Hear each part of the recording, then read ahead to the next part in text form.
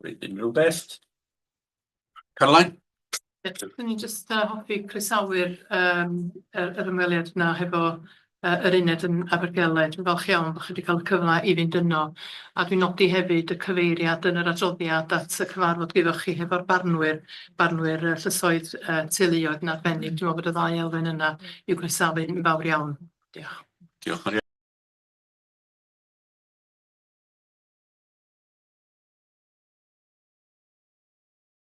Drodd i'r Prif Weithredwr, os gwelwch yn dda. Diolch eto am y gwaith Carol ac ar ymdrech yn ystod y misoedd diwetha. Ymlaen i'r eitem nesaf 2548, sef adroddiad yr is-gadeirydd. Gareth, drosodd at y ti. Diolch yn fawr, Cadeirydd.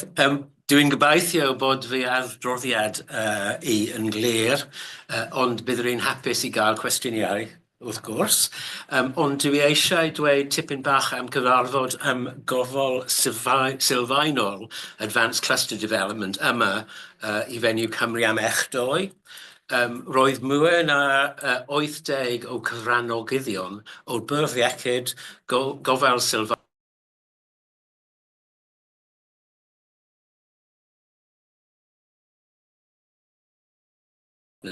gyda lot o bydd yn glir iawn, rhaid i ni roi arweinyddiad, mwy arweinyddiad am ei pwnc hynny bwysig iawn. Esgusodwch fi am fy Cymraeg dim ond drwg, ond hefyd hwntw. Cymraeg, rhwg Gareth a gyda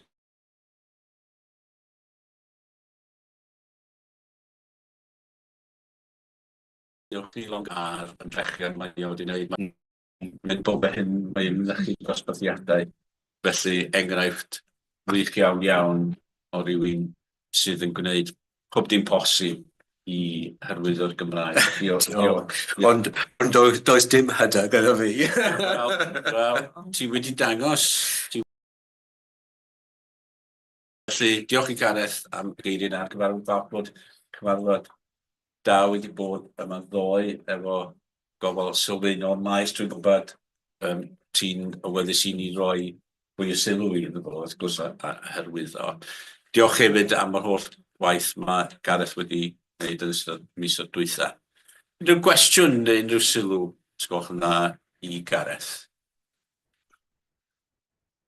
Caroline? Ie, diolch yn fawr iawn. Dwi'n ddiolchgar iawn am yr adroddiad yma, Gareth. Mae o'n adroddiad cynhwysfawr iawn ac yn fuddiol i'r gweddill ohona ni ar y bwrdd. O'n i'n falch yn arbennig o weld y cyfeiriad at yr ymweliad efo'r tîm amrywiaeth niwrolegol. Mae hwnna'n faes pwysig ac yn faes, da ni bod yn bryderus ohono fo oherwydd y data. Ond mae'n ddiddorol y ffordd ydych chi'n cyflwyno bod angen y newidiadau. Mae'n rhywbeth mae QSC wedi edrych arno fo, da ni wedi cyfeirio efo nifer o weithiau yn y bwrdd hefyd. O'n i'n falch iawn hefyd o weld y cyfeiriad at y chymweliad hefo yr hwb newid yn yr Royal Alex a'r eich diddordeb yn CAMS a'r gwaith yna. Mae hwnna wedi bod yn faes anodd iawn yng Ngogledd Cymru dros nifer fawr o flynyddoedd. Dwi'n cofio mynd yn ôl ddegawd pan o'n i'n gweithio yn Cyngor Sir Ynys Môn ac yn gyfarwyddwr gwasanaethau cymdeithasol a'r gwaith o'n i'n neud efo fo'n bryd hynny. Felly mae o'n faes pwysig dros ben i'r bwrdd iechyd ac i gydweithio efo cynghora. A dwi'n falch iawn o weld datblygiad yma yn nghanol Gogledd Cymru ac yn gobeithio fel ni datblygiadau tebyg yng ngweddill Gogledd Cymru hefyd. Diolch yn fawr iawn. Diolch. Unrhyw arall cwestiwn neu sylw ar adroddiad, Gareth? Na, pawb yn hapus i dderbyn adroddiad a diolch Gareth unwaith eto am gwaith. Iawn, ymlaen ni felly at yr eitem nesaf. Adran nesaf yn cyfeiriad strategol, mae gen i nifer o adroddiadau pwysig. 2549-2550 yn canolbwyntio ar datblygiadau sydd wedi bod, ac mae'n berthynas wrth gwrs rhwng y ddwy eitem yna byddwn ni'n awgrymu. A bosib yr eitem ddilynol gan yr Chwilio Cymru hefyd wrth gwrs. Ond na i droi at Carol i gyflwyno'r eitemau yma, os gwelwch yn dda, Carol. Diolch, Cadeirydd. Thanks very much. I will roll these next two together, and Paolo's going to support me on this. So, as you said in your chair's report, we have undertaken a series of engagements and briefs to a number of colleagues, including actually a broad one to members of the public, around the progress that the Health Board has been making over the last 2 years. It is literally 2 years and 1 month since the Health Board was escalated into level 5 intervention, and it is important for us to mark the annual review of that progress. Just by way of reminder, the Welsh Government's escalation and intervention framework applies to all NHS organisations, and there are regular, what they call tripartite discussions to assess the progress of the organisation. Those meetings are influenced by other stakeholders as well, but ultimately it is the Welsh Government's and the Cabinet Secretary's decision on the level of escalation for an organisation. So that process was undertaken earlier this year, the outcome of that being that we will remain in level 5 escalation at this stage. I understand there's a further tripartite assessment in a few months' time where they'll take a further review. But importantly, I think what was recognised, particularly in the Cabinet Secretary's statement of the 5th of March, was the progress that has been made in relation to their Health Board. I'm going to draw out just a couple of headlines, and I'm going to go across to Paolo then just to give us a little bit of a deeper sense of this. But there is a very clear progress in the way in which the Health Board is governed. So our corporate governance work has been recognised by both government, and we'll come on to Audit Wales, to present their report for them, but that has been really quite significant. And this is my view, that I think that being on other boards, that we are now operating as other boards would operate. So I think that's an important marker.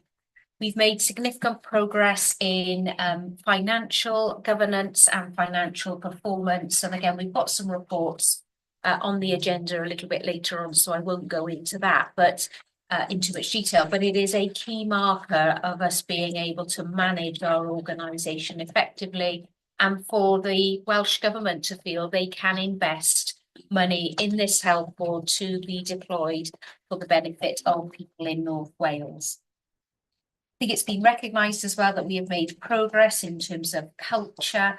And again, later on today, we'll be launching the values and behaviours framework that the board approved recently. And that's an important marker as well as the work on leadership development and stabilising of leadership in the organisation. And of course, the improvements we've made in quality. All of those are rooted through the reports that we have today.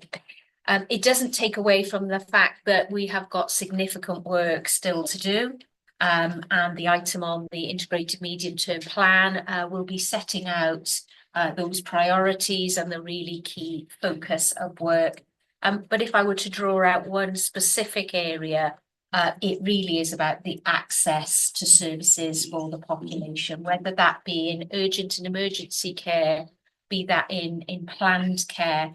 And Gareth, just referencing your report, you know, the pressures in community mental health care as well. So, you know, there are issues right the way across the board. So lots to do, but I think really important to mark progress. It should be giving the organisation, all of our colleagues across the organisation, more confidence that we're on the right road.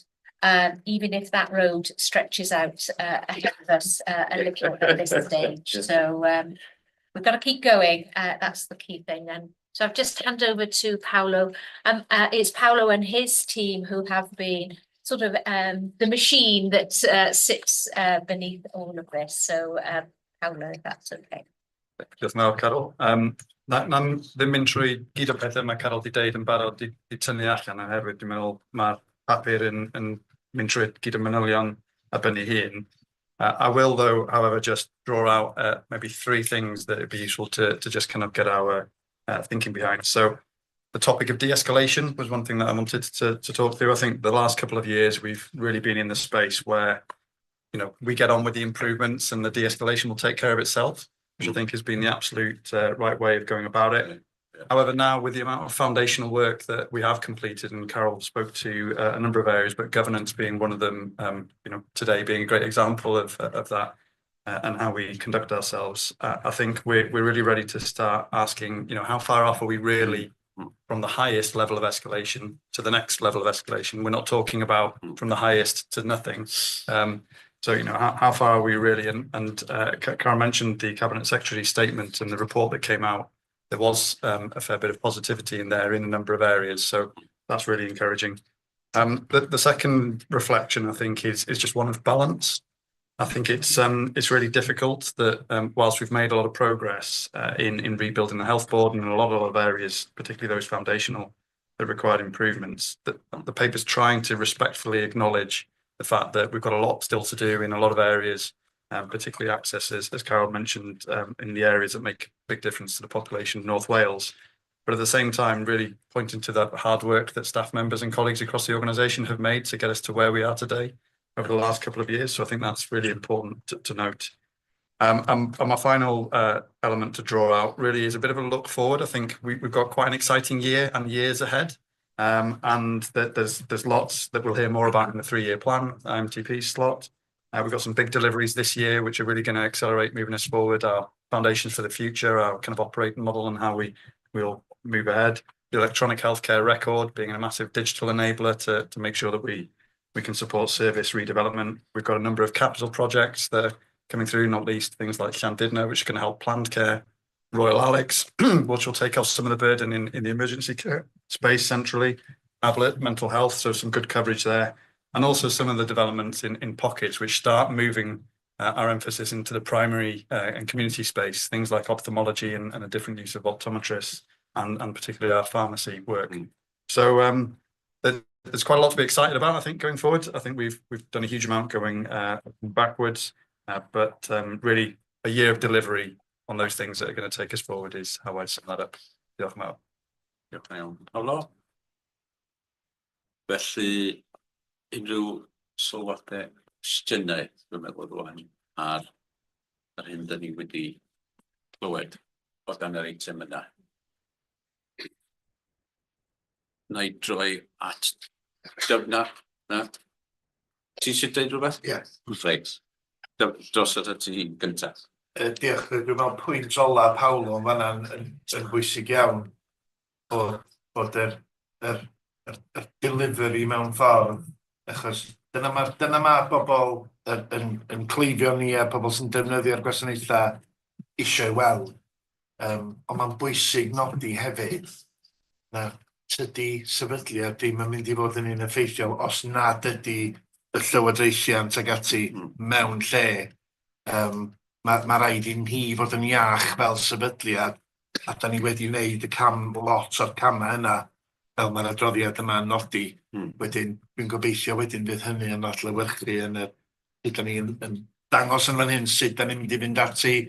Mae'r IMTP fel mae Paolo wedi deud yn dod ymlaen yn eitem yn nes ymlaen. Mae hwnna'n dangos sut ydyn ni'n mynd i'r afel a'r heriau a datrys i ni. Diolch am yr adroddiad. Diolch yn iawn. Gareth, ti'n nesaf. Diolch Cadeirydd. Yeah, I just wanted to say I think it's a really good paper and to hopefully you don't need reassurance, but that it does strike the right balance. And I think we've got a really, you know, one of the things we bang on about, but I think we also do it in practice, is about the need for transparency and honesty. But being transparent doesn't always mean just saying the bad things. No. So I think it is good to recognise, and I think you use the foundational power, that's right, you know, they're not the visible things, we've got a lot more work to do, but I think it strikes the right balance, so thank you both for that. Diolch yn iawn. Claire? Diolch Cadeirydd. Bore da pawb, dwi Claire Wooden, aelod Annie Fionnol and dwi siarad yn Saesneg now. Speak think up a it's- bit as well. Sorry. That's okay, that's okay. I think it's a good report. I think it demonstrates that we are quite self-aware of those things that are still real challenges for us and we need to focus on in the years ahead, but also the progress that we've made in some areas. And I think we should be honest that some of that progress is quite significant. And so it was helpful for Paolo to talk about de-escalation. I guess for me, how much are we in a position to take our evidence to Welsh Government and proactively seek de-escalation in areas where we feel it's right and fair and appropriate for that to take place? And how much do we wait for that to happen? And I guess my request as a board member would be that there are a number of things around financial control and governance where we are absolutely showing good performance now. Yeah. And so I would like to hope that as a board, we would be starting to proactively say to Welsh Government that, and it would be good, I think, for the organisation and for our communities and for the people we serve to see that we are making progress in some areas, you know, not reducing the fact that we've got some things that are really still big issues for us to address and improve on, but some things are moving really positively forward, and it would be good, I think, for the public, for us, for our staff, to be able to feel and see some of that. So I guess maybe that's a question for Carol, really, in terms of York. And that is an important point to consider in terms of progress of the organisation. It doesn't all move in the same direction at once, No. does it? But progress in one area can impact another area and can actually encourage the whole organisation when we see progress in one area. You know, it's something we shine a light out and can use as evidence of the way that we have made some inroads over the last 12, 18 months. So I think that is an important point. No question gan rhywun arall? Unrhyw sylw? Caroline? Diolch yn iawn am sylwadau. A hefyd o'n i jyst isio nodi o ran rhan C6 o'r adroddiad ansawdd gofal. Mae yna datblygiadau o bwys wedi digwydd dros y flwyddyn dwytha yma yn y meysydd yma. A dwi'n meddwl bod hwnna hefyd efalla yn rhywbeth ddyla ni ganolbwyntio arno fo, trio cael hwnna i lawr o lefel 5 i lefel 4. Ac o'n i'n ddiolchgar iawn hefyd am y wybodaeth fanwl yn Act 3, gwasanaethau bregus. Vulnerable services, seeing them spread out like this with information about each one of them. They're all vulnerable for different reasons. And this is an area that QC has concentrated on quite a lot. And it's something where we need to see an improvement in a number of these areas.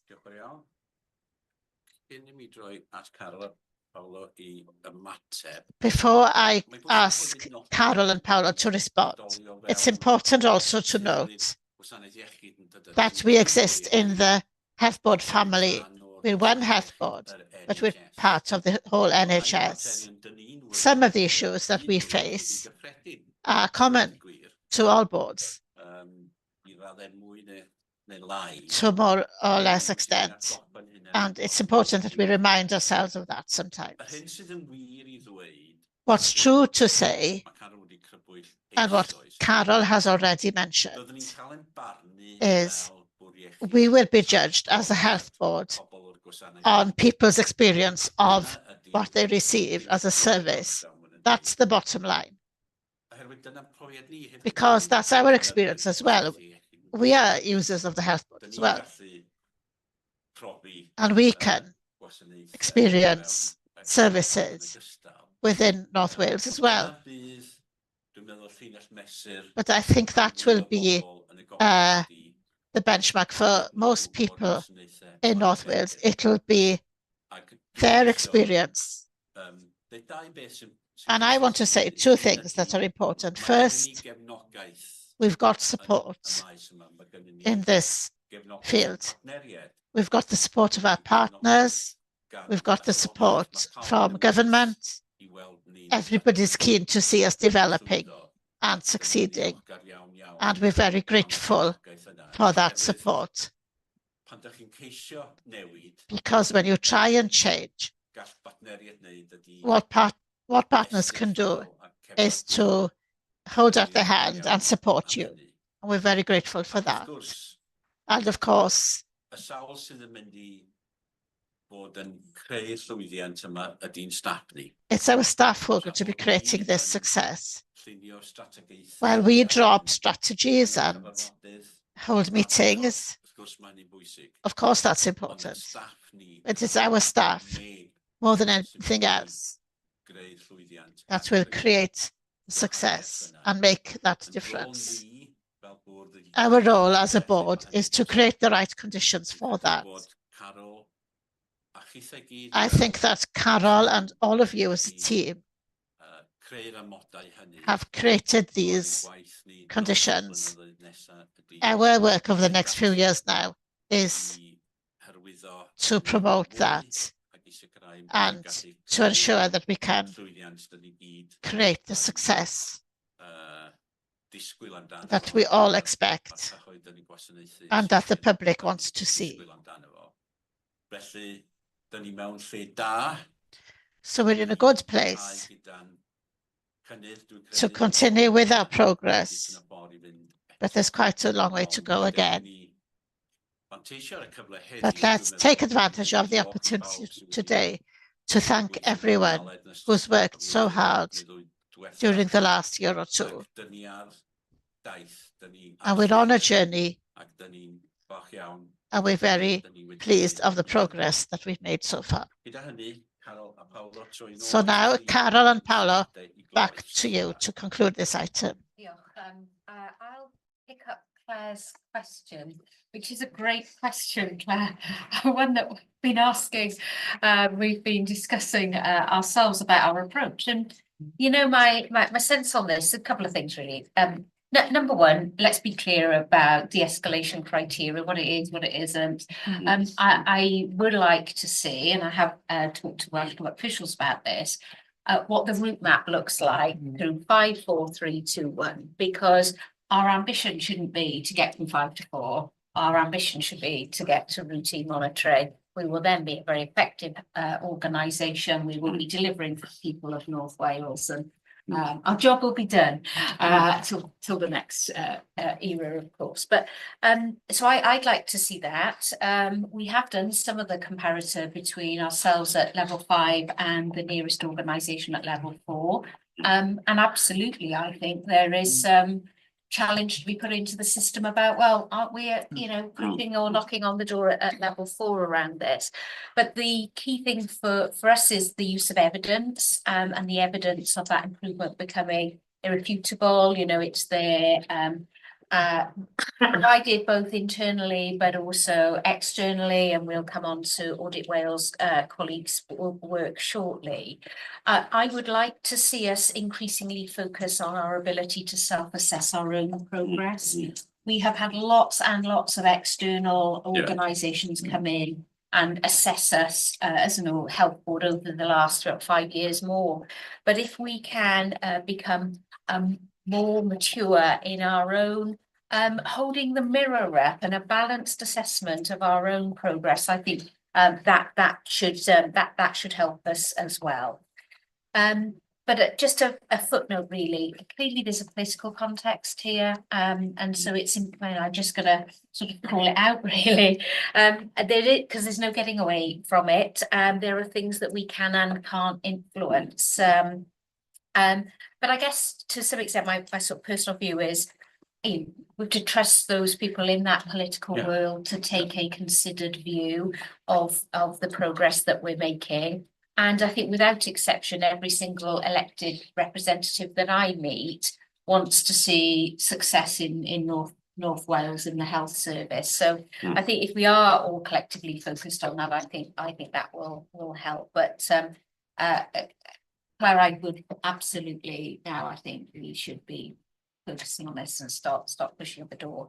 And in terms of Caroline's comment, our 3-year plan, our IMTP item, we should now be seeing the further progression of those steps across, particularly the next year, but even beyond. Some of the challenges that we have will take longer than a year to remedy and resolve. So we know this is a medium-term solution. I don't know, Paolo, did you want to add anything? No, I think you've covered everything. Diolch yn fawr. Unrhyw arall? Unrhyw sylw? Na, felly i pawb yn hapus. Okay, so if you're all happy to accept the report then on the special measures and the assurance about the progress that's taken place during the last 2 years. Pawb yn hapus efo hynny. Diolch o galon, diolch yn iawn am y gwaith gawn ni. And thank you for that work. And again, we need to underline how grateful we are to all the staff across the Health Board for their efforts to support the progress that's taken place. Thank you. Now we go on to 2511, annual audit letter, and back to Carol. Diolch, Cadeirydd. I will just say a couple of words really. First of all, starting with the words of thanks to colleagues in Audit Wales. Having been in the NHS in Wales for a very long time, Audit Wales become a part of your life if you're the Chief Exec, and an annual structured assessment is really key. So thanks for all the work that you've done with us, and to executive colleagues around the table who've fully supported the work. I think these items blend really nicely together because we can be assessing ourselves the same way we think we've got to. It's really important when colleagues outside of our organisation can actually have a look and hold that mirror up to us as well. It doesn't cover absolutely all of the business of the organisation. There are other pieces of work that Audit Wales undertake and other bodies undertake that give us different views on different aspects. But in particular, this report does focus on governance. I've commented on governance, on strategic planning, and particularly on the use of resources. So they're the areas that I've sort of pulled out in my introduction to the last item as well. So I think, Chair, I would just say to thank colleagues and hand over to them, and we can pick up any other responses. Diolch yn Carol. Pam? Diolch, Cadeirydd. Obviously we'll hand over to Audit Wales in a moment, but I just reflecting, it's next week since I joined the Health Board. I don't think in my whole career I've had 2 structured assessments within a year, and I think it's just probably certainly for me and the Health Board, and we'll cover some of this bit later on, just to reflect actually between the last structured assessment, which I think came to the board in May, and where we are now, actually just to see some of the direction and the positive movements in actually quite a short period of time. So I think that's just important to recognise and acknowledge that. And I think, obviously this has been through audit committee as well. So what you've got here is the annual audit report, and this might want to come in afterwards, which covers all the accounting elements, as well as the structured assessment, which is the annual governance. So really just wanted to say, diolch I Audit Wales. Diolch, Cadeirydd. Diolch yn iawn. Troi at gyfeillion. Thank you. To turn then to our colleagues from Audit Wales, Fflir and Simon. Fflir has been working regularly with the Health Board throughout the year. So warm welcome to you.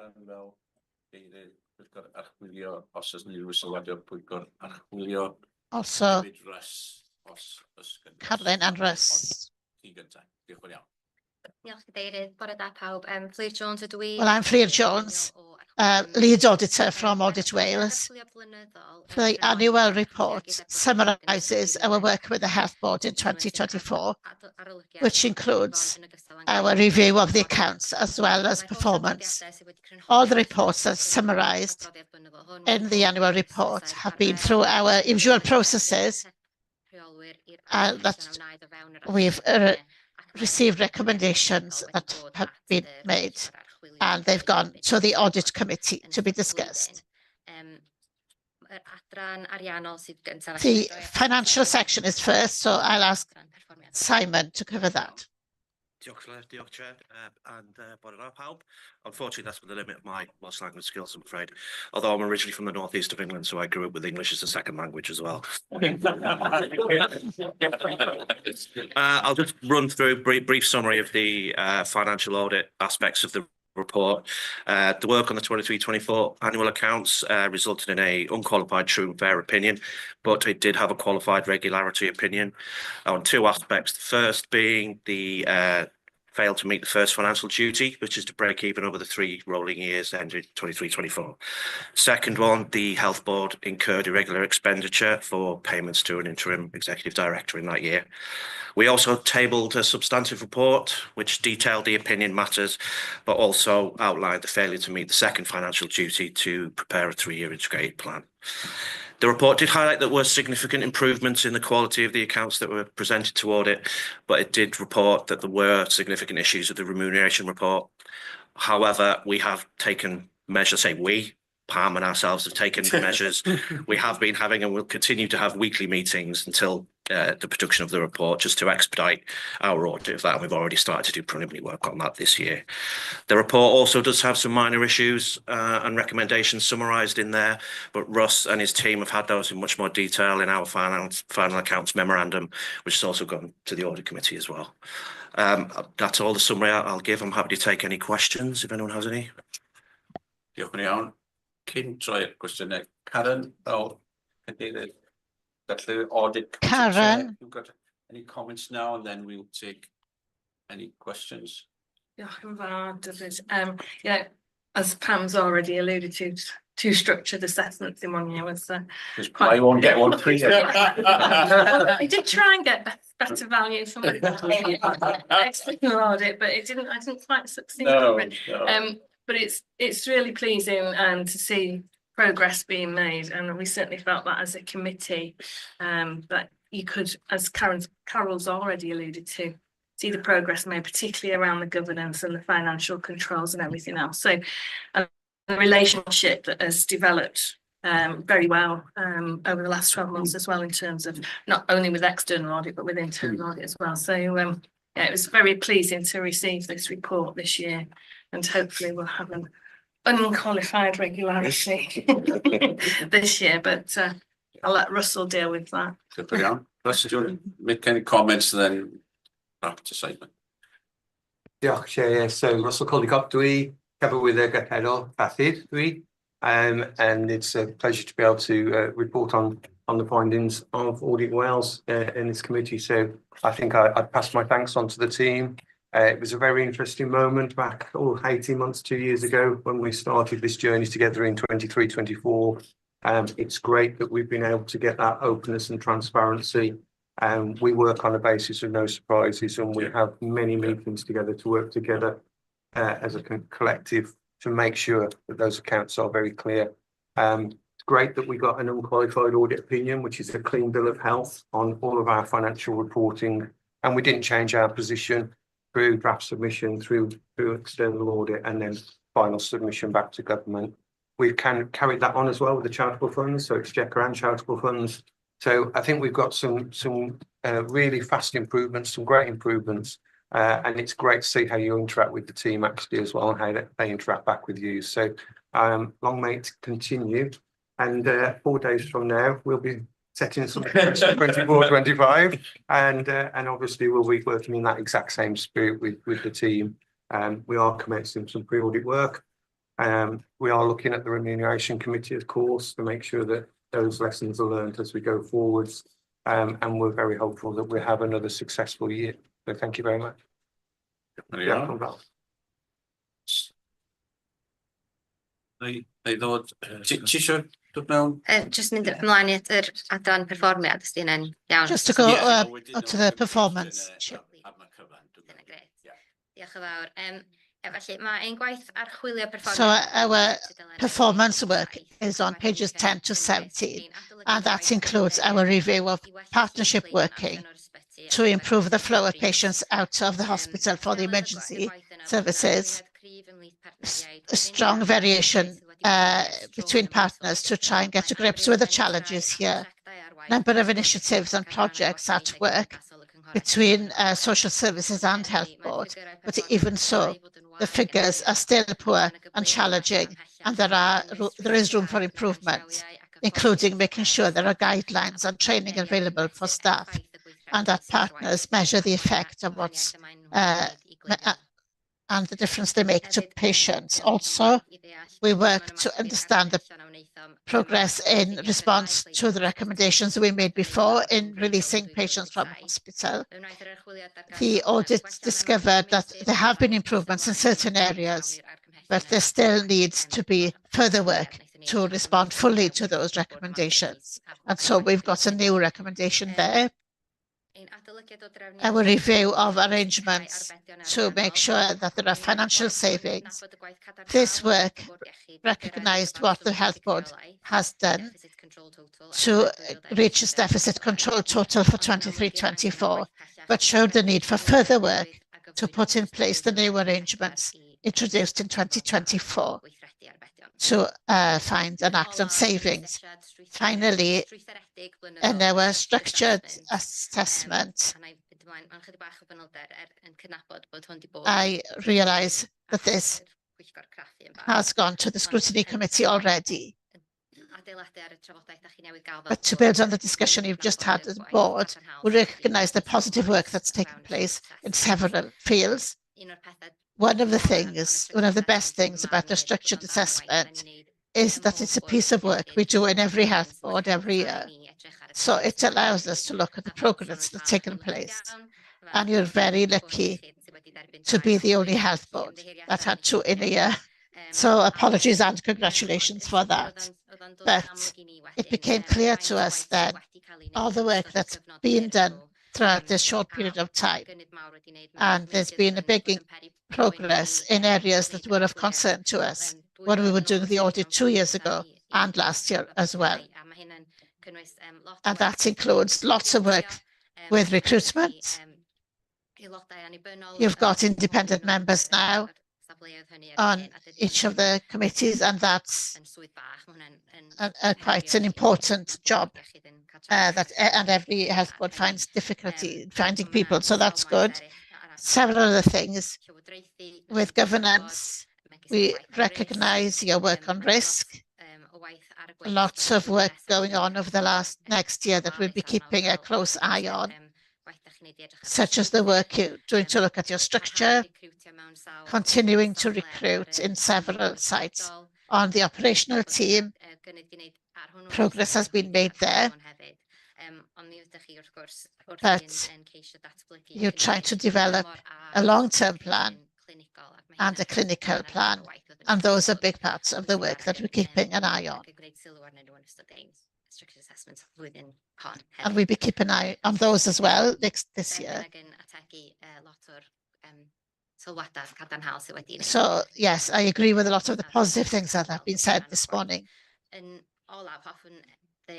Finally, I'd like to say that we've still got some work underway in the plan that will become to the audit committee, and that includes our review of planned services, review of emergency services, the board's use of strategic money from the government between 2020 and 2024, and also a review of digital services, and they'll be coming to the board over the next few months. And finally, I'd like to take this opportunity to thank everybody from the health board that's helped us to do the work, that's shared information and given of their time as well. Thank you. Yna rhyr ar adroddiad. Reit, cwestiynau. Mae gen i Betha wedyn Rhian.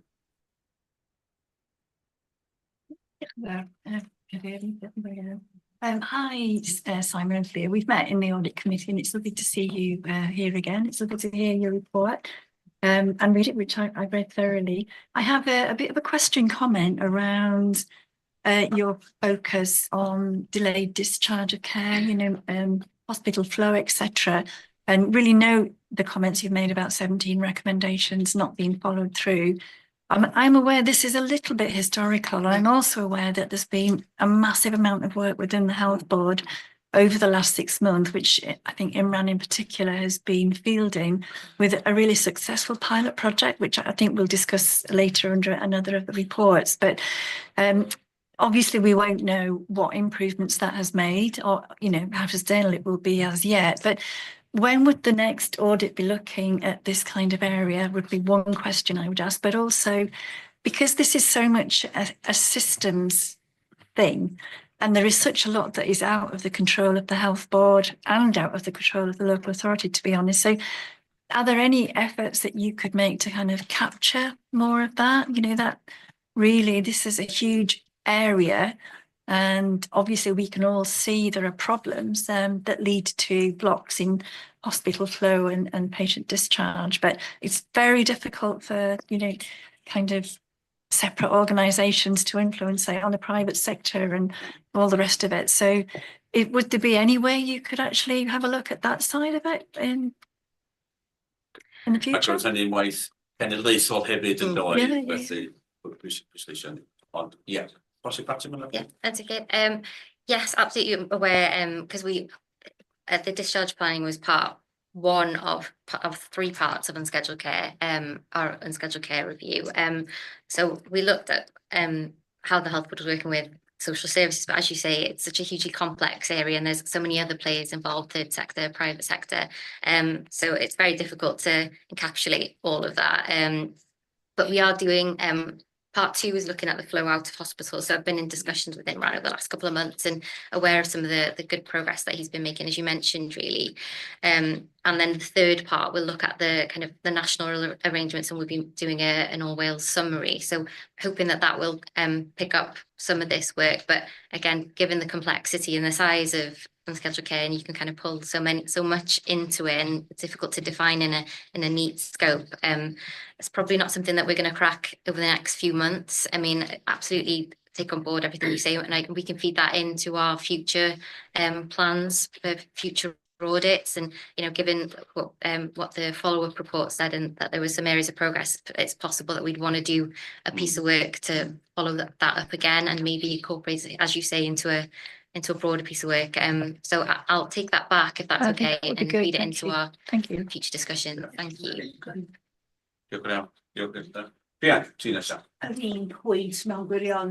the same point really about releasing people from hospitals who shouldn't be there, and it's disappointed that we as a board haven't followed your recommendation. But it's something that's so important, isn't it? And so much of the problem inside hospitals arises from the fact that beds have been taken up. I just want to make sure that the board doesn't lose the opportunity to tackle this, and that we have a report regularly about the situation. So just to add to what you've said, really. Anybody else?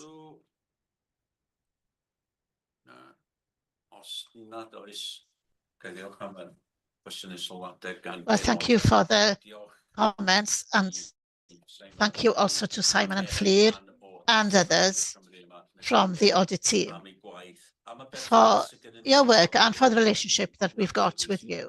It's really important for us.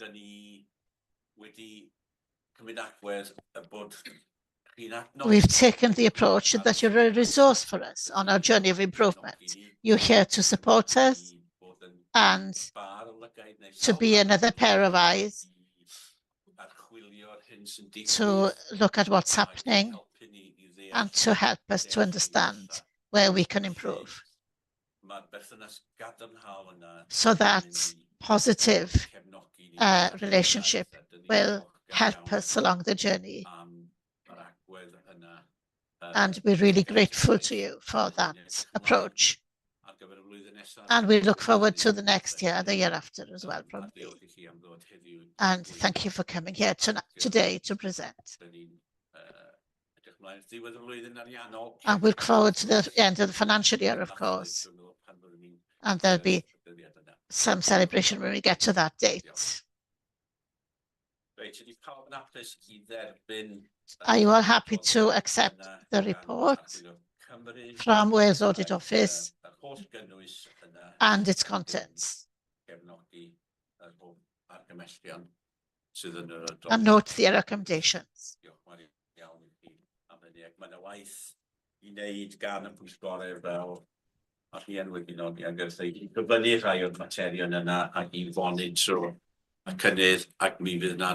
And we'll be monitoring progress, and we'll have performance reports for the board. The next item is 2552, board effectiveness.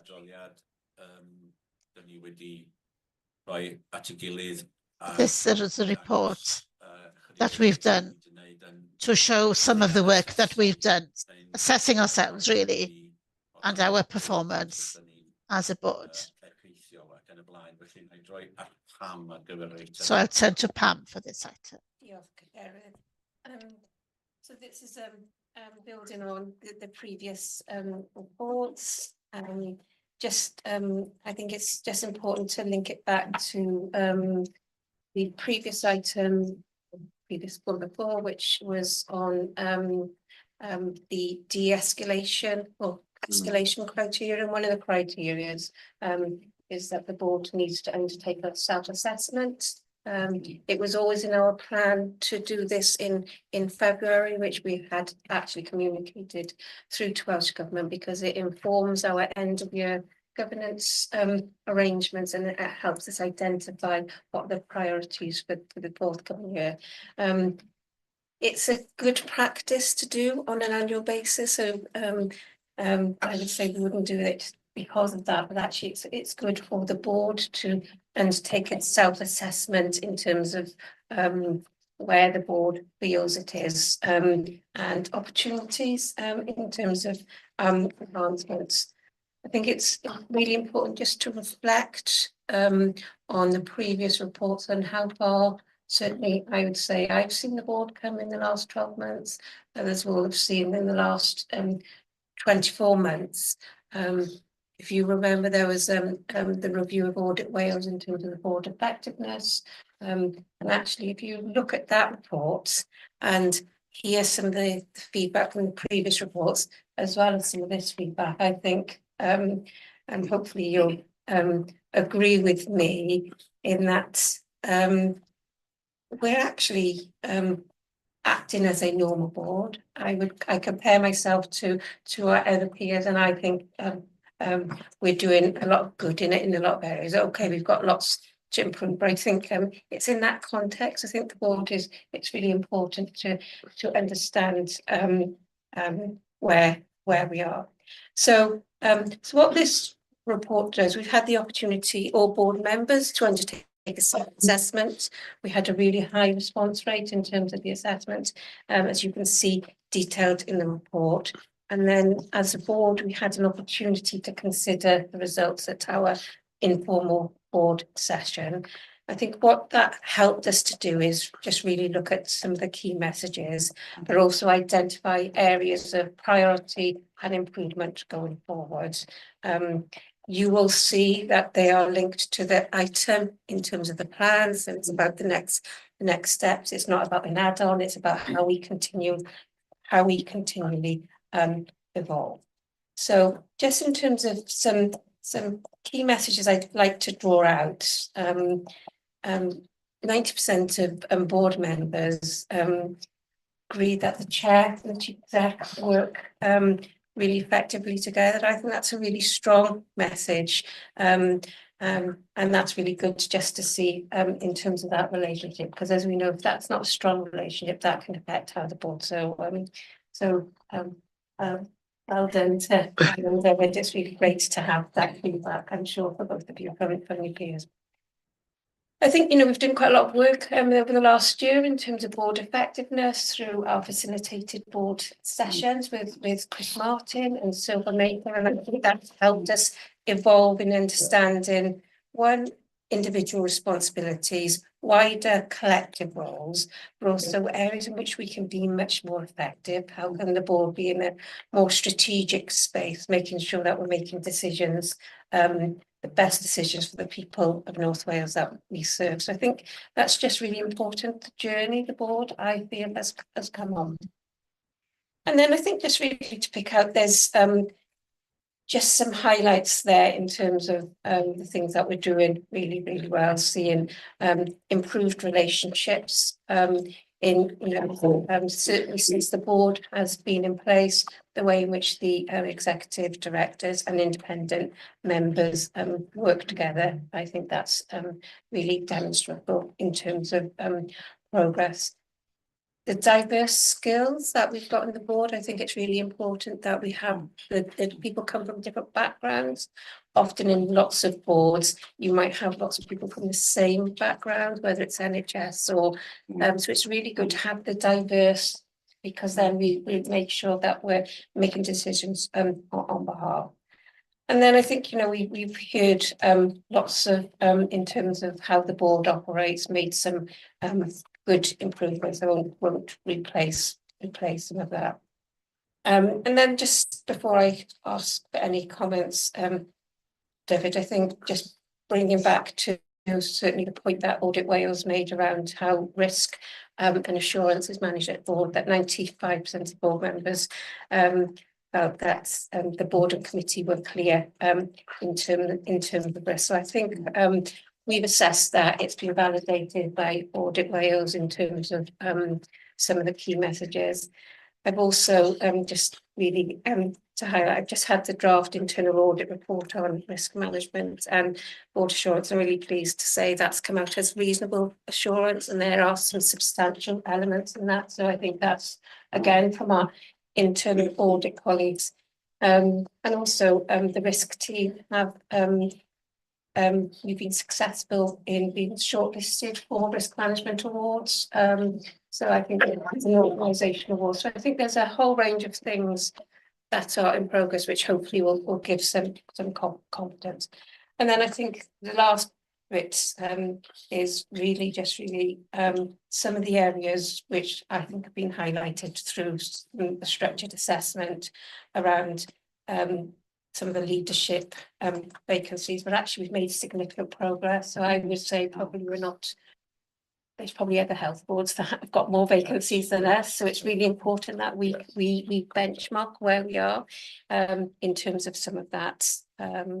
And then continue just to make some improvements, which we'll build into our plans this year to allow the board to be much more strategic and the operational focus.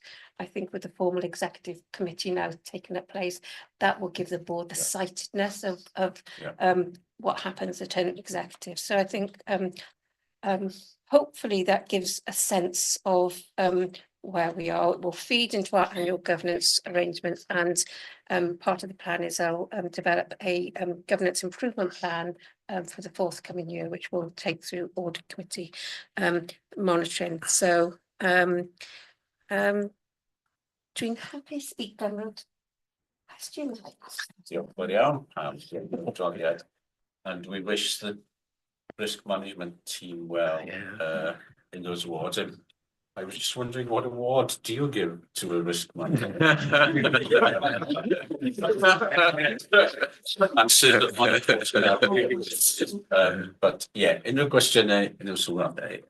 Karen, over to you first as chair of audit. Thank you. Within Gareth. It's not a question per se, it's just to show that the work that's been done under Pam's leadership to actually be shortlisted for an award, given where we were 12 months ago, is pretty phenomenal. And I think, on behalf of the audit committee, especially, but on behalf of the rest of the board, please do pass on the congratulations and thanks to them for all their hard work this year to actually get us to that point where we can be nominated. It is a real achievement. So down to your leadership, I'm sure. Pam. Yeah. Thank you. Karen, yes, we all agree with the sentiments, I'm sure.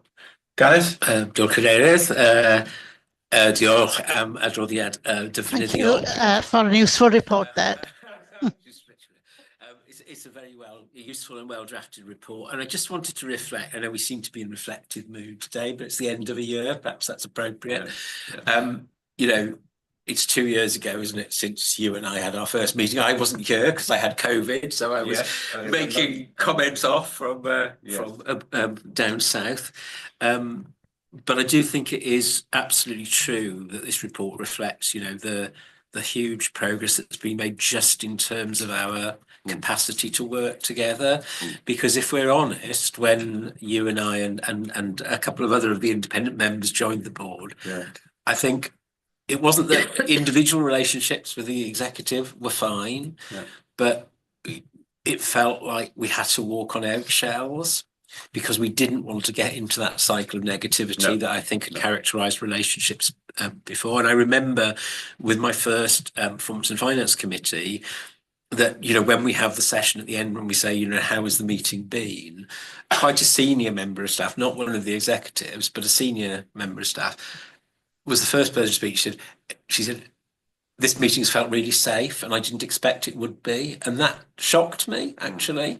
So I hope this is shared also by our colleagues in the executive. But I think we're now well beyond that. We have very good relations, and that means we can do our job, because I don't feel afraid now that when I challenge things, it's seen as being hostile or trying to undermine people who are trying to do a good job, but it is doing our job. So, as we said, and we'll say later, no doubt, there are still many, many things, and like you said, that the people that we serve haven't seen sufficient improvement. But just in terms of the way we do our work, I think it is completely transformed. So, and that is an expectation of the public as well, isn't it? That people who have roles in this organisation, the public expect that we give our best and we work together well for the benefit of the people we serve. That's the least people expect. And I'm very glad to say that I think we do work well as a board. We've got a great mix of people. I can see people developing in roles, and I think we can make further progress as a board. We are one team. We can support each other and we can challenge each other in equal measure. And that's how we can best serve the public of these communities here in North Wales. So that's a well-made point, Gareth. Diolch yn fawr. Unrhyw un arall unrhyw gwestiwn ar y droddiad, unrhyw sylwadau? Na, os nad oes, gawn ni ddiolch. Okay, in that case, thank you for the report. Thank you to Pam and the team for presenting. Are you all happy for us to agree also on the areas that we want to improve that were outlined in the report? There's a list of them, and there are 6 or 7 items for us to work on. Thank you. We come to the break then, 6 minutes past 11. If you could come back at 11:15, please. 9 minutes.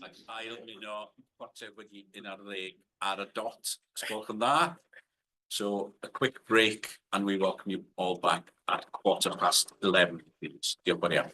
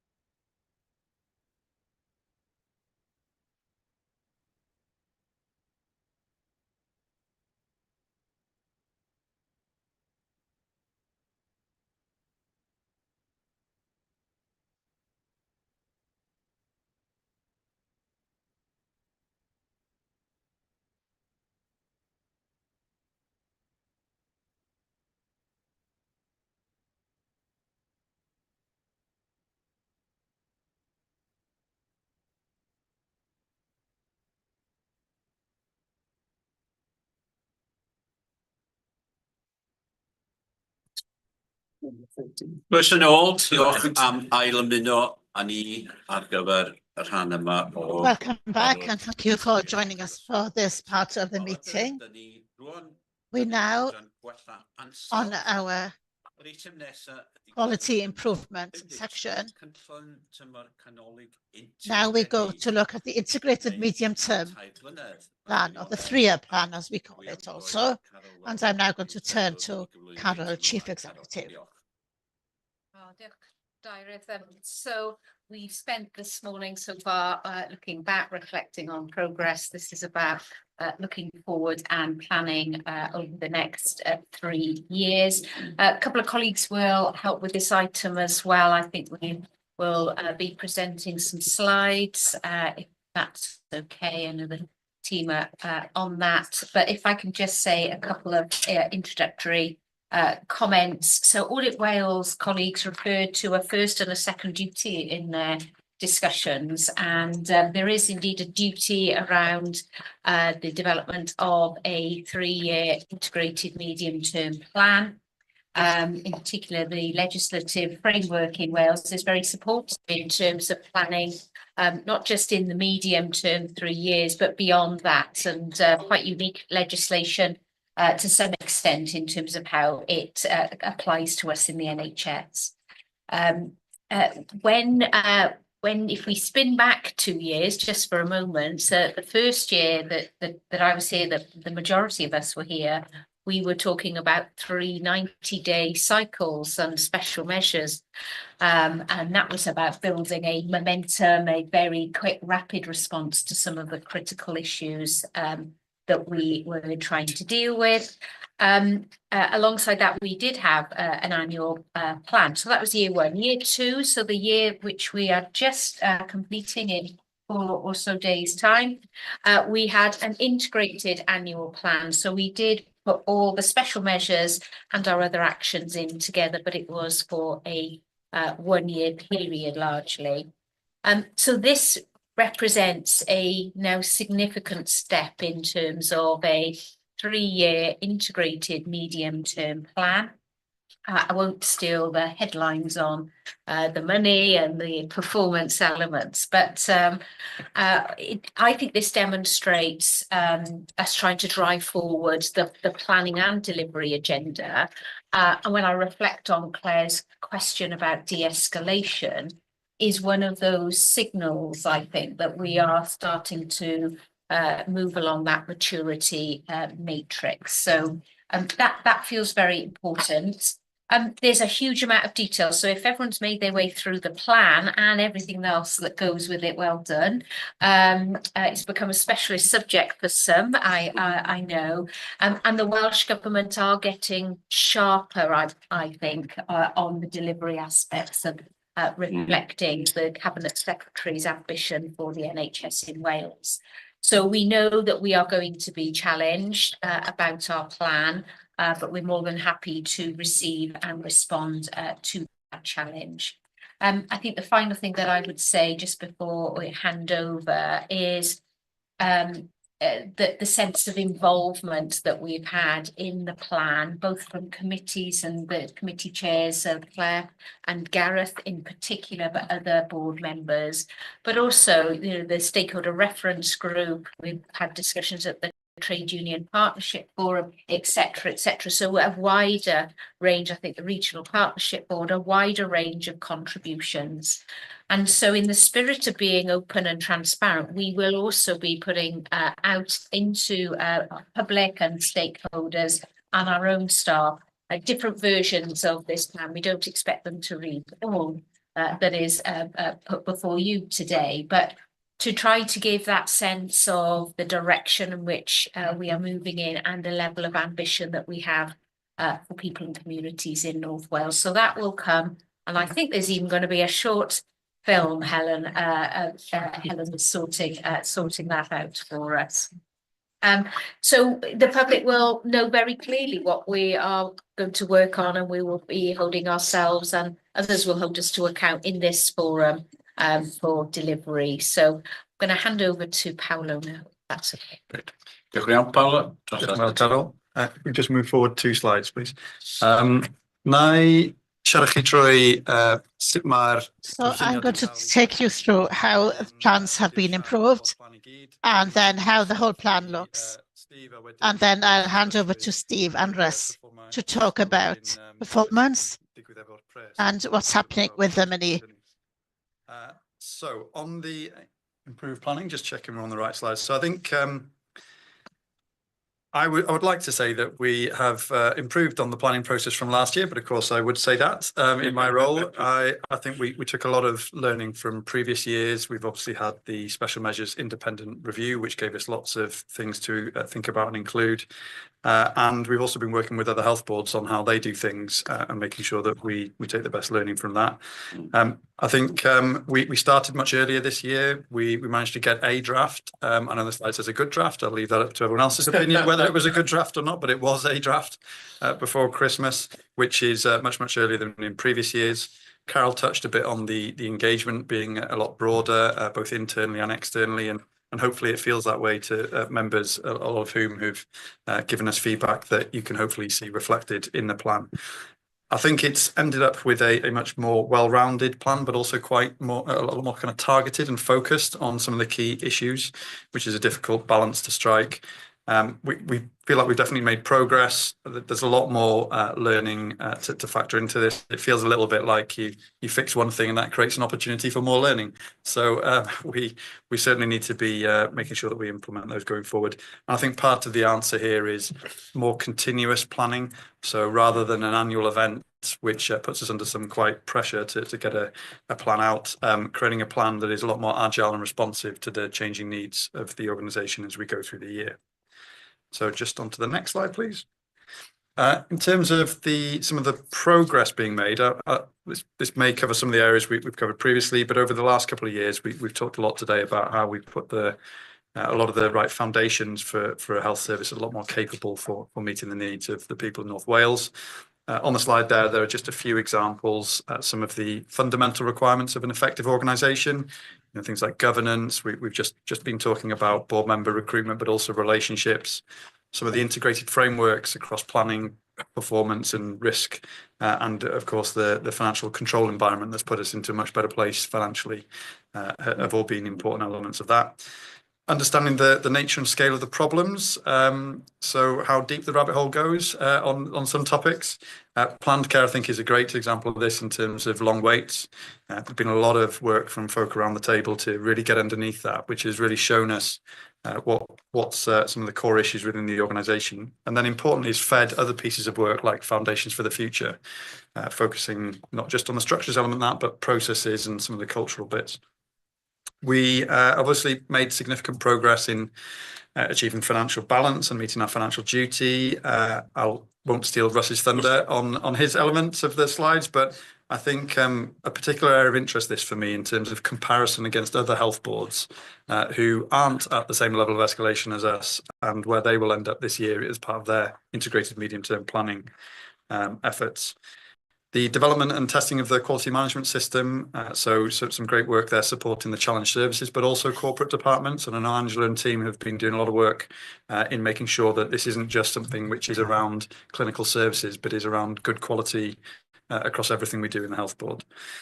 Starting to improve organisational culture and the process of cultural change. We're going to be hearing more on the values and behaviours later on, but also something that came out of some recent conversations, and Gareth was one who brought it to the table around a bit of a growing belief that actually we can make a difference and we can start to see improvements. So some of the early dial turning is actually starting to kind of spread across the organisation in terms of what we can do from here.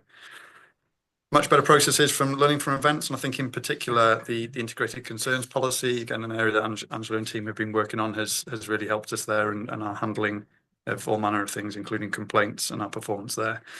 And I suppose all tying that up into an increasingly meaningful way in which we've been engaging with not just our partners and stakeholders, but also citizens and the public and the community. So that's looking back. Moving on to the next slide. I guess this is, however, we do recognise that there are significant challenges that still remain ahead, and my comments earlier about being balanced, I think this is the balanced part of that. The organisational structure, processes, systems, culture, strategy, they all have to be aligned in order for us to make the right improvements, which is why the Foundation for the Future programme is one of our major change programmes, and this will be the year of delivery for that programme. We've had many independent reviews, Royal College reviews, GERFT reviews, and there are a huge amount of things that have come out of that we need to apply across the organisation to make sure that we're adhering to best practice and we're consistently doing that across our region, which will improve things like productivity, efficiency and utilisation, which is going to be really key for us this next year. Access to services, I think, has already been covered, is the largest impact on the population, and it's across planned care and scheduled care, primary, secondary settings, and elements of this, particularly access to our emergency departments, are really impacted by those whole systems issues that have been referred to earlier on in the conversation. And while some of those things are outside of the direct control of the organisation, there are many improvements that we can make within the organisation, and we will make in this next 12 months. Collaboration with partners and making sure we're as effective as possible in doing that is absolutely crucial. And in doing that, opening opportunities to have better utilise the assets we've got available in primary and community cares, and being able to make sure that people can access the right range of services, both physical and mental health services, closer to home, and trying to really make that step change into integrating prevention and early intervention into those endeavours, which is something that we need to really strengthen in our plans going forward. And under all of that, making sure that the services that we offer are of the highest possible quality, which needs to be at the heart of absolutely everything that we do, and that those are equitable across our geography, as I kind of mentioned previously, and across all different socioeconomic groups. And finally, one of the key challenges here, and it's great to have Stuart in the team on the estates and infrastructure side of this, and Dylan on the digital side of this, but there have been some areas of underinvestment that we need to try and address going forward, and think about the most effective way of kind of getting the best out of our digital and our estates infrastructure, which are important enablers. They're not going to turn things around in and themselves, but they are important enablers to give us the right platform to do things going forward. So lots more innovation being explored there in that capital resource space. So final slide from me, if we just knock it on one more, is an overview of the plan in terms of the shape of it. Now, Carol's mentioned you've got the full whack in the material, but in terms of a shot of the 5 strategic objectives, we've got some continuity from last year's plan, which we think is important to make sure that we're not constantly changing strategic direction. We've got the same 5 strategic objectives with some minor modifications, but building an effective organisation. There are now fewer priorities in that because we've started to break the back of some of the work in there. Developing strategy and long-lasting change is a really important area for us, and that has grown somewhat in terms of the efforts in that space, because that's going to be crucial for building an organisation that's fit for the future over the long term. Compassionate culture, leadership and engagement is vital, and we've really woven in the Welsh language and culture as part of that to make sure that comes out loud and clear, as I think has been exemplified in today's meeting. Objective 4 has always been and remains the biggest area of focus in terms of making a real difference for our population. And Objective 5, which we've adapted slightly to include skills development, to really kind of make sure we've got the right kind of skills profile across the organisation and having the right environment for learning. So I think that's probably all I'll say in terms of just orientating us around some of the progress, the remaining challenges, where the plan is focusing and why. I'll now hand over to Steve on performance. Steve? Steve, Director of Commissioning. So this slide captures the performance requirements for 25-26, and in the bottom right-hand corner just captures the current aims of a healthier Wales operable in Wales, and that's to improve health, well-being and outcomes for the population of Wales.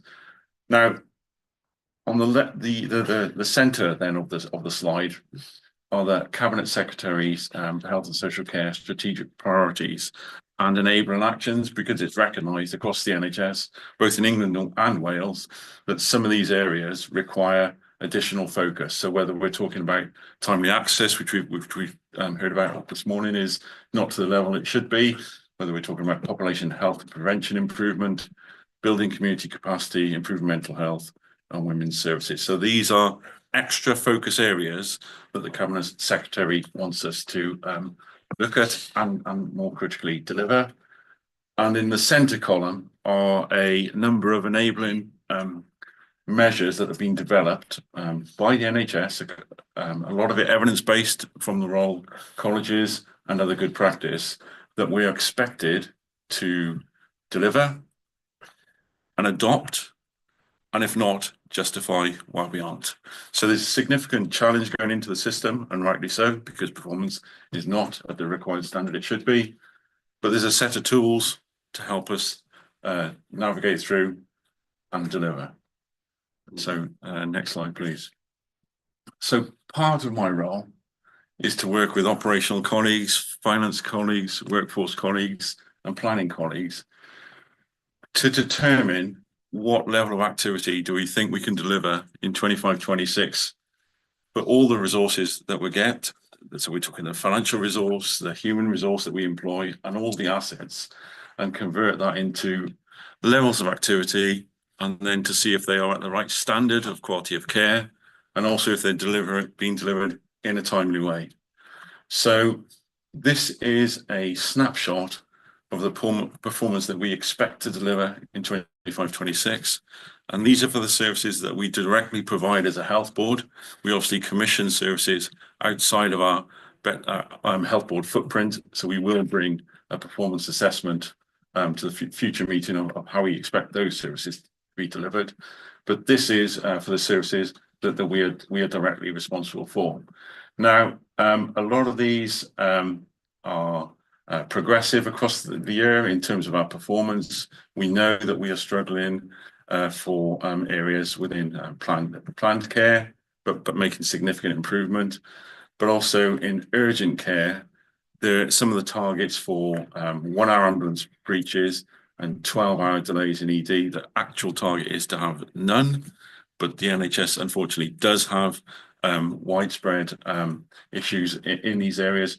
So the ministerial aim for 25-26 is to show improvement across the year in those top 2 targets.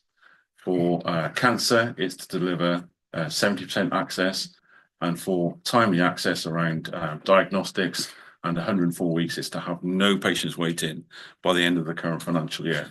So you can see in that section where we've worked with operational colleagues to build up these trajectories, that they reconcile back to finance and activity, so they are deliverable. Those are the forecast performances that we expect across the financial year. And so they do show through the colour coding a improvement across the year, but there will be periods at the start of the year that we will still continue to fail a number of these targets. But it's really important that we have a strong start to the year, and that there's some of the momentum that Carol and David have referred to, that we carry on with the same pace and tempo, oversight. Yeah. Otherwise, if we get behind, we will stay behind all year, and it'll be difficult to catch up. And similarly with urgent care, that partnership working with local authorities, with ambulance services and primary care, that's also key to delivering certainly those 2 top targets. The rest of the targets then are around population health prevention. So we've worked with the teams to build those, and similarly community capacity. You can see the more confidence in the level of performance being delivered earlier in the year, and similarly on mental health, those are the target performances that we plan to deliver for both adult and children mental health services. So it is a plan. What's most important is the execution and the delivery. Otherwise, the plan is just captured at a point in time. It's the delivery that's key. Great. Thank you. Russ. Yeah. So thank you, members. I'll walk you through, if I may, some key headlines from the report, just to give you some insight into really how we've made the financial model. There's been an awful lot of work in terms of governance and oversight within the development of the plans to get to this point. So we've been through executive, integrated performance, executive delivery group, performance, finance, information governance committee, And then we've had health board sessions as well to develop the plan as to how we move forwards. This summarises at a very high level. So effectively where we start on the modelling is an outturn in 24-25. Plan is to deliver an 8.6 million deficit. Forecasting still to attain that plan, of course, with 4 days to go. So hopefully the next 4 days don't move us off that trajectory. And our savings target, a key component of that, and we'll talk a little bit more on the finance report around that, but obviously we have successfully exceeded the £48 million targeted savings within the plan for the current financial year. So really positive performance. That's a real positive position compared to other health boards as well. So others have found those financial challenges too much to overcome, and they've seen deterioration in their financial standing as a consequence. So it's a real credit to us that we've moved forward. £24 million deficit last year, targeting 8.6 million deficit for 24-25 as a base as we move forwards into 25-26. The first column there, an underlying deficit. So our underlying deficit, this includes non-recurrent allocations taken out. So the reason we're targeting 8.6 million is because we have two significant allocations that are non-recurrent within our plan in 24-25, and we're looking to secure those into 25-26, of course. So the first one there, as you can see that moving back up, is Welsh Government underlying deficit funding, £74.6 million. Every health board received a fair share allocation. That is our fair share allocation. So this is not dissimilar to any other health board in terms of those allocation resources. The 82 million is different. The next bar, 42 million of that is discretionary. That's called the Performance and Transformation Fund. We have an option as to how we deploy that resource. There'll be a common theme as we go through here that we'll be transitioning between how we utilise these resources throughout the life of the IMTP, because we'll be at different stages of maturity through all of our development of our models of care, demand capacity, productivity, efficiency. That resource obviously comes back in though, moves us back up. We get an allocation, 1.77%. We have not modelled in pay award inflation. That is centrally allocated. So we will receive another allocation. So the 2.4 billion that we spend this year will probably start to get to 2.5 billion once we start to get pay award allocations in year coming through. So a significant amount of resource that we will be holding on behalf of our local population. The 1.77 is obviously there. It does present some challenge in terms of living within that allocation for non-pay inflationary metrics, especially when you look at some of the pressures experienced by external bodies. We've got a planned care allocation again, 34 million. That is recurrent now, but I think it's important to show it separately. It's ring fenced against planned care. We can only spend it for planned care. We're very much targeted towards additionality and premium working, and we need absolutely to transition that amount further forward into in-house capacity, because we'll get better bang for our buck from doing that. Although we are looking at potential for strategic partnerships with organisations that can offer value for money on a productivity and efficiency basis. And then we've got some other allocations, small amounts, but £9 million in total.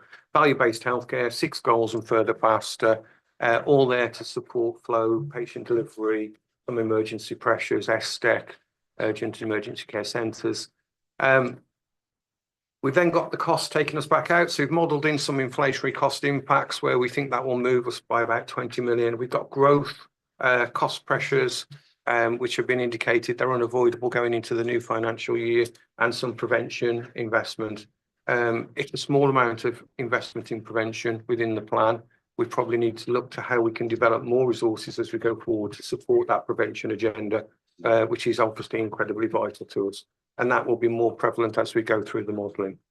Planned care utilisation, we have to spend it on planned care, as I've just alluded to. That resource is also reviewed by Audit Wales. It's also reviewed monthly in detail by Welsh Government. So we're not allowed to use that resource for anything else.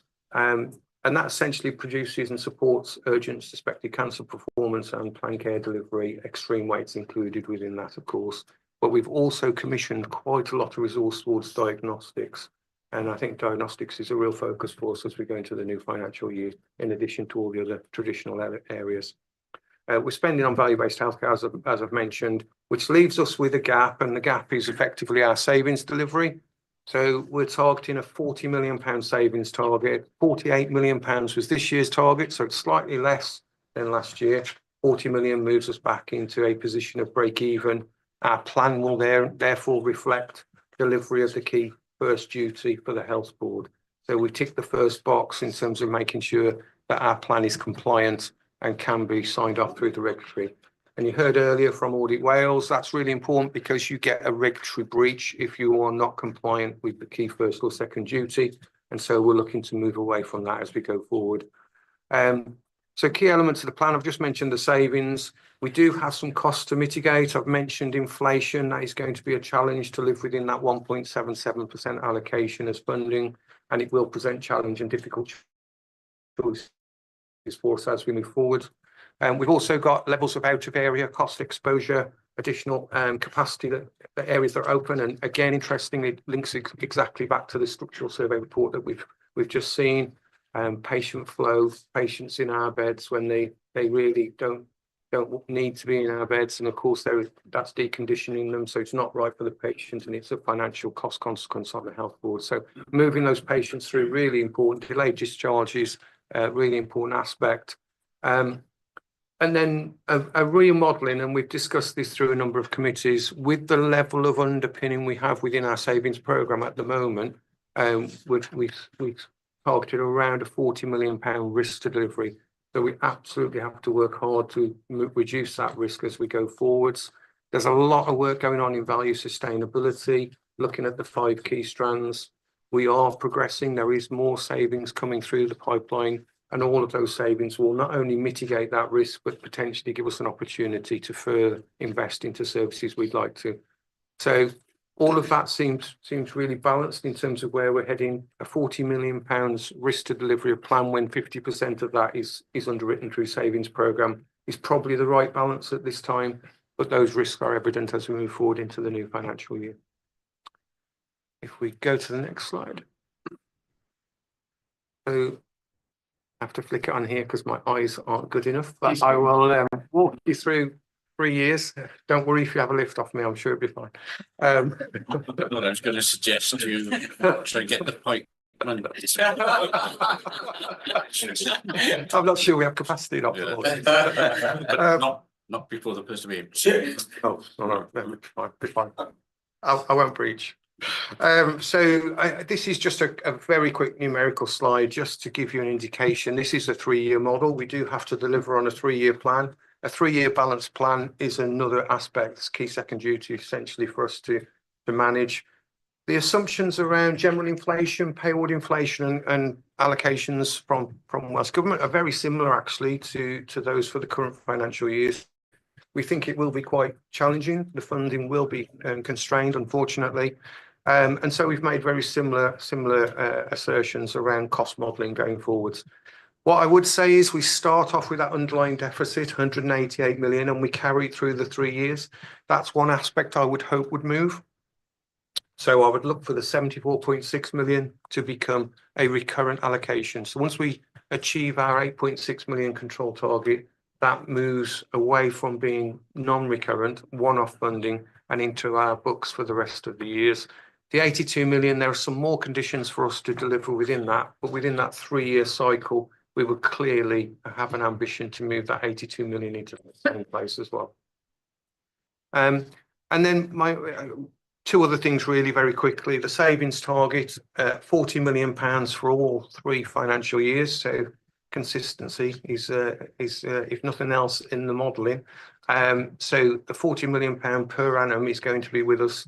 That's not far away from the minimum ask around the planning assumptions, around 2% anyway. So we would need to deliver something along that level as we go forward. I don't think that's unreasonable for us to target as we go into the 25-26 financial year. And then essentially, you can see from these models that we're not expecting at this time any significant additional recurrent allocations of resource. So how we deploy the £42 million performance transformation and how we evolve and deploy the £34 million planned care resource is going to be a watching brief and one we need to keep on the radar, because those funds will have to react to pressures that we experience that may be unknown at this time, but also they'll need to be really clear to transition us into substantive models of care delivery, as opposed to premium working through commissioning with external partners. Thank you.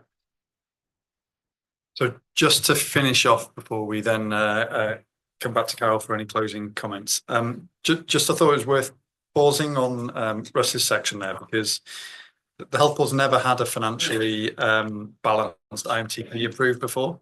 So the significance of what we are putting forward, I think, is worthy of note. In terms of the next steps on the slide, we'll be making sure that we incorporate any of the key points that come up today into the final plan, along with any other final minor amendments. We will be submitting that then on acceptance of it from the board today to Welsh Government by the 31st of March on Monday. And then we'll be making sure that we do the proper cascade across the organisation, so that the whole organisation is getting behind the delivery of this plan, which we've really emphasised is vital for this next 12 months. So to summarise, the board's asked to receive the plan today.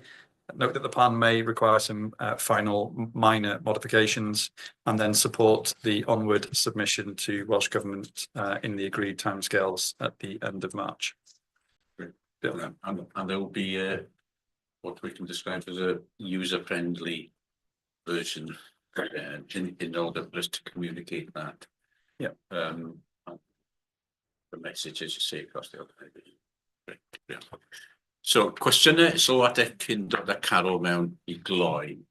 Rwy'n gan ni Steve? Question? Comment? Yes, certainly.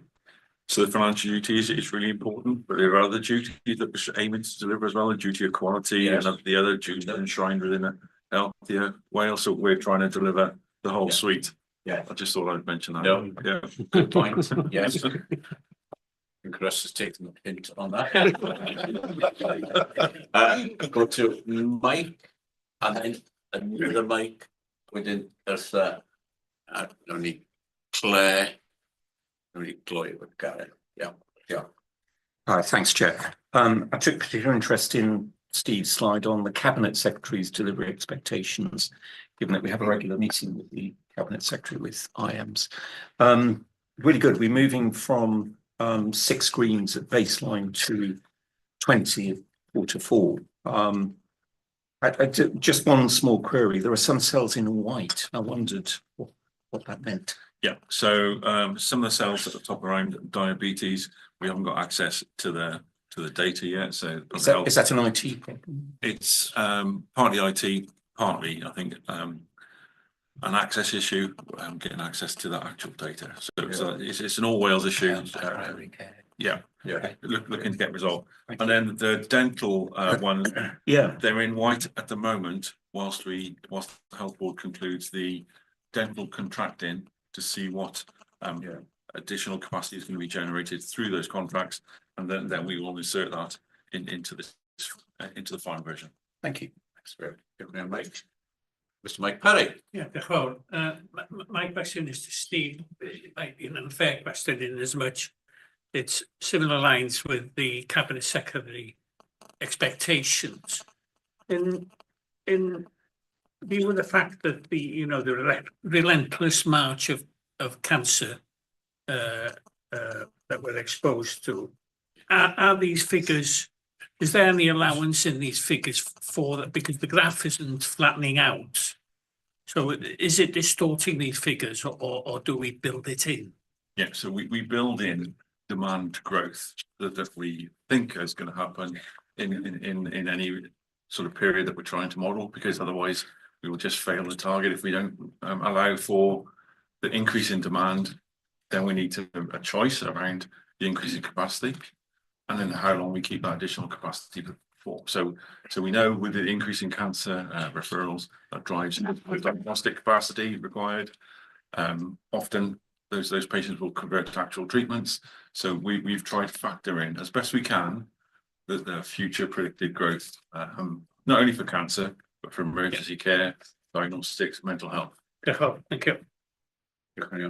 I actually don't know who my question's for, but it's Everybody. It's for everybody. Yeah. So hi, sorry, just pal for you. So I've got a question on a couple of comments on the third sector and upcoming discussions regarding costs and outcomes. And obviously I know that's an issue, but I'd just like to raise the fact that third sector is a really important partner for us, an important stakeholder.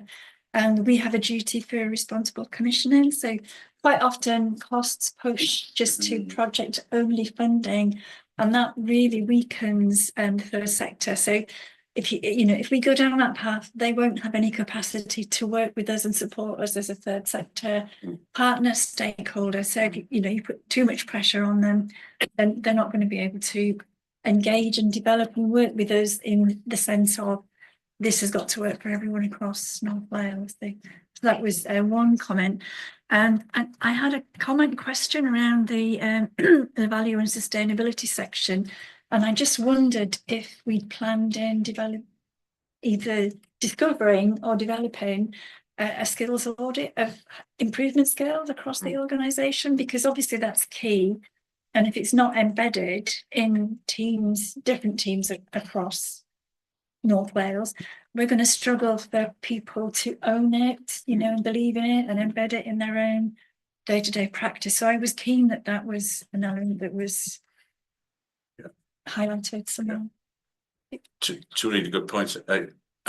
Certainly on the third sector issue, that actually was raised in the strategic reference group, wasn't it? SRG in the last meeting, I think. So that matter of funding on a sound basis. As a board, we've said we are very keen to engage in a more meaningful way with third sector and community groups, because we can see them at the heart of what we can achieve, certainly in the community space that we talked about, the lecture and preventative work and early intervention. So we're wishing to reset relationships. We want to re-examine how we work with third sector and community groups, and I think this IMTP provides that opportunity actually. So I'm really looking forward for us to do something positive in that space. I think we should monitor that through the appropriate committee, partnership committee, and no Claire's keen to do that too, I think. So I hope that maybe answers that. Then on the value-based healthcare, don't know who wants to pick that up, Carol?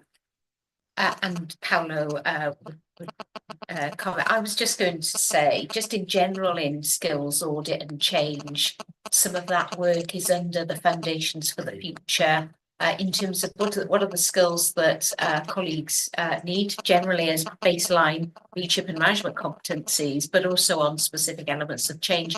We're going to be working on what is our approach to change as an organisation. How do we equip people?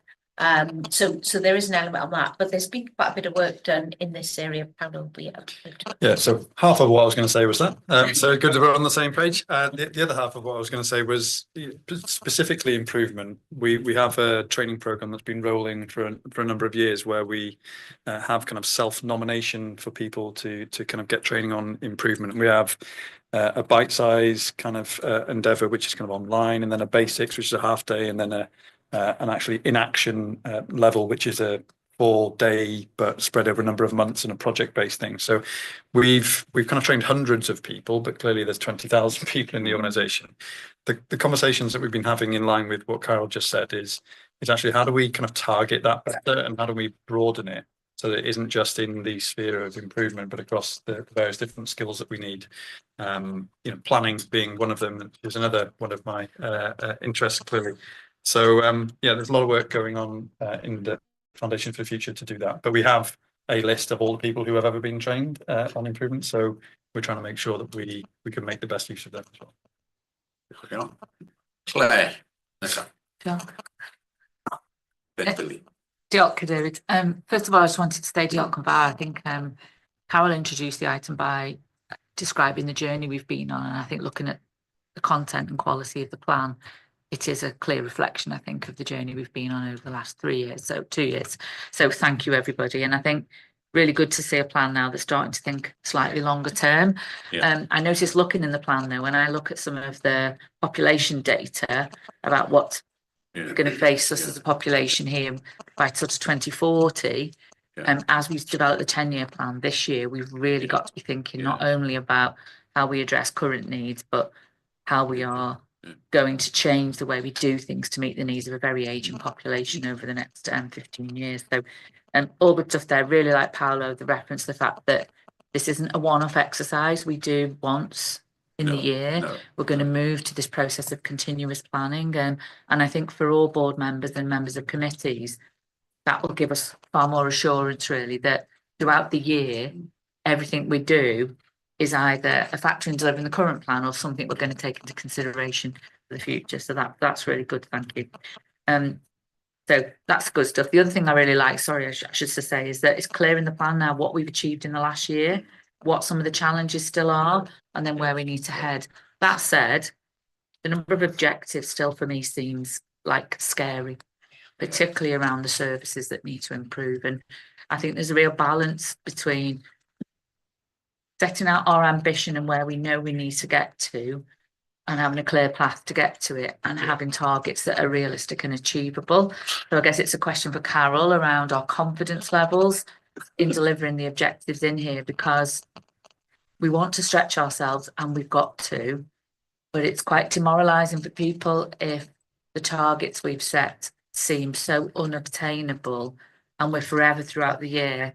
You know, that slide of yours, Steve, that had the reds on, that were forever just, and the performance report today, looking at slides all year that are just covered in red. So question about confidence levels and how we bring our people with us and develop that self-belief that people can see those kind of incremental but steady, determined and, you know, kind of measures of improvement that stick and we build on and we build on.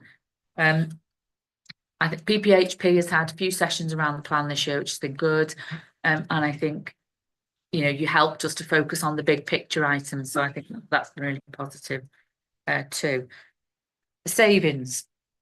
40 million doesn't, it's not a big figure in a 2.4 billion budget.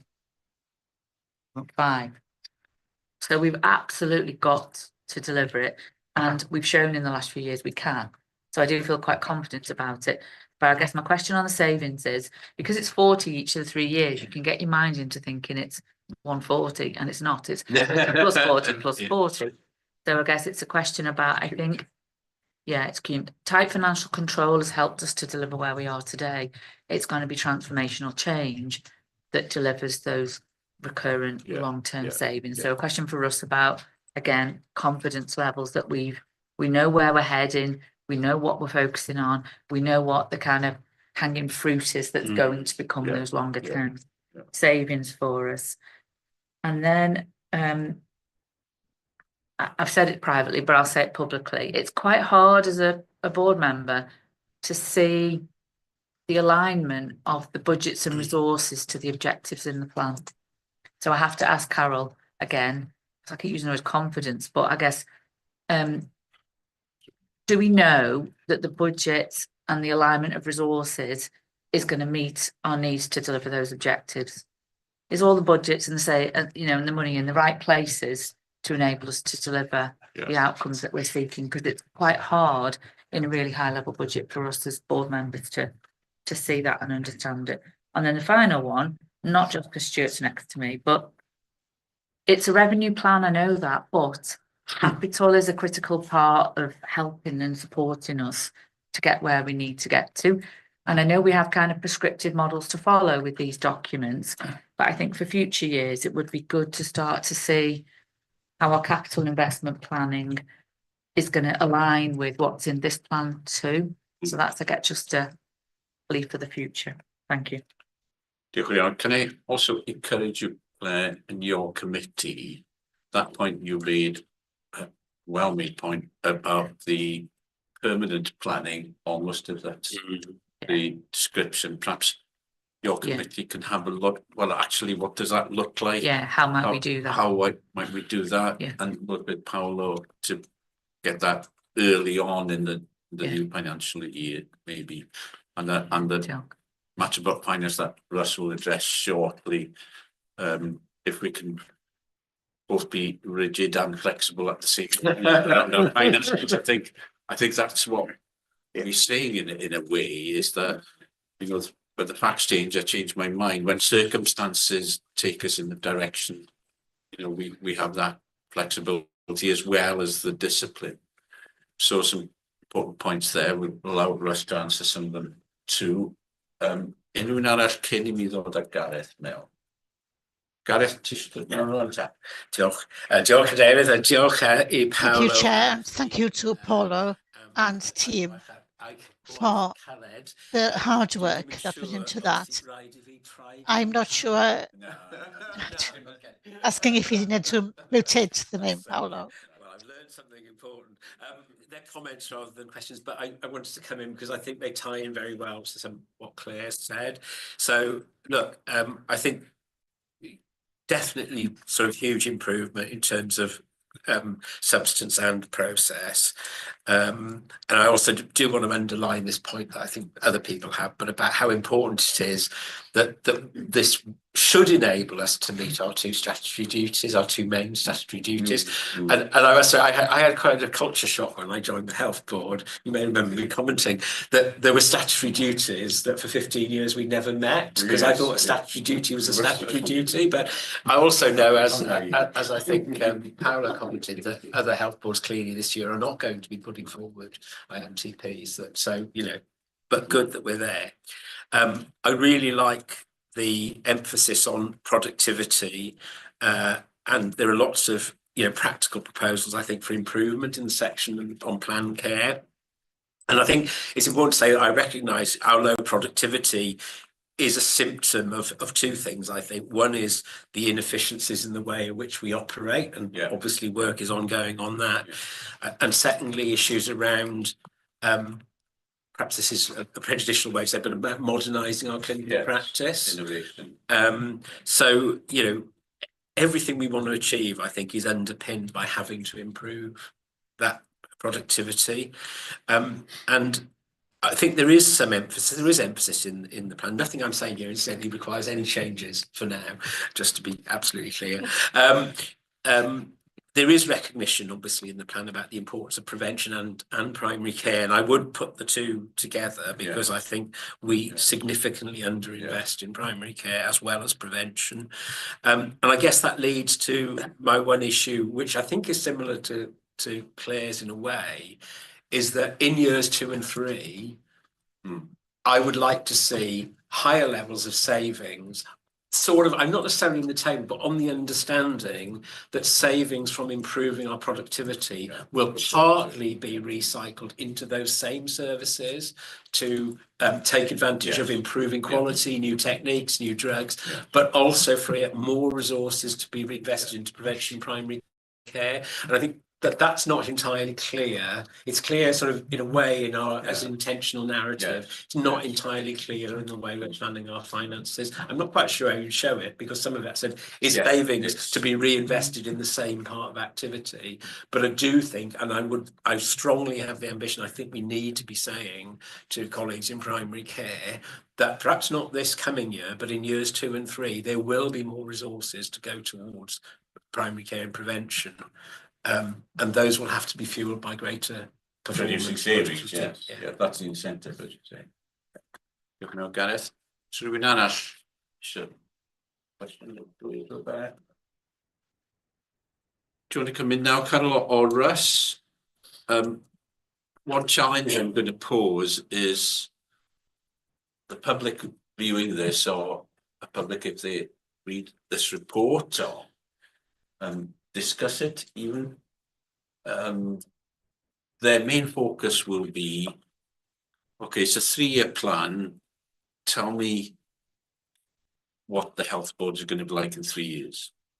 So how is it for example, people in Real West which is just down the road, one of the communities that is facing lots of challenges from health and socio-economic factors. For example, what difference will this plan make for the people of that ward or other wards that matter in Llandudno here? So that's one challenge I'm going to pose, which I think that public viewing or public seeing that, the health board have produced a plan, great. What difference is it going to make? And what does it mean for me as a user of health services? So go at that, and then pass to Russ, maybe. Yeah, great. Well, first of all, can I just thank both colleagues and colleagues and members collectively for the work and the contribution and the comments. It does feel as though we're progressing. There are some really important questions in here about deliverability and a scary number of priorities. If I start with that from Claire and confidence levels.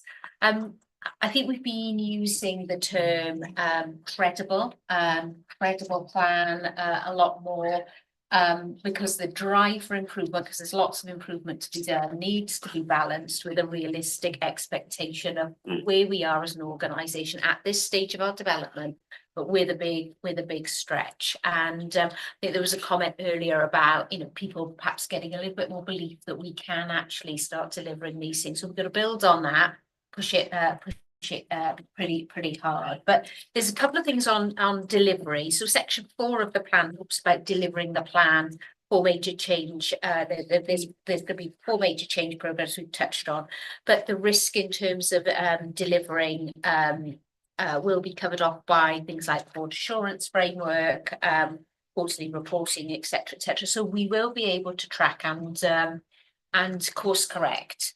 And there will be parts of this plan that are much more challenging to deliver than others.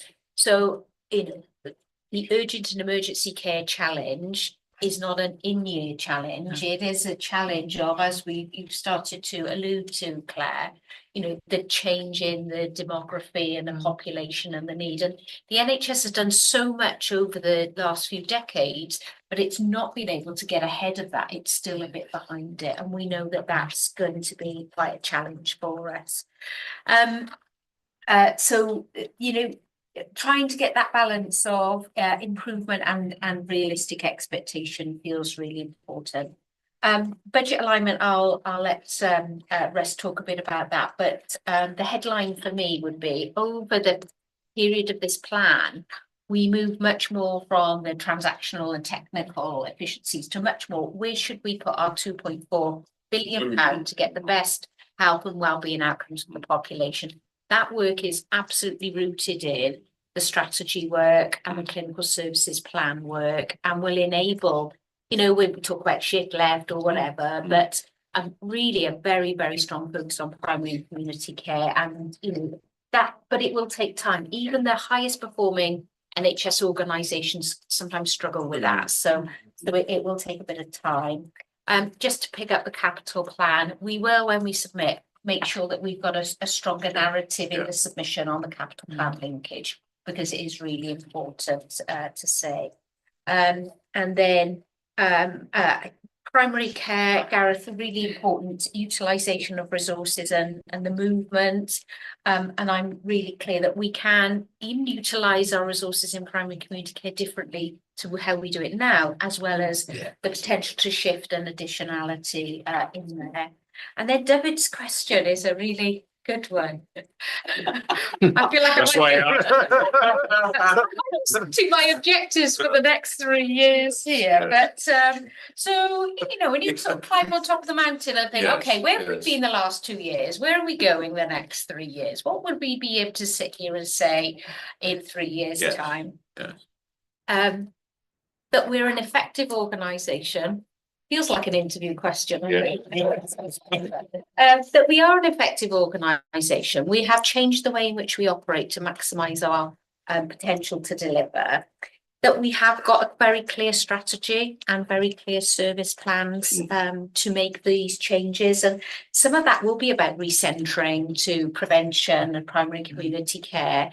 And some of that will be about trying to remedy, develop some of the service challenges that we've got. Some of that might be about changing the footprint of the service, for example, and we will have to get into those discussions because every NHS organisation has to get into those discussions with its population.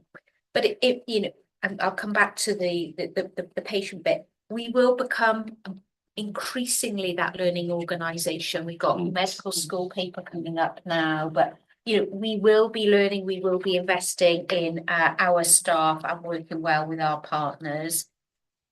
We will be delivering with people, so the focus on compassionate cultures, partnerships, etc. We have to keep going on that work. It is a long-term endeavour. But, you know, in terms of the experience of people in your community and communities across, we have to improve access. Yeah, absolutely. So Absolutely. we have to have better access to dental care. We have to have better access to primary care, in hours, out of hours. So people are ill when they're ill. And we should have made really significant steps to the baseline of access standards in Wales, which is 26 weeks and 36 weeks as a stop, as a backstop. It feels a long way away. And so I won't quite nail down it will be in March of that year, but you know, we should be having those, we should be in the territory of that, certainly, but there's a lot to do to get anywhere near it, if I'm honest, but that's what the public should feel, is that they can access services in a better way. If that helps. And for us to No, get that, I think that's an important message for the public to take that reassurance that that's the focus of the plan, is to improve health and wellbeing outcomes, and access to the services is absolutely central to that, of course. So yeah. Russ, on the financial questions, please. Diolch, Chair. So, if I suppose where I would sit on the how are we going to deliver our savings for the next 3 years, and do I believe there's opportunity to deliver that level of saving within the IMTP? So I personally think I've seen significant evidence that would effectively make me believe that we have massive opportunities around productivities and efficiencies throughout the organisation. Visibility of performance and visibility of data is not evident, and clearly, if nobody's looking, things move away from where we need to be. And I think there's evidence of practice that could develop. Clinical variation is a really good work stream to look at. And I think we've had a number of external reviews that have indicated there's real opportunity within the health board. And that's not only opportunity to improve services, that will give a byproduct of financial delivery as well. We're also, in the plans itself, targeting very much a disincentivization, I guess, in terms of how we've historically allocated savings delivery. So we've done it through a salami slice. Effectively, everybody gets a certain percentage, whether your service is productive or efficient or not. What we want to do is change that dial. So value sustainability for me is all about where's the opportunity, where are we spending more than anyone else to deliver a service or model? Who else is seeing more patients for their sessions than what we are? And how can we get to that aspiration? And once we start building that up through the value sustainability modelling, we'll start to see where the opportunities are. We can get into allocative efficiency. We can then incentivise the wider organisation to deliver productive and efficient services. We can use that model to allocate growth resources so people get a reward. So they're not being asked to cut their service, which is already performing really well, and they get access to additional resources for investment. So I think we've got to shift that culture. And that's why I think there's a real chance for us to deliver it. So my personal view is that should be imminently deliverable within the modelling that we've got, but we really have to engage at pace with VNS. Sort of linking into Gareth's point as well. So organisations, you know, we may be in a position, so 40 million is a level of savings ask.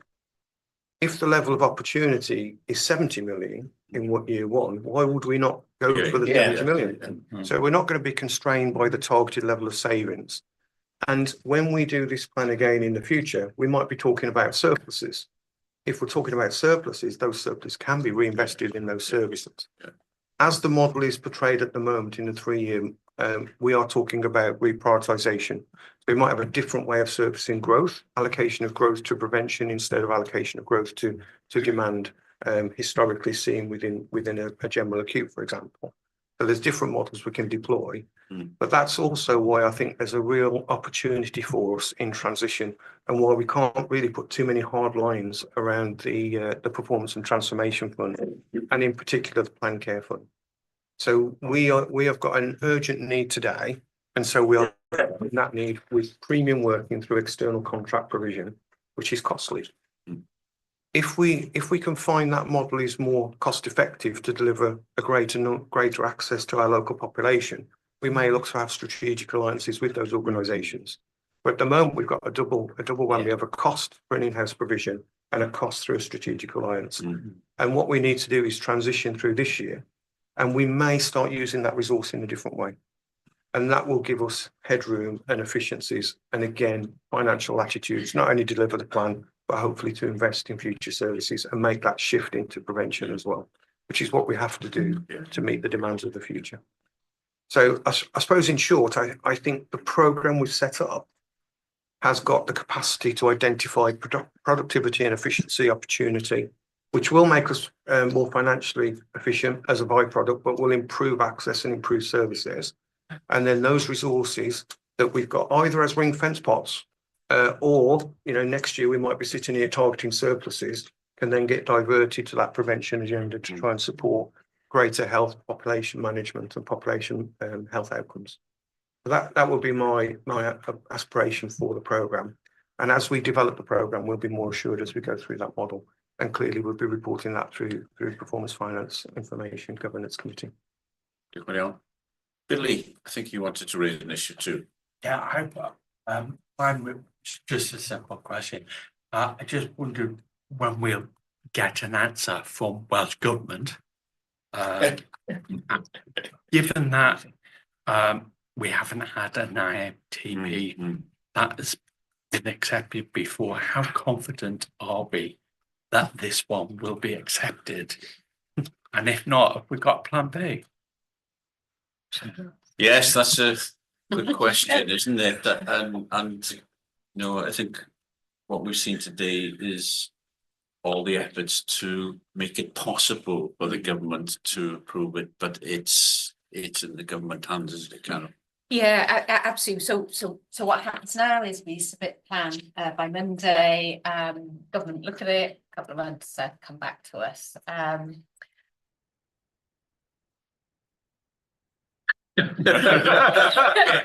careful choice of words. You can tell, you know. There's no reason for the government not to. I think, you know, let's look at the evidence. I think that's fair from our perspective. But of course, the government are going to have their perspective, and we have to respect that too. So, you know, let's see. We're trying. We are signalling a strong intent here.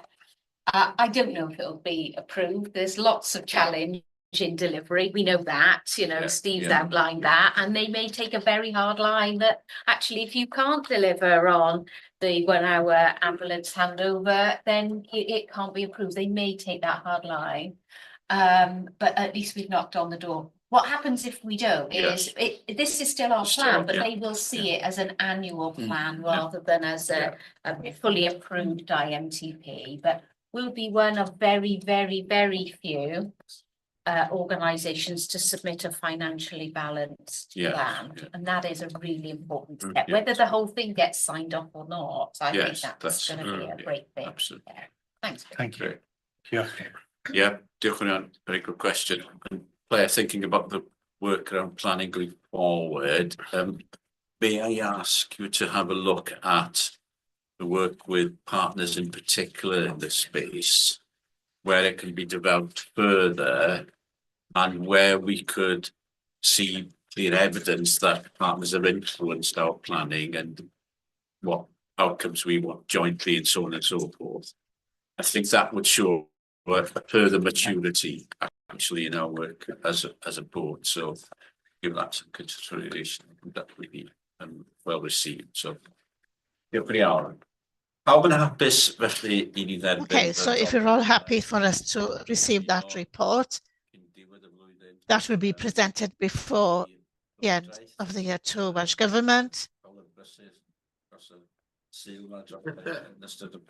So everyone busy over the weekend, I'm sure. Thank you for the work that's taken place to all the team. And we look forward, hopefully, for a positive response to the report from the government. Thank you. We move on then to the next item, 2554. We're slightly behind on time. This is in the North Wales Medical School. I'm going to ask Shri to present this.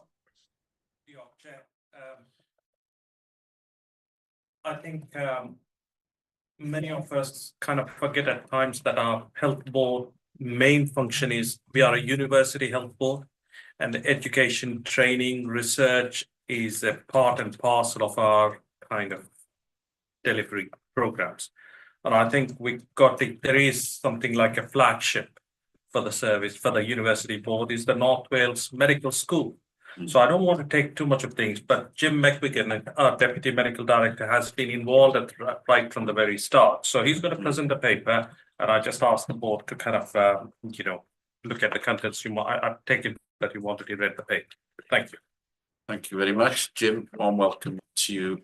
As Shri said, yes, we received the paper, so maybe just focus on some of those messages you want us to hear today. Diolch Caeth, diolch Shri. Pawb, Jim Agundwi. As Shri said, I'm the Deputy Medical Director at the Health Board. Yeah, it's been a real privilege to be working on the North Wales Medical School, actually. It feels like we're leaving a legacy to North Wales. And it's a programme that's delivered 1 year earlier than the strategic plan had initially. So it's a programme that's delivered well. It feels quite unusual doing an update on the medical school without Mike by my side, because we've done a number of these as a double act over the years, haven't we? So Mike, please chip in if I've missed something. So the Bangor has been delivering an undergraduate medical education actually since 2019 with the C1 programme, which was a Cardiff franchise. But the update is it passed its stage 6 GMC clearance, which means from September last year, it took its first intake. So it took its first intake of 80 undergraduates as Bangor students. And we had the First Minister, the Cabinet Secretary at the official opening on the 1st of October. And the First Minister described the medical school as a game changer. And I think that's absolutely right. It's a game changer for us in terms of recruitment, the resident doctors, because there's huge evidence that resident doctors stay where they train. It's also a game changer in terms of recruiting consultants and GPs, because if you train in an area, you tend to then stay in there for your further training, and you then stay in your area with your substantive job. It's a game changer for the Welsh language division. There's teaching in the Welsh language at the medical school. There's examination in Welsh language at the medical school, which is the first in the world to be doing that. 15% of the undergraduate intake are fluent Welsh speakers, so I think that will make a huge difference in terms of provision of care in Welsh in North Wales. It's a game changer for research. Obviously, the research profile in North Wales will increase massively with the medical school. There's the development of a joint research strategy, and research improves patient outcomes. It helps with recruitment, but it's also an income and investment generator. So for the economy of North Wales, it's a game changer. And finally, I think it's a game changer for the collaborative arrangements with Bangor as well. It's really invigorated the strategic space between the two organisations. There's a new memorandum of understanding that encompasses the clinical schools, not just the medical school, but all schools, research, education, training, and recruitment. So the next steps now are simply consolidation. The intake is 80 undergraduates a year. That'll be worked up slowly to 140 per year by 2030, although some of that will depend on a capital case that we'll be discussing later. Thank you. Very on, Jim. That's really useful. unrhyw sylwadau? Any comments? Thanks both. I just wanted to say how supportive I am of the medical school, but particularly this model of it's not a bit of a mouthful, is it? The longitudinal integrated clerkship, which is basically giving students extensive experience of primary care and of practice in GP surgery. So I think that's really, really important, and I just really welcome it, and I hope that undergraduates are enthused by it as well. So. Everybody else? Just turning to Mike, Professor Mike Malin was here as our representative, of course, from the university, and has followed this with interest and has had great influence. I don't know if you wish to add it. Well, I suppose I had to declare an interest, obviously, as an employee at Bangor University, but it is what drew me to North Wales. The ability to affect the sort of changes Jim has articulated, and Gareth, you just touch on, to be different and to be more focused on the needs of a region. It's the only large region in the whole of the UK that lacks a medical school. So just really a big thank you to the board wearing my university hat. A huge thank you to the board. We can't do this without support. We only have one education provider. Other med schools have worked with 4 or 5 trusts in England. It is just so good to have that very tight, close relationship with Betsy. We simply couldn't do this as a university without Betsy. So really just a big thank you. Yeah. We're really pleased about the relationship we have with the university, not just around the medical school, but wider as well. So that's something that we want to further develop. And as Jim, you said, you highlighted the opportunity for recruitment and getting future GPs and medics in North Wales training and then staying in North Wales. So I think we have a role as a board to make sure that interaction with the students is a really good one. So their experience, their first experience of the health board, wherever they are, is a positive one, and it continues to be so that they then feel committed. And it's really encouraging to see how many people who are moving into Wales for their training are also embracing the Welsh language, is what we heard earlier from Mike and another language. So some very positive things happening. Jane, Ines Central. Thank you. I think it's really powerful, and I think the focus on primary care really important. I'd probably, and you know, go and say this, Mike, is how do we also build that prevention, because that sort of training and that way of looking at how you're caring for patients is really important, in that pathway, saying that actually it's a really key role for doctors to focus on that prevention, early intervention space, because it changes the relationship about how you work with patients and deliver to patients. So I think that that's an area where I would really want to explore going forward, how we can build that much more into how the medical school looks at that part of training for doctors. If we are, anyone else? Carol? Yeah, great. Oh. And then Angela first, then Carol. Thank you. I just want to say it's a really important development for multidisciplinary team working, and for us to do that cross-training in the university with our AHPs, with our nurses and with our doctors, so that we understand where they're coming from when we're building that team around the patient. So changing models of care in the future, we'll need to make sure that we really understand where we're going. And if they understand each other's discipline, it's much easier rather than it being very isolated. So I think it's a real good opportunity for us. And I know the senior nurses and AHPs in the organisation are really welcoming of new doctors coming in, grown locally, if you like. Well, Carol? Great, thanks. Jim, thanks so much for the way you presented the paper as well, because you're absolutely right. The First Minister talked about game changing, and then you've added a lot of colour to that, and I think it's absolutely fundamental to the success of the organisation that we've got these relationships with higher and further education, actually, and this is just the one really critical area that we've been able to get across. I remember my first interaction with this actually was when the GMC came to do the assessment, and I came armed with all the reasons why a special measures organisation would be okay to, you know, with a bit of trepidation, I must be honest, because it wasn't long after the escalation that we were having those discussions. And you know, I thought they took a very mature view based on actually the quality and the commitment of the submission, the amount of work. The second medical school doesn't just happen. A lot of work, and you know, I was hugely impressed by the presentation that, you know, Jim and other colleagues in the university, and our partnership that we were able to demonstrate there. So I thought that was really, really good.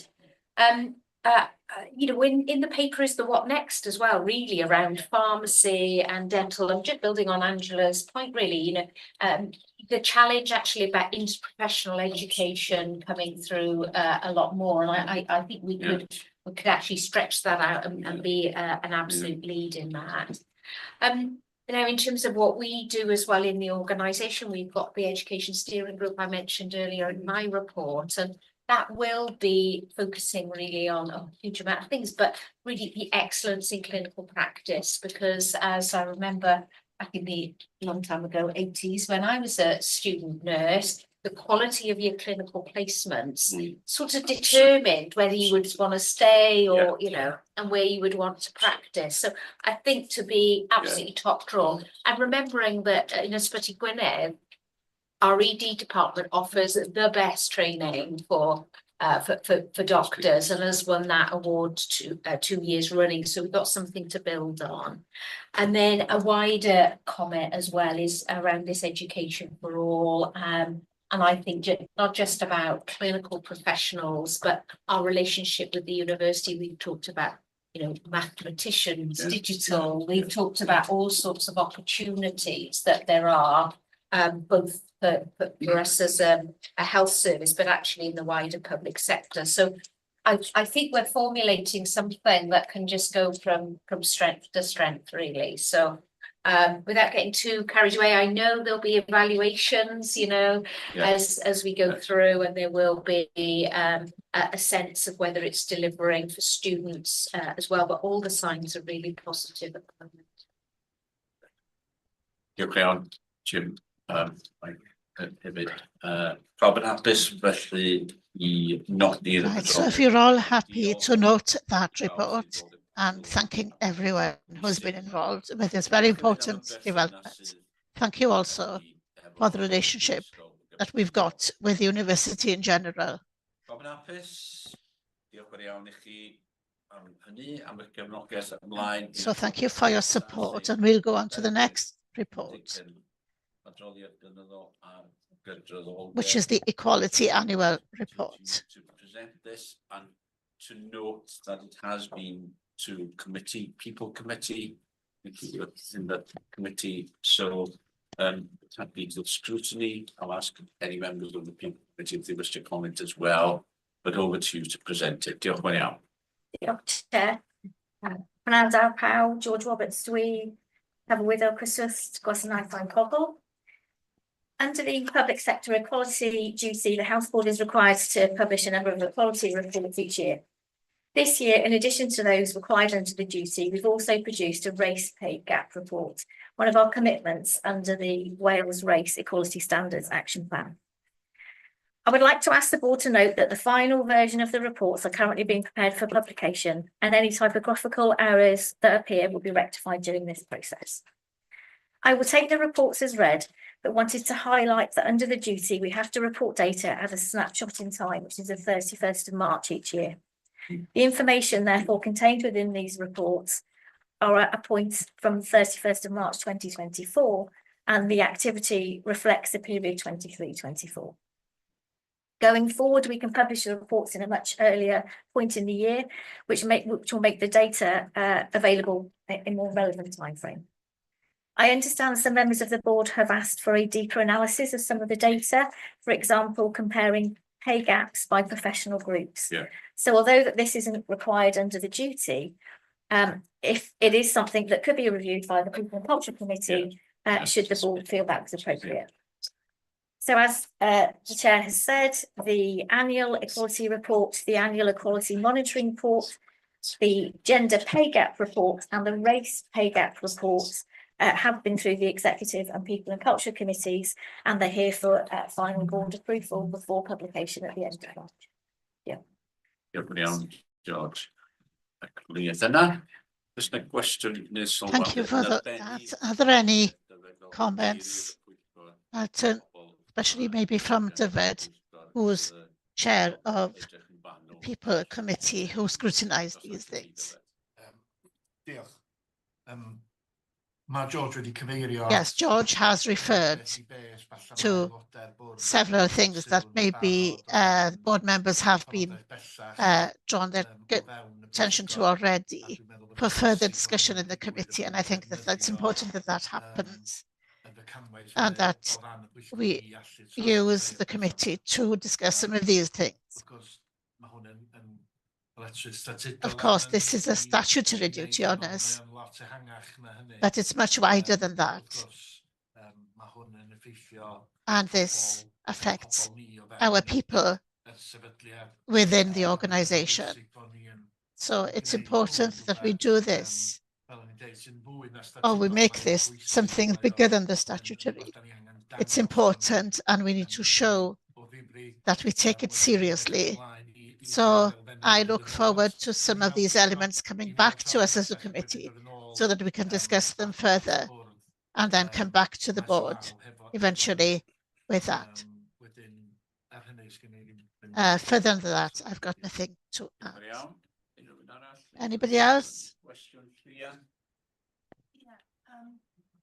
There's a huge amount of action taking place, and it's really good to see the list of actions that are there.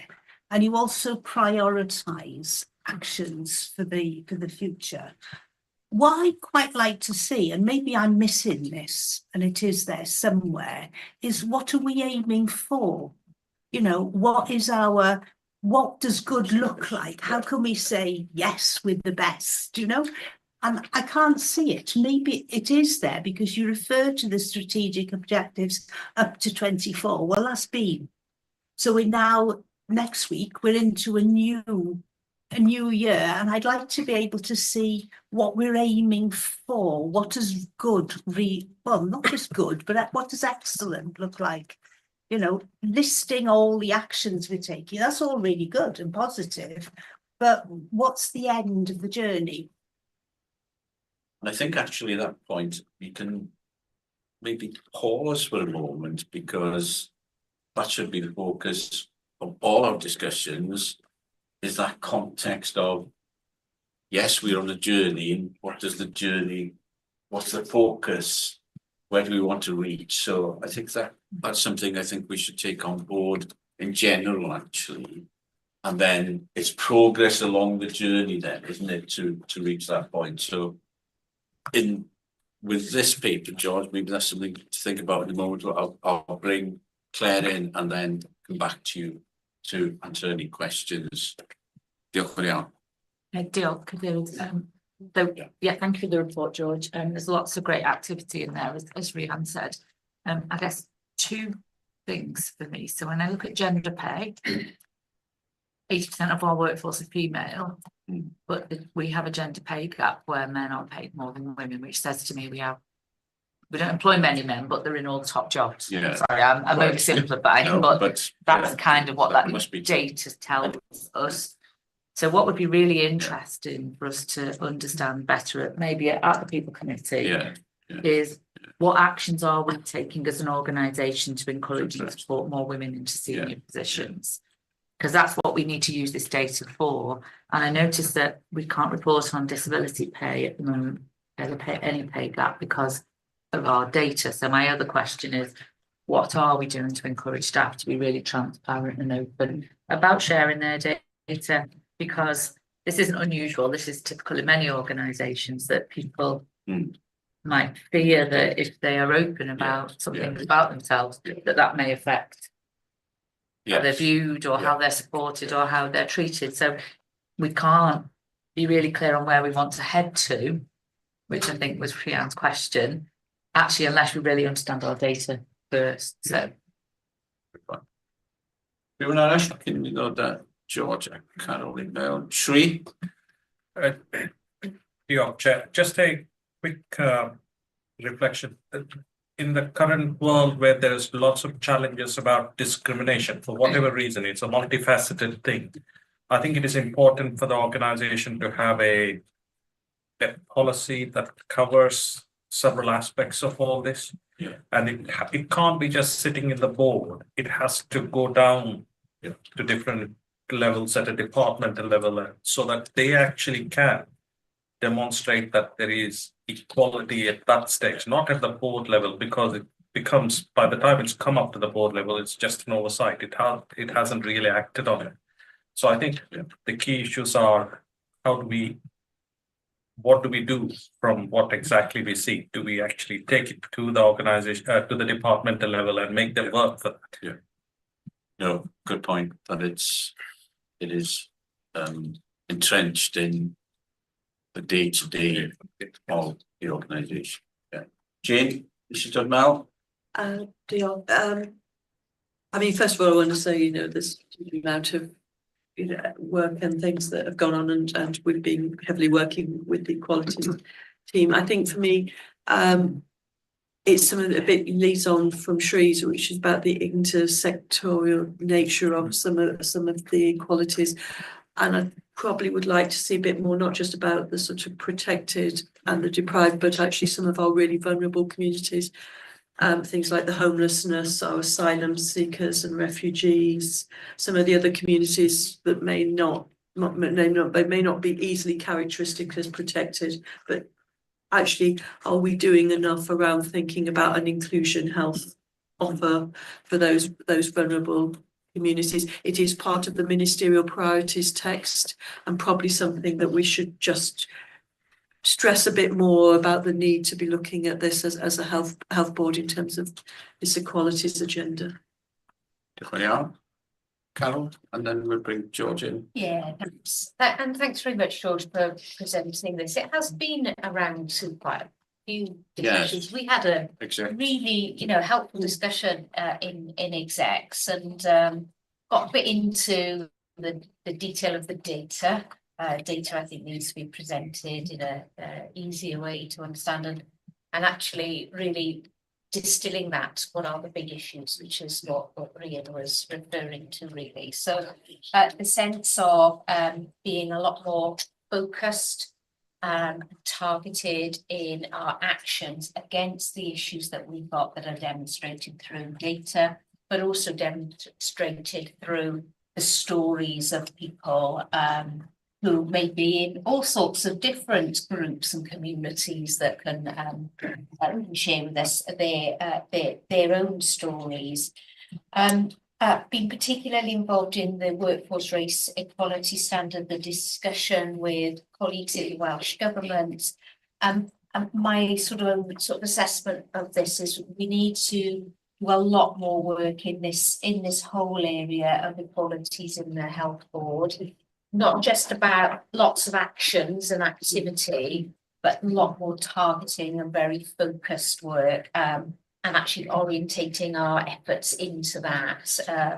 So that will require a change. We do have a strategic equalities forum, and I think, Pam, as part of your working, helping us looking at our executive groups, I think, we have a little look at that. Have we got the right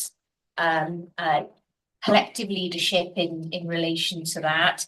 Because this shouldn't be it's sort of just tucked into the workforce and OD department, people in OD department. This is something for us all, and it reflects, or it should reflect, our culture, leadership and engagement work as well. So a lot to do in this area, I would say, but I know George will come back on perhaps some of the other things as well. Yeah. George, yeah, happy to do that. So I think it's a really interesting point about what good looks like, because that would what we would normally see in terms of, but also what we're intending to do. And I think there's probably a slight conflict between what we're required to produce under the duty and what we need as a board to do our function. So I wonder if we can just look at that. In terms of doctors, the bit that Claire mentioned, clearly we have the majority of doctors we have are male. I'm sure people will have seen the news recently where actually that's changing in terms of the number of doctors in training, and it's now equal between men and women. So that will obviously filter through going forward, and that does skew that bit of data, you know, as you pointed out, and I think it's a really good question around what are we doing in terms of encouraging women into more senior posts. And David and I were just talking earlier about, you know, things like asking for, where possible, asking for experience alongside qualifications, because actually, you know, people who have been out of the workplace for various reasons, care responsibilities, childcare, etc., or, you know, may not have had opportunities to go to university and those sorts of things. So I think there are lots of things that we can, you know, be doing in that space. And then Shree's point in terms of policy and not being just here, we obviously have mandatory training, which obviously covers all staff, which covers this area. We've had things like the active bystander training as well that's been going out recently. So totally agree, you know, as Carol's already said, more to do in this area, but we are, you know, reaching the wider organisation. So just to be assured of that. Yeah. Diolch yn iawn. Diolch yn iawn am y adroddiad. Diolch am ddod I gyflwyno hynny heddiw. Rob yn hapus I dderbyn yr adroddiad. Okay, so if you're all happy to accept that report, we'll go and we look forward to seeing the committee doing more work looking at those details. And as Fian said, what is our ambition? Where do we want to go to? So the next item, 2556. We're now gone on to improving quality. And we're behind with time. Keep that in mind, please. And we've got a number of reports here from chairs of committees. I'm now going to turn to the chair of this committee in case they want to underline something that's important. So I'll go to Caroline first as chair of the Quality, Safety and Experience Committee. Thank you. Some of the comments that I've got here will also cover the next paper on quality report. Just to draw your attention, we've had a demonstration of the new quality management system, and that will be very useful to the rest of the independent members to see as a development session, hopefully. So that will help us to note where the learning takes place. And also, so we've then got the information in one place to feed into the clinical services strategy. With regards to assurance, we're very pleased that the risks and the vulnerable services have been shared, so that we've got one for each one of those. With advising you, the second point here, we had a development meeting on Monday this week, and we had a very useful morning with a number of the directors, but in particular Shree, and we had a discussion on clinical audit and deaths.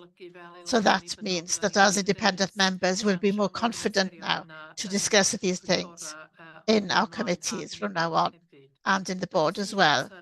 And then one other thing to transfer to another committee, the All Wales anti-sexual harassment policy. I haven't talked to David about this yet, but I think it would be beneficial for the people and culture to have a look at that. Thank you. So the quality report then, and then any questions for Caroline or Angela? So the report is, I anticipate it's been read. Some key points to note, identify the total volume proportion of national reported incidents is the lowest percentage across Wales, and the lowest median of 79 days open. And as of today, we have only 3 national reported incidents that are overdue. So that is a significant improvement from last year. And we are working really hard with the teams to make sure they're getting that support. From a complaints perspective, you can identify in the report that we have seen that sustained improvement in complaints that were overdue, and we're now in the report identifying that we've got 81.41%, and we're maintaining over 80% on a day-by-day and weekly basis, which puts us in an extremely good position across the whole of Wales. And we were really pleased that from the performance executive delivery group, when it's been escalated around our complaints, at the last meeting it was de-escalated, so it's no longer on that forum, and we are just reporting as normal and as business as usual. Information around the falls training, colleagues will be aware that we've been doing work on falls, making sure that we're addressing some of the issues that were identified as part of HSE requests for information and internal audit. And you'll note that our falls part 1A and 1B training is above the required standard across the health board. I can confirm from a bank perspective it is also above the required standard, and we'll continue to work with agencies, although it's not mandatory from a contract perspective. From an All Wales perspective, we are supporting those agencies to make sure that their staff are doing the training, or we've got mitigations in place around induction when the staff arrive.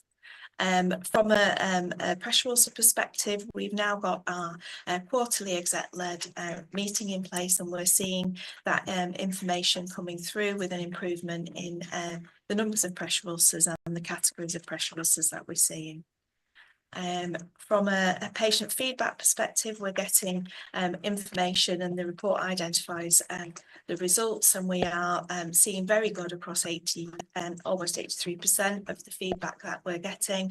And you'll note that the implementation of our SMS text messaging within our EDs has given us some really good feedback and allowed us to capture some more quantitative information. Because of the small numbers initially, it was very difficult to interpret.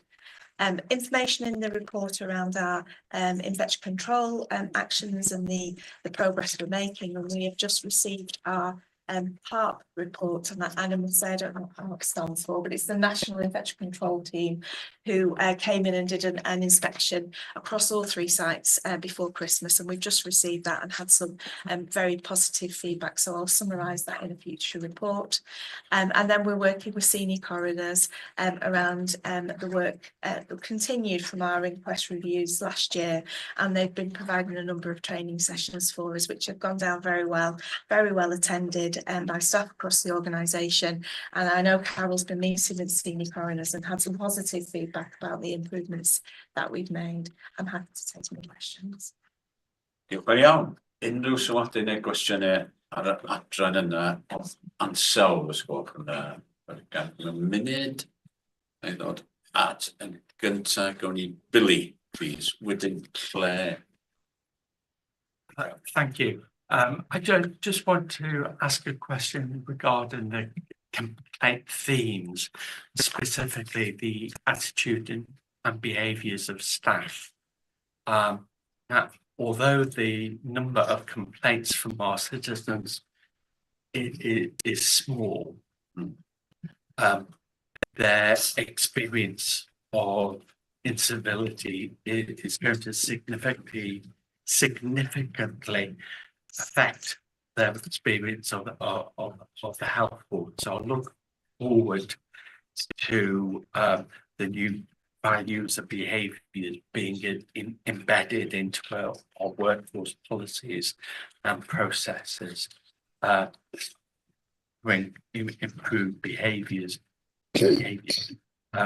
My question is about how much of the incivility our staff is displaying is down to workforce stress, and how much down to staff not adhering to our values and behaviours. Big question. Okay, hold that thought for a moment. Anyone else there? Wedyn Claire. A second. Diolch yn fawr, diolch. Sorry, Andre. I've just got a question about QMS, and I wondered if you could share with the board where we are in terms of implementation. I know there's some pilot schemes coming up, but in timescales, I just wondered if you could share a bit more with us, please. Everybody out? Claire. Diolch. Really good to see. I think this report's been progressing really well in the last few months, and I think our response times on things have improved drastically, which they needed to, which is great. And it's good to see some more of the learning in here now than we used to have previously. And I think a fresh piece in here for me this time has been about the proactive visits that we're doing now as well, which is really good, kind of not just waiting to get feedback, but proactively going out to places and finding out what service users and patients think of things. I think what would be really good to see us building on, so the big complaints areas around, I'm presuming it's backlogs and waiting to get services. Yes. Okay. And then we've got a smaller group that it's about communications. I suppose my question is, are those two things connected? So are the communication complaints about the quality of communication, or about the fact that we haven't communicated with people about how long they can expect to wait for things? And I suppose my expectation would be that if a number of the clinical type complaints are to do with when am I going to get an appointment, when am I going to get a treatment, that I would expect as a board we'll start to see those reduce significantly now into this next year. And so it's a question for Andrew about nodding, but I suppose people listening to the meeting might not be able to hear it or see it. I think that's important for us to think about which are the things that we think we're going to be able to start to see some significant change in looking ahead, and which are the areas that still are of a concern to us, and I guess are more related to perhaps performance internally or culture or other aspects of how we're delivering services to people. Everybody on? Gareth. I've got a few very small points. I'll try to do them very quickly. Just to build, I've agreed with everything Claire said. Just to pick up, I think it might have been mentioned in my report, but I can't remember that one of the GP practices I went to went out of the way to say that patients now seem to be getting more information about their weights, and so aren't going so much to the GPs to ask them, because the GPs can't answer anyway. So hopefully that's something. Very small point, but just to show that I do read it. I didn't understand the data on Klebsiella, is that right, and E. coli? Because the graph says that suggests that they're below trajectory, but the text in the table suggests the opposite. So that's just, I don't need an answer now, but probably double check that. I also, just to note really, and I think you know this because we've had it in PFIG, that I'm quite sceptical about the way that the savings on legal costs are calculated by the NWSSP. And when we had a representative came, she didn't really disabuse my understanding of that. I'm not saying we shouldn't report it, but just a bit of a health warning. I'm interested in knowing, this is, again, I perhaps don't need to know now, but I've had brought to my attention another iris. This is complicated because we have an iris that's our data, which is the a voluntary sector initiative called the Identification and Referral to Improve Safety. It's about violence against women, so it fits into this. And I gather that health boards in South Wales generally signed up and have had a very positive experience. It's about general practice. I don't, Carol obviously knows more about this than I do, but anyway, I'm just interested in knowing whether we've considered that, and if we have considered it, why we aren't part of it. And the final thing, this is probably it's just picking something small up, but it's symptomatic. I'm looking at Carol because there's a sentence that says there's a concern that the current BCU HP decontamination group is mainly attended by the users, e.g. theatre managers, sterile services, who may not carry the authority to make decisions and authorise some of the high-level decisions needed. And that, to me, goes to the heart of what Foundations of the Future is about, because it doesn't matter who goes to the group. In fact, the people who go to the group sound as if they're exactly the right people. The group should have the authority not to be overruled by people elsewhere saying, "Oh, we don't really agree with that." As I say, it's a small point away, but it is symptomatic of everything you're wrestling with, Carol.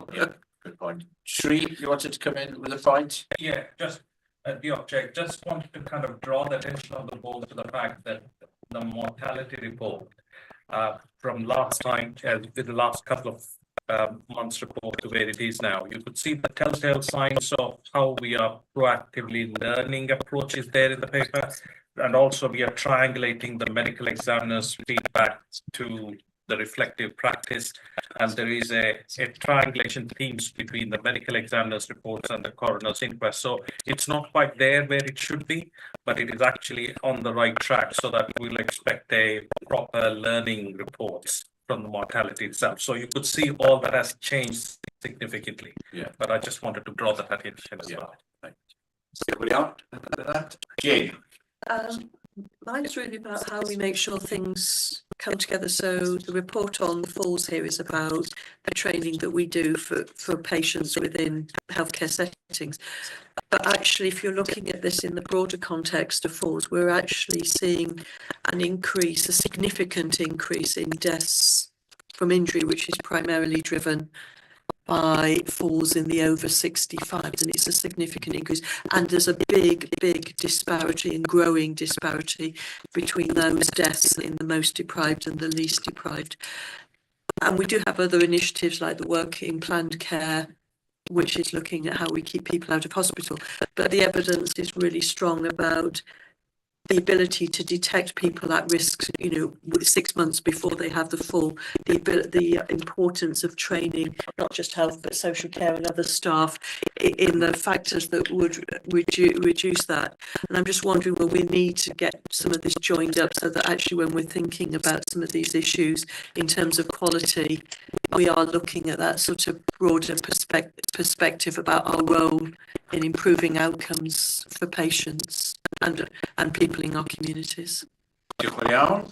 So, few matters there to the two of you. Maybe you can address, please. Diolch yn iawn. Yes.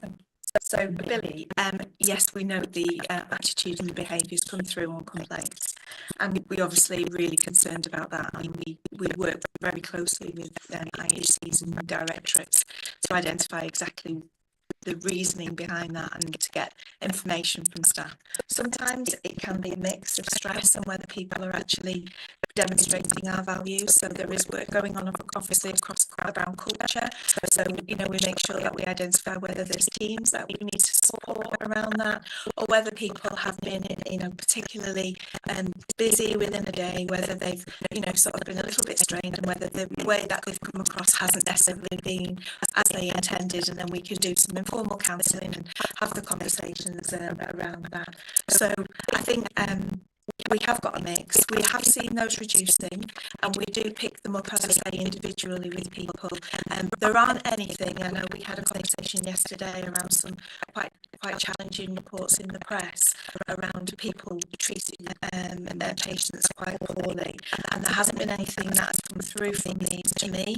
And anything would come through to me, and I would look at maybe a referral through to the NMC or working with our HR colleagues to take something more formally, and that hasn't occurred with these cases, so I can give that assurance around that.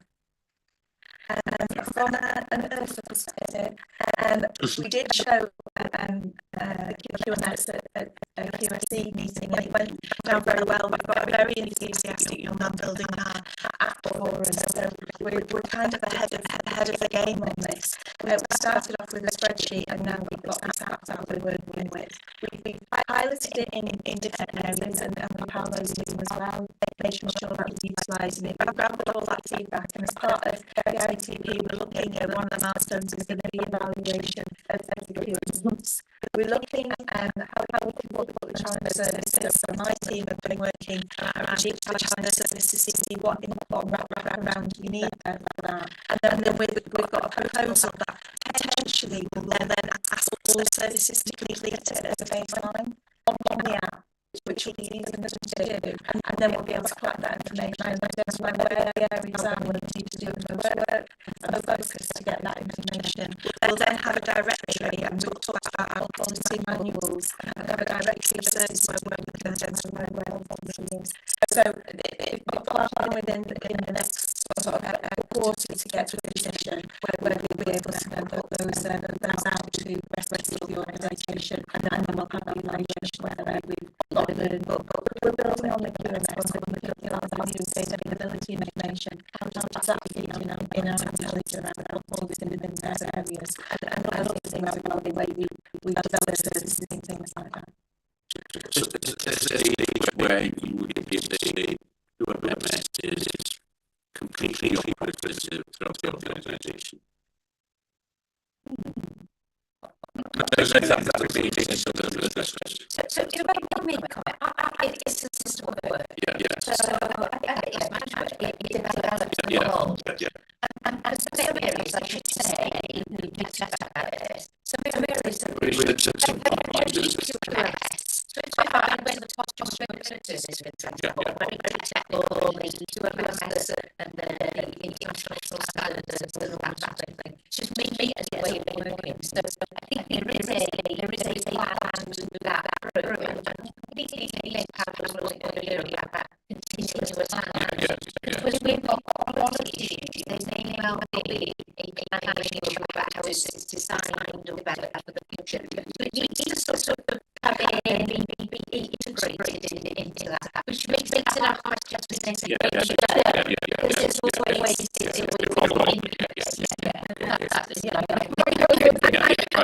if I can just reflect that there's an organisation is businesses to get our integration that we also take in and then that position where they're going to be rolling out and things like that. So I think policy supporting us very much around being innovative and how we do it differently. So looking forward to more reporting.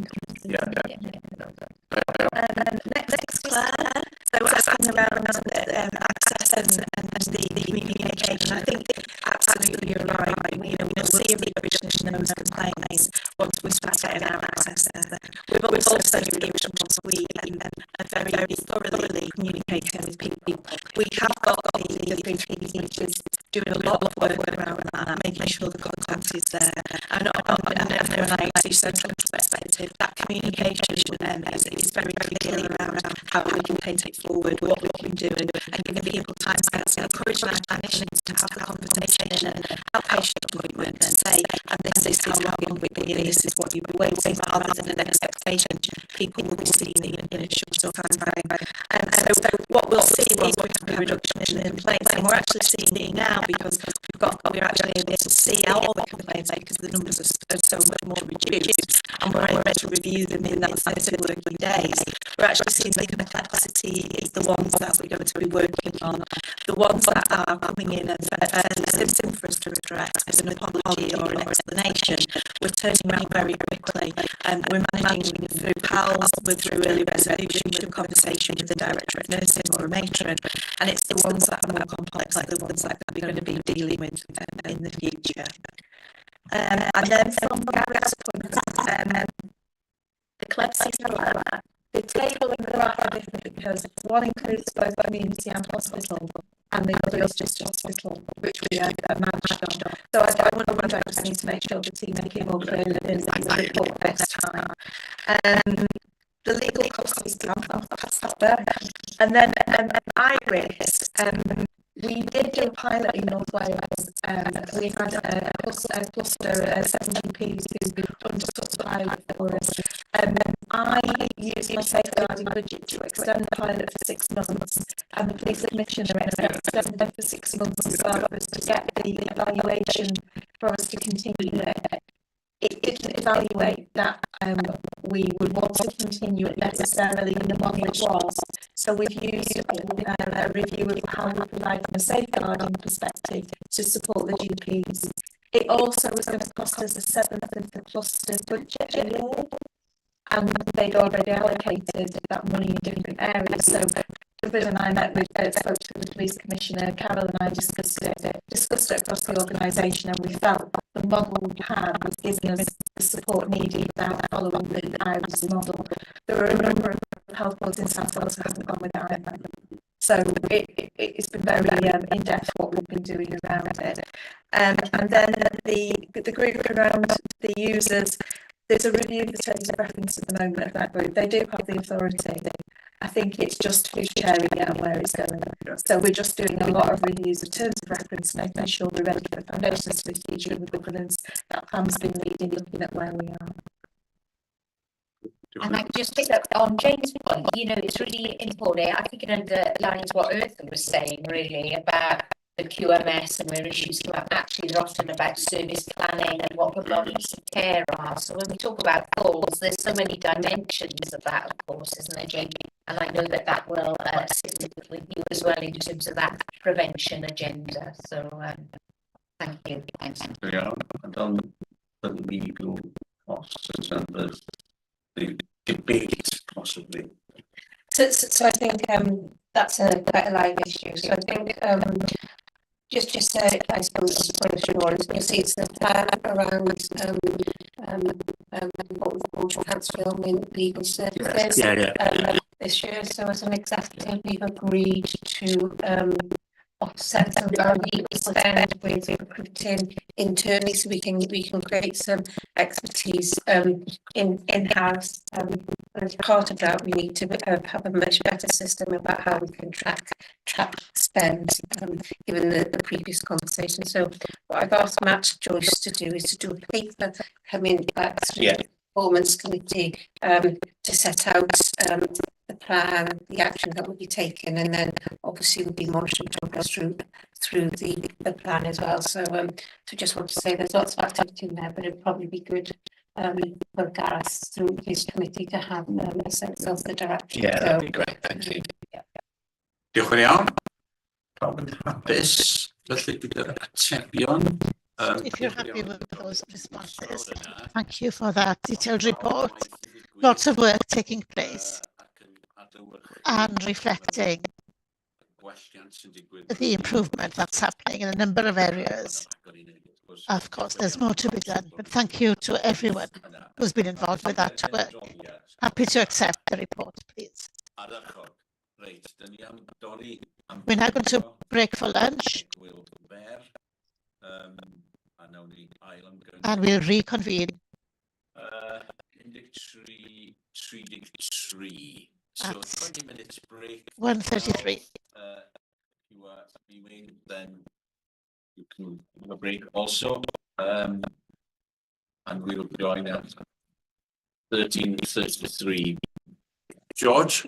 Just ask people to sign the voucher. Yes, and during that 20 minutes, and only the 20 minutes, please sign the paper outside in whatever that is in English. I can't remember. Thank you, diolch for your break. We start again.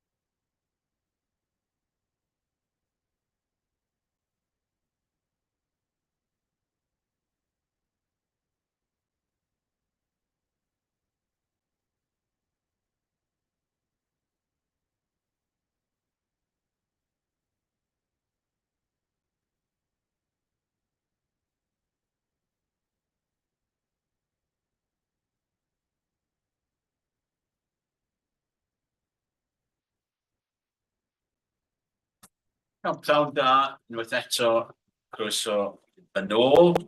Ni sylwch nawn o Bwrdd Iechyd Prifysgol Cadwaladr. Da ni'n symud at adran yn ymwneud â perfformiad integredig a cyllid.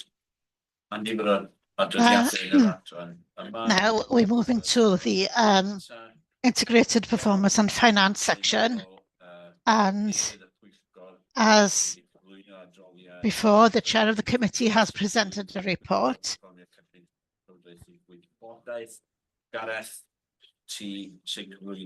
And Gareth, it's your report. Is there anything you want to add? I think I'll just say a couple of things, which leading into the finance report as well. The first is just to say on the actual committee report, the only thing I'd particularly draw your attention to is So forecast is hit control target, and we're still tracking in that direction. I won't quite know in 4 days because they're all feeder systems, unfortunately, but I will get an early indication soon as to where we land. But as far as I'm aware at this time, there is a real strong possibility that we will deliver our control target for the year, which will be great. The only other thing to mention within the report is just touch on the capital. So we only spent £20 million. I have a big long list of what we've committed resources against. We need to spend another £30 million, not in the next 4 days. It was from the 1st of March, thankfully. So, but if you think of that as a sum, we spent £20 million in the first 11 months. We need to spend 150% of that into the final 30 days. That's quite scary sums. So we are looking at how we can de-risk these programs as we go forward, and myself and Stuart have had some conversations. Largely they're construction projects, but we are waiting for some CT scanner, 2 or 3 million, 5 million on Clandud, no. Largely those schemes have delivered, and we have assurance around the values that are coming through for those schemes. IM&T circa £4 million for some elements. Again, we've got assurance that those schemes are delivering. So it's not the position I'd want to be to give assurance, but we do have line of sight to delivery of the £50 million, £48 million capital programme for the current financial year. Which just to allude to members that we're noting that will need to be managed in a different way next year to make sure we de-risk the last month of the calendar year. One of those big schemes not happening could move us away, and we don't want to be in that place. The key duty there, just so members are aware, we can underspend by up to £500,000. We cannot overspend our capital allocation, so it is quite tight in terms of delivery as well. Can we, as a board, acknowledge the tremendous work that's happened, finances and the efforts across the organisation, led by the finance team and with your leadership, Chris. So we've arrived where we have as a result of all of that. So we're really grateful as a board. So all the organisation, as Gareth said, we've had to do this in a way that has been quite a bit of control, central control, but we've had to do that in a short-term measure. Hopefully some of the lessons and the disciplines will allow us to have a different approach going forward, but we've really succeeded in achieving targets and have exceeded the target. So thank you very much to all who've been involved. Unrhyw gwestiwn am yr adran ariannol? Any questions about the financial? Mike first, then Claire. Mine's a very trivial matter, really. It's for the avoidance of doubt. And seeing that this is a current piece of paper, could we remove the word interim from title holders? Good point. Yeah, we just keep him on the thread. Blair. No, I won't repeat anything you've said, Chair, because I absolutely wholeheartedly support the fact that really good financial management across the organisation. My questions about capital. So deeply worrying that we are in such dire need of capital investment and then can't appear to be spending the money that we've got. What are the implications of underspend at year end? So, you know, in an independent business, you might have some different scenarios that you have here. So what happens? Is the money lost forever? That's my question, really. And surprising that some of the lines of underspend at the end of February, like digital equipment. Very dull. It'd be good to know why we don't seem to be able to spend that money in particular, when again that's a huge need for the organisation. So some clarity on the underspend in general and those, what's the risk? Please don't tell me we just lose that money. Okay. Because you're about to tell me we just lose that. So we have line of sight to spend all this. Some of it is because we receive late allocations as well, and then we have to get contracts in place. So there are slippage allocations that come through. So and largely, to be fair, and I'm sure Dylan will answer in a similar way.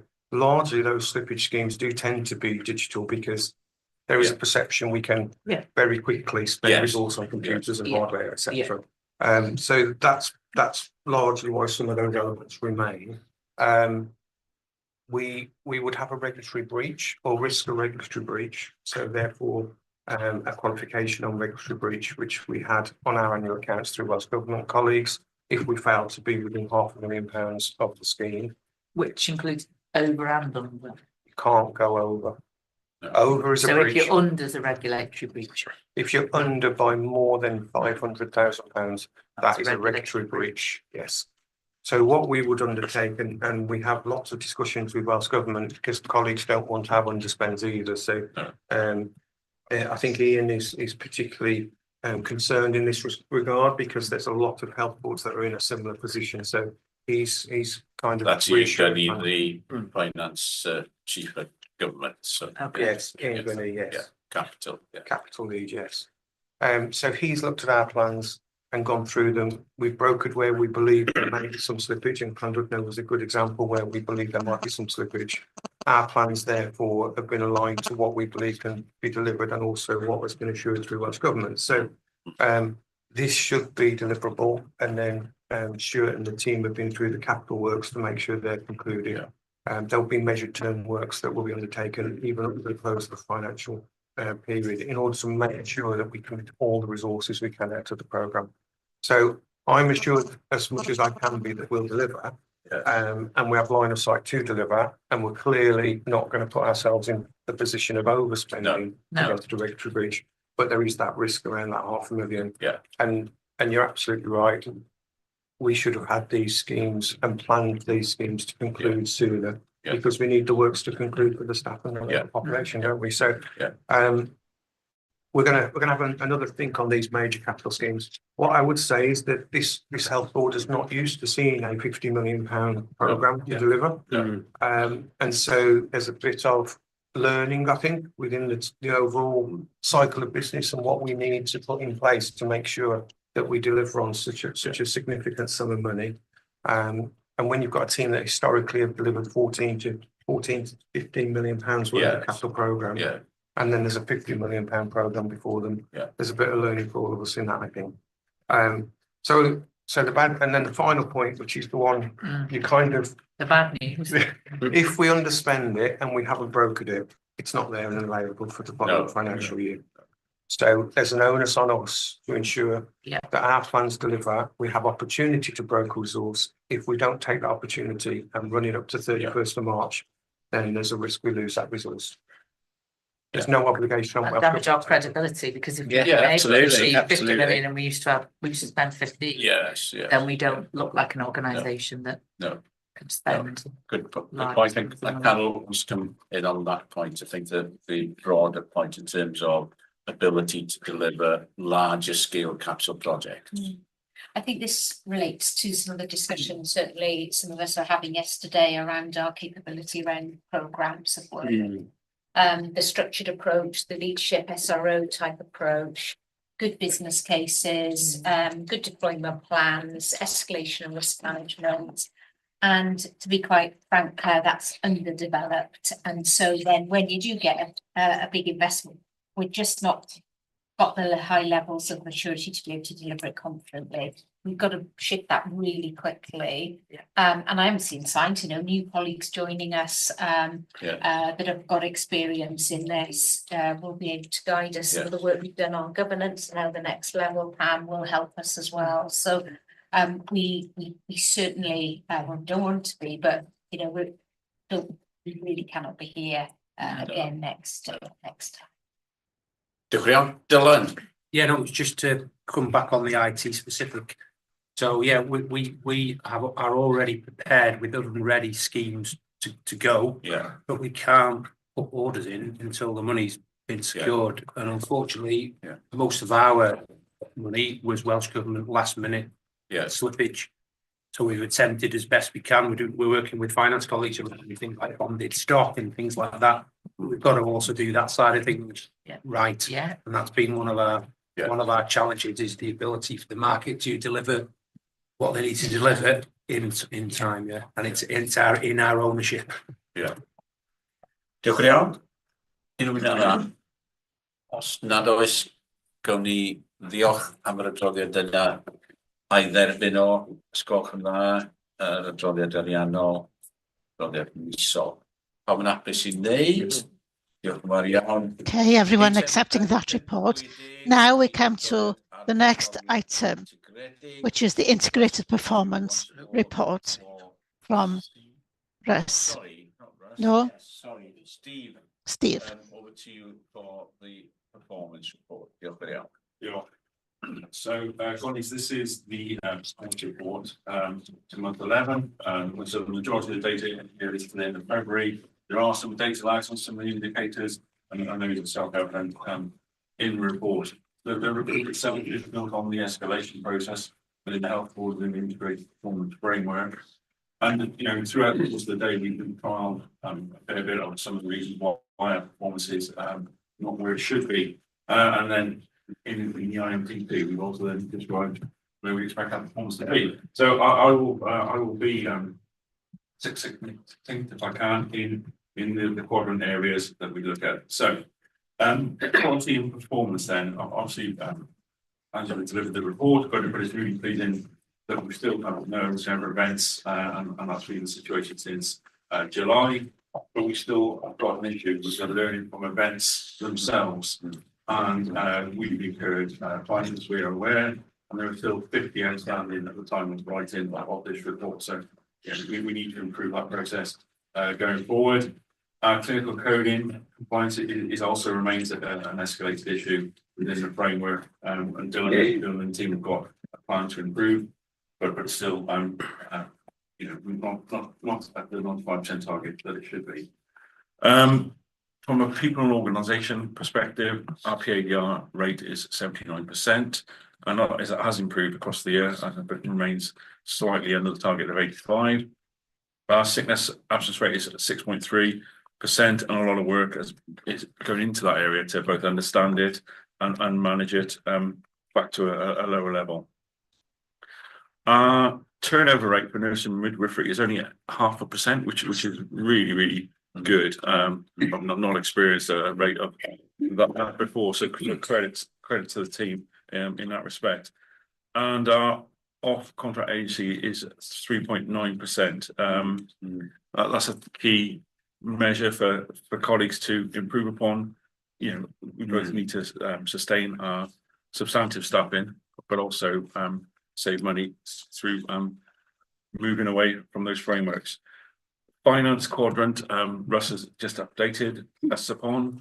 So I really want to focus on access and activity. And I'll start with planned care. And so from a referral to treatment perspective, the health board is making really good progress in this area. We know our waiting times are too long, and that's a given in terms of that statement. But there are absolute signs of improvement. And the data and evidence that I point to is that our referral to treatment waiting list is no longer growing at the rate it was previously. So we've got about 179,000 patients on our RTT pathway, but we're removing pretty much the same amount that are going on, and that's good. But what we do know is obviously there are a number of patients that wait too long. But in the reduction, there has been a significant reduction in the number of patients waiting more than 2 years for treatment. At the beginning of January, there was nearly 17,000 patients that were forecast to breach the 2-year waiting target by the end of March, obviously in a couple of days' time. Through a huge amount of work by the operational colleagues, contracting colleagues and other colleagues, we have managed to reduce that to a figure that is likely to be less than 6,000. So that's a removal of over 10,000 long waiting patients in the last 3 months. And not only as it obviously remove those patients from the waiting list, it's enabled the rest of the patients to move forward in the queue, and so other patients below 104 weeks will in turn be experiencing a shorter queue time. There's obviously a lot to do in this area as we move forward, and that's quite an understatement. But we've got plans in place that are resourced within the IMTP to keep that momentum, because we really need to. Cancer performance was 51% at the end of February, which is not at all satisfactory. There are plans in place to improve that going forward. So one of the biggest areas of that's generating that underperformance is within the tumor site of skin, where there are over 2,000 patients that are currently breaching the 16-day standard. Additional capacity is going into that area, both substantive capacity, insourcing capacity, and WIs, and so on and so forth. So we are confident that we've got a solid plan in place to improve one of the biggest cancer areas that's generating the under-delivery. As I've said previously, though, as we treat the backlog, particularly for cancer patients, our performance will deteriorate. So that's a known issue, and we just need to be aware of that as those figures come through. Diagnostics, we're currently got about 10,000 patients waiting more than 8 weeks. That has increased recently, and there's several reasons for that. Partly, demand, and as I said earlier, as we seek to treat more patients and as more patients get added to the queue, or go down a straight to test pathway, that will increase diagnostic demand. So again, a lot of additional capacity has gone into that area. And as I said earlier, we will make improvement across for that indicator across the 25-26 financial year. Therapy reaches, they continue to reduce, which is good, but it's still about 1,500 patients waiting more than a 14-week target. But from an urgent care perspective, what we've experienced, if we look at the activity that we saw in February 25 compared to the activity that we saw in February 24, we have seen a reduction in both ambulance conveyances and those that present under their own steam, so to say. But we are not seeing that material reduction in fracture care delays, and we're not seeing the reduction in ambulance turnaround delays and 12-hour A&E breaches. Now, that's a symptom of overall system flow and the work that we need to do with partners to get the whole of the pathway right and speed up patients through that pathway. So that will be an issue for us definitely into 25-26 financial year. Child neurodevelopment remains really poor in terms of performance, and we're doing some work with the team led by Carol to try and develop a sustainable service plan going forward. That is an all NHS issue across England and Wales in this area. Mental health, the adults and children's targets, they're performing relatively well from adults' perspective. There are 1 or 2 targets in the children's area that we need to improve upon. And so I suppose in summary, we are making progress as a health board, particularly in extreme long waiters. We've made good inroads with some through in urgent care through some of the 6 goals work, but we've not really seen all the benefit because of wider system problems. I'm happy to take any questions, and I might need to refer to exec colleagues if there's something I cannot answer. Thank you.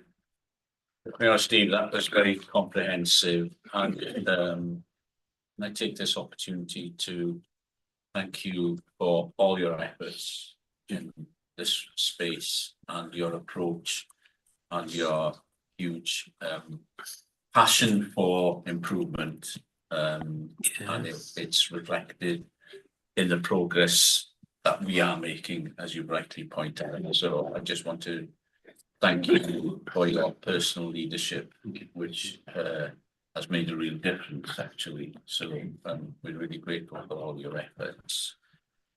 Right, unrhyw gwestiynau? Any questions or comments?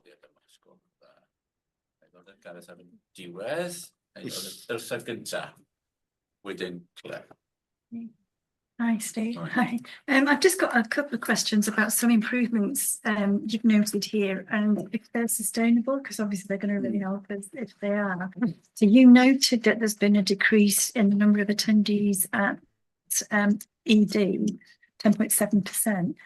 Does that relate to all the efforts that people have been making for people to get care somewhere else? Does it relate to that? Yeah, I might bring Gareth in. Gareth, if you want, I think it's probably multifaceted. Okay. But Gareth, would you like to come in on that one? Yeah, your question was about sustainability of that. I think the jury's out in terms of the sustainability of it, but yes, it will be down to the efforts that have been going on, particularly around the 6 goals programme and work stream 1, which is about managing people at their front door and helping people in the community, etc. But sustainability, I think we need a little bit more time to see whether that's the case. Still good news though, but it does link to something we've been doing is really good. Yeah, thank you. My second question is about the 2-week focus on improving the care pathway, and the 49.3% improvement is huge, isn't it, in that 2-week period? And then there is a note that it has been embedded, so we're hopeful that kind of improvement will continue. Gareth, again, do you want to? Yeah, happy to. That was a 2-week rapid improvement event that, as you know, Imran led and was given quite considerable spotlight. Really huge amount of learning out of that. Some of which is immediately sustainable as learning, because a lot of it is learning that perhaps we've strayed from the expected standard that we've agreed with in the organisation. So we sort of found inconsistencies in the application of various processes. Use of discharge allowance is a good example for that. So there's immediate learning there. But there are things that perhaps aren't as immediate in terms of the learning that require a little bit more effort to embed. That's for a variety of reasons. Sometimes it's because learning doesn't always give you the definitive answer. It perhaps tells you what not to do, but you've got to carry on the journey of improvement to find what really does. So there's that element to it. Sometimes it's because we need to change a process, or use our resources in a different way, and that takes a little bit of time just to work through, particularly in the area that we focused on this 2-week improvement process, which was really around the back door of the hospital in particular, and obviously that's a big partnership agenda for us. So there are conversations that are required with partners to embed some learning, and sometimes the learning can take a little bit longer because it isn't always agreed from within the team. So those that are involved in the 2-week process are very close to it, can see it, but you've then got to go and convince colleagues about that learning and use the engagement from that as well. So yeah, lots and lots of learning there. Some of it's, I would say, now embedded, but it's a continuous process. Just to note, sorry, that it came up in audit today, and another committee I sit with, it comes up in that as well. So on a personal level, I'd be really interested to see that report if you could. Yeah, I'm happy to share it. Thank you. And I guess, Gas, just to add to that, so sometimes the NHS quite often does these perfect weeks or perfect session or perfect this, that, and everything else. And everything, including the kitchen sink, goes into delivering that perfection, and some of that is not sustainable. And as Gareth said, we've got some of that in here, and then other things that will be sustained. That's good. That's really positive. Very positive, both of them. Yeah. I think there's a broader issue that you highlighted in a way about learning. It's something for us to reflect on, maybe not respond to now, but learning and spreading, embedding learning. How does that work? What does it look like in an organisation that has over 20,000 employees? How does that happen? There's talk about learning from events as well. And, there's learning in everything, and we're in that place where we are doing so much improvement. There's masses of learning with it, as you say. So how does that work then?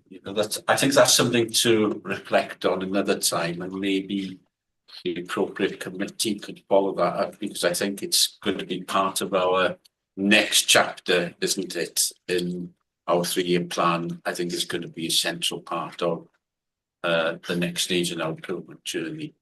Perhaps we can pick that up. I can maybe put it as an action, even if that's appropriate. Big quality, would it? I think it's an area that is quite central to our improvement. It strikes me from. No, I think it links to strategic objective 5 as well about learning organisation. Yes. This is one of the big challenges. Scaling and spreading goods, takes 17 years or something for a good idea to spread into normal practice in the NHS. We haven't got that long. And we've got pockets. So I think there is particular work under that. There's an element of people and culture in it as well as quality. Right. So we could give a bit of thought about that. No, great. I'm going to question that. Claire. Doug, on a similar theme to Earth, actually, I'm going to go on to the Frailty at the Front Door model, which says it was designed as a 3-month proof of concept until the end of the current plan. As funding now, surely, if the evidence is that it's made a difference, we're going to carry on funding it.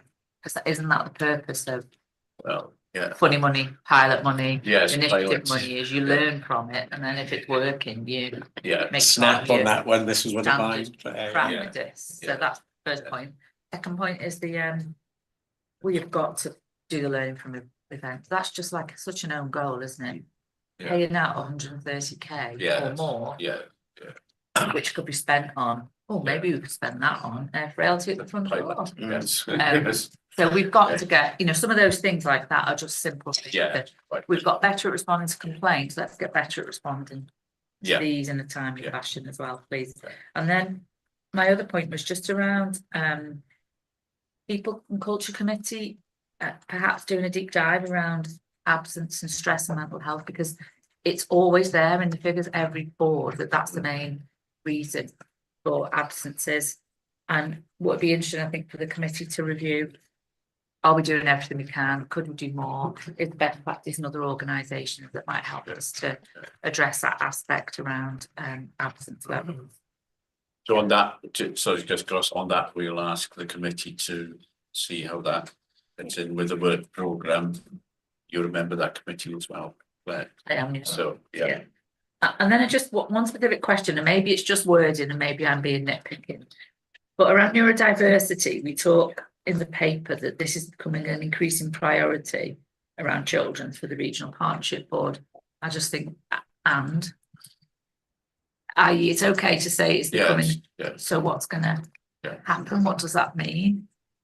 Can we expect some better partnership working around that in the future? What might that look like? We are. So Steve, do you want to Oh, come Lauren back can answer that one. on some of those? Yeah. And then we'll get others in after you come back with that. Thank you. Okay, so front door model and funding. Some of this is just about timing and the ongoing commitment of the 6 goals funding or not. So that was written at a point in time. We can update the narrative on that as we go forward. But those schemes are part of our plan for 20. They are part of our 26. plan. Yeah. Thank you. Yeah. Learning from events, totally agree. We, you know, I'll need to do some work with the IHCs to make sure that we don't have those. Keep rolling forward all the time. And neurodevelopment, yeah, that's a holding position because we need to do. There are conversations from a multi-agency perspective in terms of which component parts of the pathway should be done by each respective organisation. And I know Carol will want to. I just add briefly, I was smiling at Vaughan because that, yeah, he was chomping at the bit to come in. We literally had a conversation earlier this week with Vaughan about actually the multi-agency approach. This is a really worrying issue for us. Yeah. And not every child or family needs the same thing. And at the moment, they're all in the same very long queue to get a single offer of something, you know, and we do need to differentiate that. And there's some great opportunity and work, particularly in Ynysmon, but I would be wishing and, you know, influencing some of that being built across. And there was a 2-day event. And I don't know, Vaughan, if you did want to comment, if you don't mind, Chair. Of course. It's one of the few priorities for the children's RPB. And there was a 2-day event which was really well attended by all health and social care and education professionals across North Wales, really good cross section of people. And the enthusiasm within that room was great. There wasn't any sort of pushback really. Everybody was saying this is a shared responsibility, and actually we just don't need to understand who's on the waiting list, but how the children going on the waiting list and what's that about. Otherwise we'll never deal with it from the front door through to the back door. So there will be a plan coming out very shortly now, which I would imagine will need to come here anyway, in terms of how we, all the local authorities work on that list and get to a much better place quickly, but not cutting corners. No. Definitely not. Mike, how we did that? Mike. Yeah, Claire's asked my question really, but just wanted to make the point about children's neurodiversity. You know, it's a health equity issue. Some parents can afford a private assessment, many cannot. But a delay of a delay of a year in a young child's life denies them the help they deserve, and they never make up that time. So I just slight concern that we don't seem to have a sort of concrete plan. I appreciate work must be being done on it, but it's just relentlessly falling. It doesn't matter the extra resources put in Q4 just don't seem to. It's just to clarify the point on the learning from events.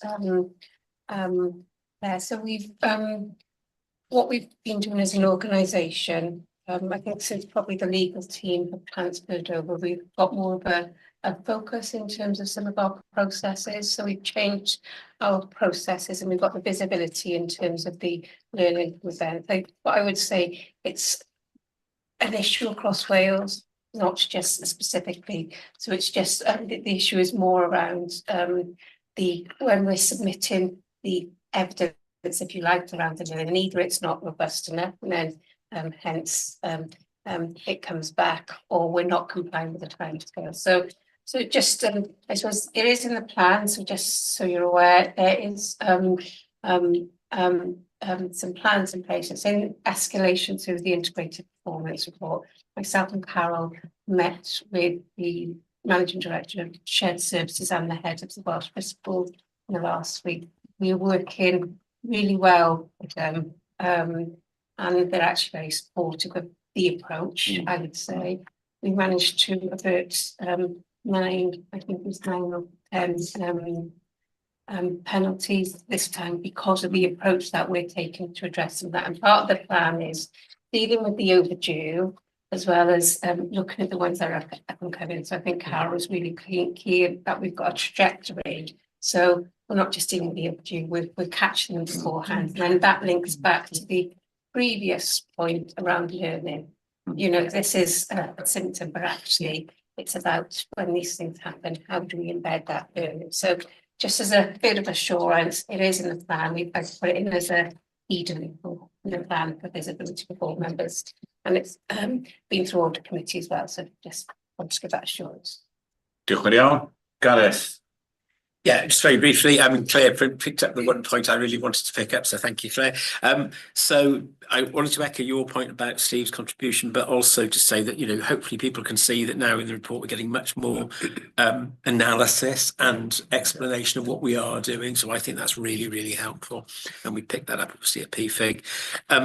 I just wanted to pick up on a small point, the point about where an area that we haven't paid much attention to is the number of follow-ups that are overdue, and just to tell colleagues, those who don't know, that this is an area that I think we're giving attention to, because it may be yet another area where we are not helping ourselves by adding people onto the list of follow-ups that actually don't need to be there.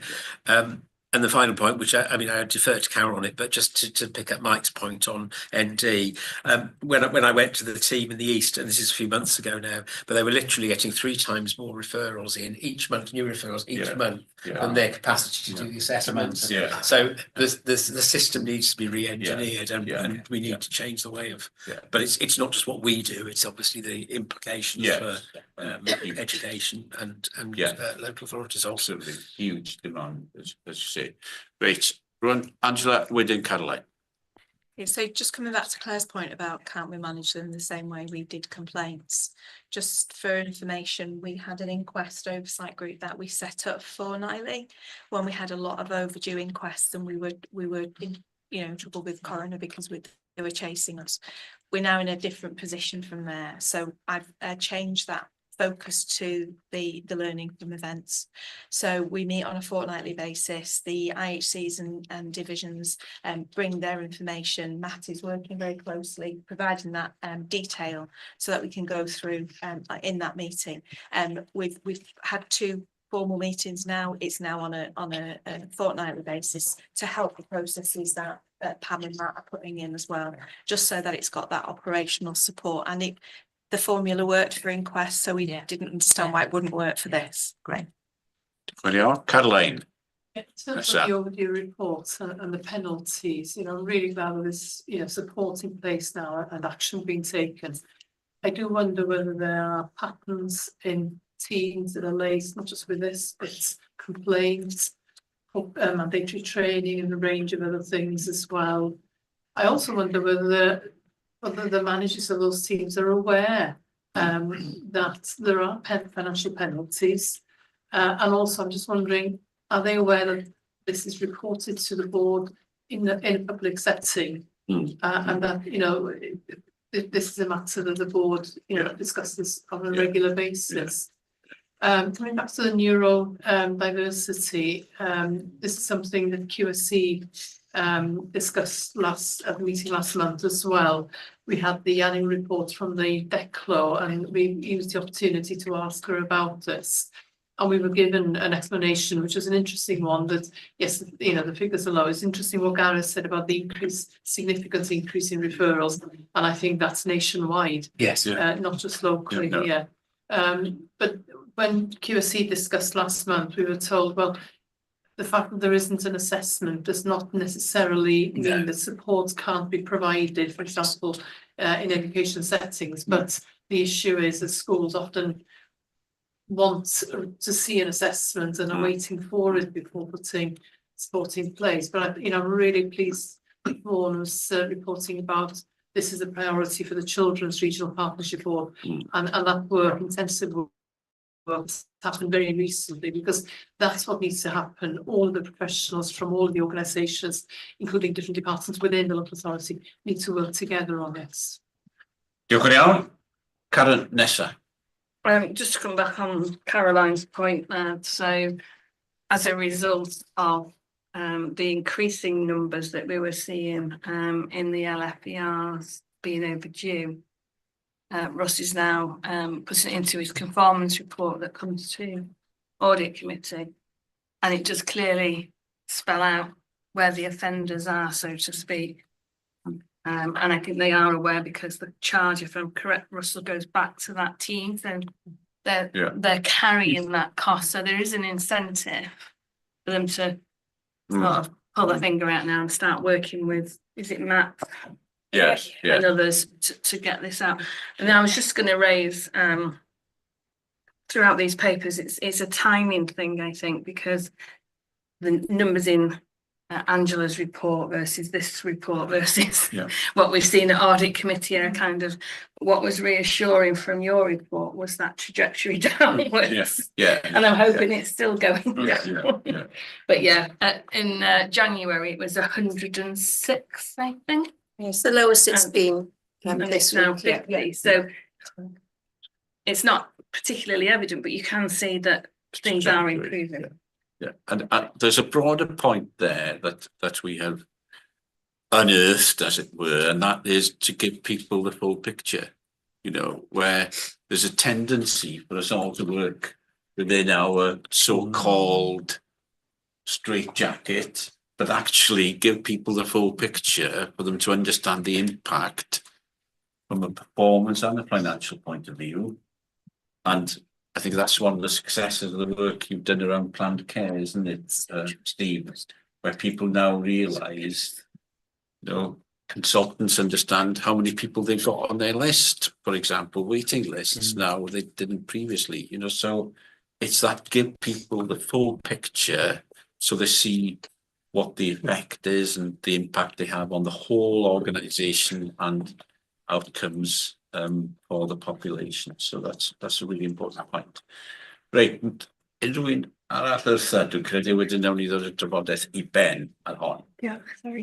Just briefly, I'm involved with the neurodiversity as an issue through my other hat with the union, and I work with the Welsh Government, also as children's champion. So it shouldn't work like this, but it does work like this, that having the diagnosis makes a big difference in getting funding from the local authority, which absolutely impacts on schools, but also impacts on home life as well in terms of the support that people get. There is a legislative review taking place of how all that works, and we're all crossing our fingers that the contradictions and the inequalities across Wales are taken out of it. So, you know, I will update you briefly as that develops because I'm quite closely involved with that. But we're all hoping that the legislative review will improve how it works. Yeah, an absolutely huge agenda. You know, so Diolch yn iawn. Nawn ni symud ymlaen. Ydyn ni pawb yn hapus I Okay, if you're happy to accept that report then. Yes. Thank you very much for the work. So we'll go on to the next item, 2561. Capital update and programme for 2025 to 2030. When the revolution comes, we will be cancelling the word update, by the way, which is one of my pet dislikes. But anyway, that's another debate for another time. But I think it's Russ and then Stuart on this one, is it? Okay, oh, it's you, Russ. Yeah, sure. I don't know why Stuart put update on that.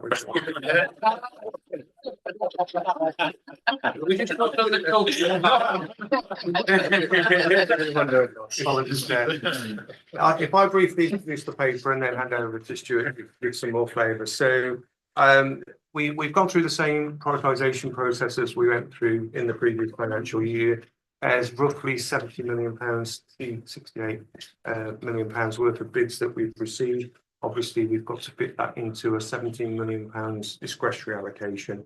This paper is very predominantly centred on the discretionary allocation. It doesn't talk about major work. So Clondalkin, for example, is a separate allocation stream. And we split that over the category of medical devices, estates infrastructure and repair, and then IMT digital predominantly within those windows. We've still not got a prioritisation between those categories, so it's just being mindful to understand what is an IMT project, a digital project, and how that compares to an estates need and how we model that through. So we'll still work further to do in terms of that prioritisation process. But we've used historic allocations. We've got a scoring mechanism. We've got a list of schemes. This shows you how we would look to spend the £17 million in 25-26, but it also gives a prioritisation of schemes going into 26-27, and that's useful if we do have slippage, so we can bring schemes forward. So that's the 2-year programme. There is TEP in there as well, which is targeted estate fund. Another £40 million is made available. We have made bids for that. The Health Board will have to commit 30% of its discretionary budget to support any of those successful projects. There's £2 million provisionally signalled within the paper. If we are successful, we may look to revise the programme just to take advantage of the additional resources we could get from the targeted estate funds. And Stuart, we'll talk a little bit more about that and also on the major capitals. Yeah, thanks Russ. Penaldar, Stuart Keane Edwy. Good afternoon, I'm Stuart Keane. I'm, I think I can still say new, Yes. Director of Environment and Estates at Betsy. So the paper you've got before you relates to the requirement for board approval for our capital programme. We get capital from a number of sources. This paper concentrates on the discretionary fund and, as Russ mentioned, the targeted estates fund. And these are generally the smaller schemes rather than the creation of the large shiny assets that a lot of people will see. The paper covers in some detail our approach to prioritisation and in outline the schemes. It doesn't go into the detail of the schemes because there are pages and pages of spreadsheets that sit behind the scene. And you've probably seen enough graphics for this afternoon. Since the paper was drafted, we have had confirmation on our targeted estates fund. We didn't get as much as we asked for, but we got probably more than our share. It came to about 27% of the total for Wales. So I think that's going to shine a spotlight on delivery, which I'll come on to in a moment. And that's also just cognizant of some of the comments I've heard at board. I think it's also worth noting that there is specific mention to anti-ligature programmes and decarbonisation in the paper. And of course, capital has as a backdrop the condition of the estate strategy, utilisation of the estate, and then strategic disposals. And I think those, again, are all matters for the future. So we're working quite hard to provide the support and progress key projects such as Llandudno Orthopaedic Hub, the Adult and Older Persons Mental Health Unit at Glenclwyd, the Royal Alex at Rhyl, and the IRCF, the Integration and Rebalancing Fund projects. And I just really want to just mention in particular that we're looking at deep dives in these projects and the wider capital schemes in order for us to increase the assurance on delivery moving forward.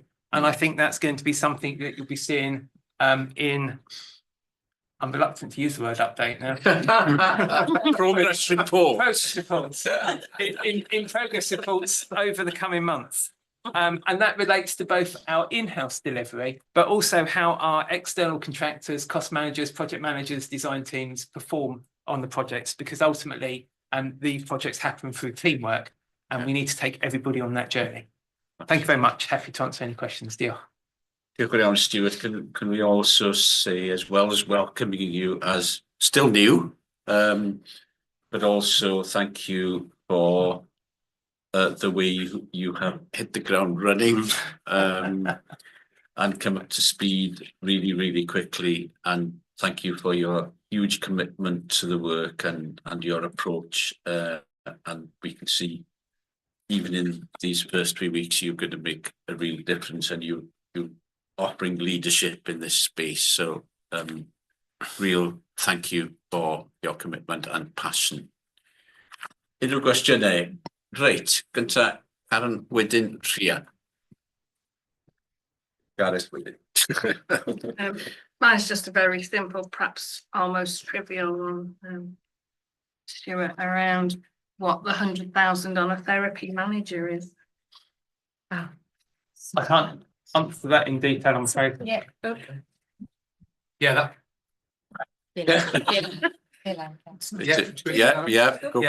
That's towards the therapy manager system replacement. Not a person. It's software. Yeah, it's software. Thank you. Okay, Rhia. it's probably out of scope of this particular paper, but sometimes I would like to know a little bit about estate rationalisation or even disposals, because this is all about spend. Let's think of things that we don't want to spend on anymore. And, you know, even get some income from it. So I accept that this maybe isn't the place for it, but, you know, just to make it, draw a line there. Yeah, diolch yn iawn. Teresa, nesa, wedyn Gareth. Na, da ni di ddeud o, therapy manager o'n i'n mynd I drafod. Yes, I was going to discuss the therapy manager, but we've covered it. Rhiann's point, I mean, yeah, everybody knows I always bang on about this, but it is labelled 2025 to 2030, and I would hope, and we're not going to see this next year, probably not the year after, but within the latter years of that, we should be seeing some money coming in that we can spend, so both saving on the revenue, but so that I sincerely hope that anyway. And the other thing, I'm very pleased, congratulations on the TEF, that's great. And the final thing I say, obviously PFIG looked at this report, and I think we felt assured by the process, even if we don't have the knowledge to be able to sort of question the results. I mean, the process sounds sound, and I think that's what I would say to the board. I think that's where the position we should take. So no, good, important point. Diolch yn iawn. Claire. Taking all of that into account, I'm just going to only emphasise one very small point really, which I think Stuart said we have to approve the programme, but the recommendation doesn't say that. And it does feel a bit, whether it's how it's come out on my laptop, but it feels like a bit of a cut and paste of 4 or 5 different things. This report, I've got different fonts, different, I couldn't work out whether I was looking forward or looking back. And I think I understand how our capital works, but I got confused in the paper. So I'll pick those points up separately with Stuart. I'm sure this is all about Stuart's just arrived and he's picking up something and trying to put a bit. So, but it would be great to see for the future really clear capital strategy, and then these things will come through and almost just be, we won't need to discuss them because they're things we need to do and we're going to do. So Come back on that, Stuart, and get Caroline. So I understand, and I think you're right. I think probably sitting here this time next year, there'll be a different report. But Yes, absolutely, and I think we are all enthusiastic about the work that we could achieve in this space. You know, I think there are huge opportunities, and you're unearthing some of them already. Carol. Yeah, I could agree more with Claire. I think it's just about trying to move things into a different space. So at the moment, it feels like the capital lane is that the estates like built capital is there, digital is there. With service change, we've had these sorts of conversations. So there will be some categories of our work that actually is a service. The built environment and digital, and we need to start to see those a bit more in the round and fully more integrated. So that's important. There is a requirement to sign off this, but we will connect it, Claire, as we said earlier, to the plan, so we could be putting it up further on. I think there's an important point. I made it a couple of times. We've not quite moved this on, which is for the board, for us collectively to be cited on what are the things that have fallen out and not made the cut. So that we're aware of that. And rationale. Just to know what that looks like, and then to reinforce Rhiann's point, we don't want to be spending money on properties that we don't need. So we really, I know we're very keen, Stuart's very keen as well to get stuck into some of that. But again, that needs a more strategic discussion as well. So we're gearing ourselves up to get into that arena, I think. Great. Okay, if you're all happy to approve and accept that report for 25 to 30.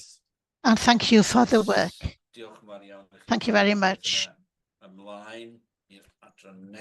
We'll go on to the next section, which is governance and assurance. We're a bit behind, well, more than a bit, half an hour behind. Please keep that in mind, and that might help. So now we go on to the assurance Audit Committee. Felly, Karen, over to you if you want to highlight any matters from your assurance report, please, as Chair of Audit. Diolch yn iawn. Diolch yn fawr, David. I'll be quick because of making some time. And we've covered some of the things that I was going to raise around the LFPRs anyway, private conversation. The only thing I'm going to pick up when Gareth gave his update from PFIB was around the establishment and the vacancies. Because in Audit Committee, we have a situation where the financial approved establishment didn't match the HR establishment, which is something that is going to be reviewed very swiftly and corrected. But I wondered which establishment you were looking at, whether you were looking at it's the one that's reported in the finance papers, yeah. Well, maybe Russell can. Maybe we can have some clarity on that, if you know the answer. Yeah, no problem. So we have a manpower system which reports manpower organisational position, and we have a financial ledger which reports budgeted whole-time equivalents by service. And there's always a little bit of a mismatch because the two systems don't talk to each other. Every organisation I've ever been in has been, but when we looked at that within the Audit Committee, we felt that was too big a gap for us to be comfortable. So we've agreed to go back and have a look to make sure what is happening in the manpower system, which is the system that's used to effectively determine whether you can go out to advert for posts, because it effectively says where the position is on those roles, versus what we've got as budgeted establishment within the finance model. And it's just that catch up between creating the budgeted roles because of developments versus updating the manpower system for levers, etc. But as I say, the gap we were a little bit uncomfortable with. I was a little bit uncomfortable with.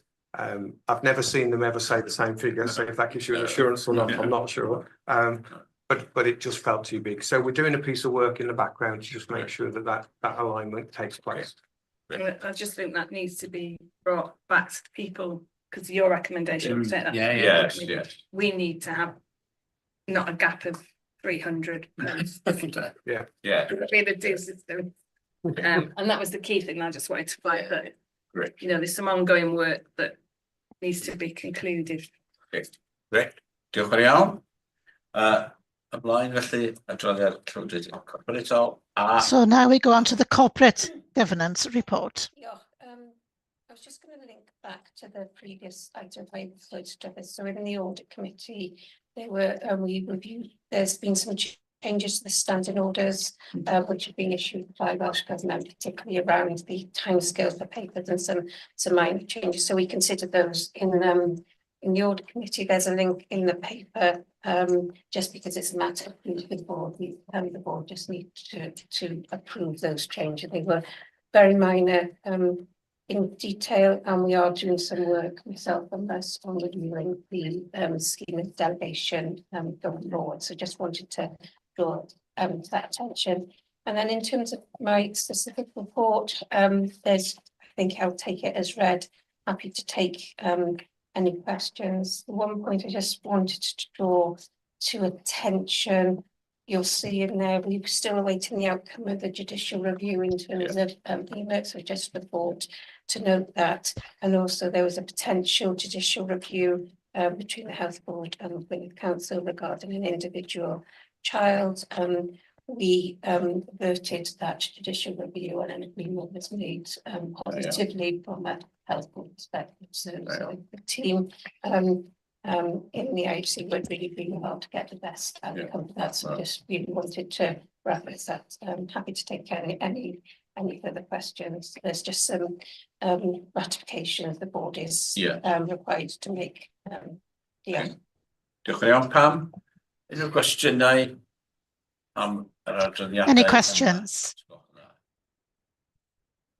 Os nad oes, felly, ydyn ni'n hapus I gymeradwyo? In that case then, are we happy to approve the changes? Pawb yn hapus, adroddiad Karen, ac yn adroddiad llywodraeth corfforaethol, dyn ni'n nodi cynnwys. And then the corporate governance report, we note the content and we ratify the chair's actions,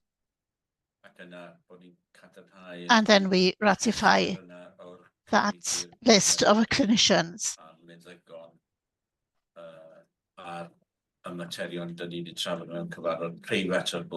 And the matters that we discussed in a private meeting on January the 13th.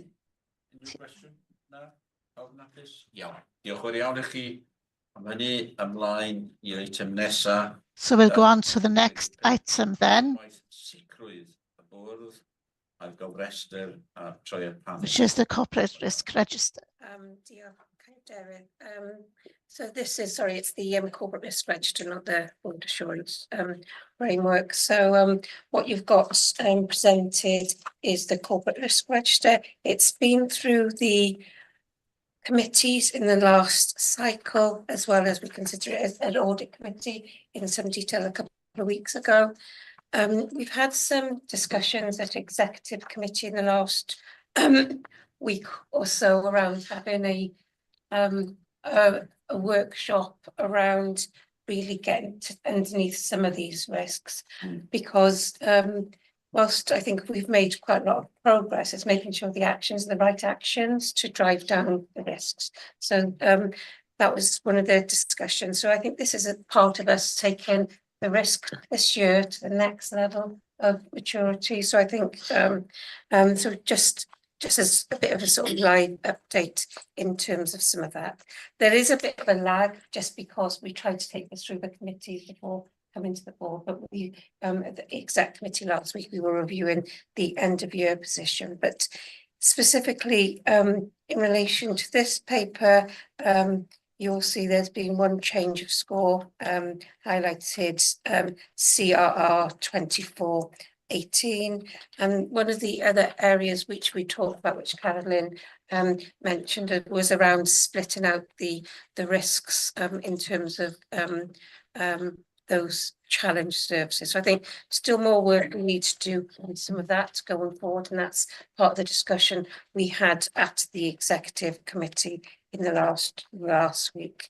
I think we've already had quite a lot of conversation on risk, David. So individual executive directors will be able to give any specific responses to the risks which they're responsible for, but happy to take any comments or questions.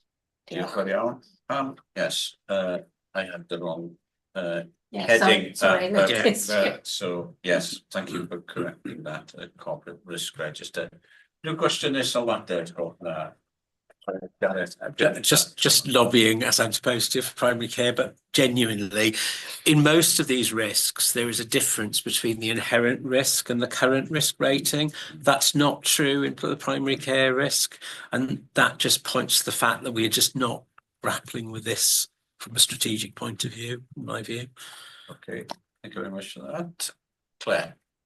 Again, sorry, a comment that's more style than content. I apologise, but when our refreshed approach to this was first developed a year ago now, it was sharp and focused, and it just feels like it's grown into a 76-page report now.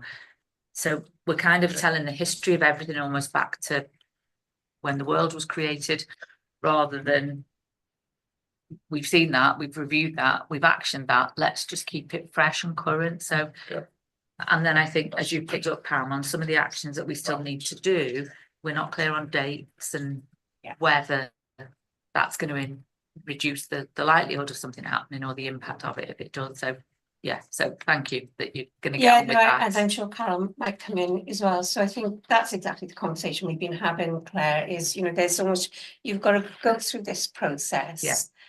So you've got the visibility, but then you say, actually, are all these really corporate, highest level risks, and should they be more in, the next year down? But as long as there's the visibility and the escalation, I think that was exactly the conversation we were having last week. Going into the new year, recognising actually the progress we've made is really good. We've got the visibility, we've got the ownership, we've got the scrutiny through risk, but actually what we need to do some of that work as we And it links also to the board assurance framework there. What's the difference, you know, as we move into the new year, aligning it to the new plan to make sure it's all strategic. But so you were.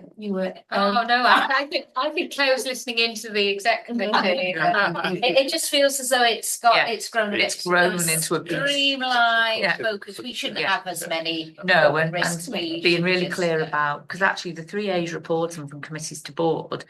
So being clear, what's at committee level, what's board level, and actually that 3 A's reporting should, if it works well, and I think it does, identify if any of the risks that the committees are looking at need to be brought to the board's attention. And it's only then those ones that, thanks. Yeah, good that we're all on the same page. Yeah, no, good, diolch yn iawn. Unrhyw arall? Anybody else? Na, os nad oes i pawb hapus i dderbyn yr adroddiad yna, yr adroddiad risk. So you are happy to accept the risk register then? And to approve it?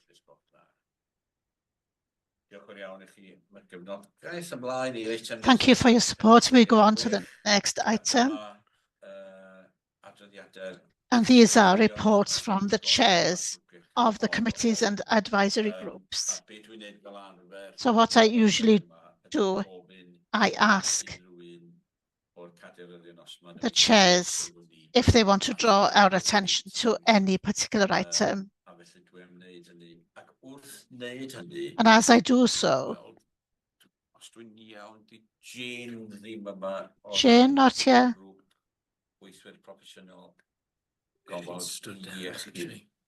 She's just stood down, Yeah, I think. yeah. Then you're in a process, so I'll be not be doing it today. But in the process of appointing somebody there. Well, I'm happy to give an update, very positive conversation, and we're in the process of appointing the next chair, but very grateful to Jane for her leadership and all the work that she's done over time. But things are moving forward, and it was a good discussion. Yes, great, thank you. And we'd like to note our thanks to Jane as a board for her work. And I'll be sending a letter on behalf of the board. If somebody can remind me of that, please.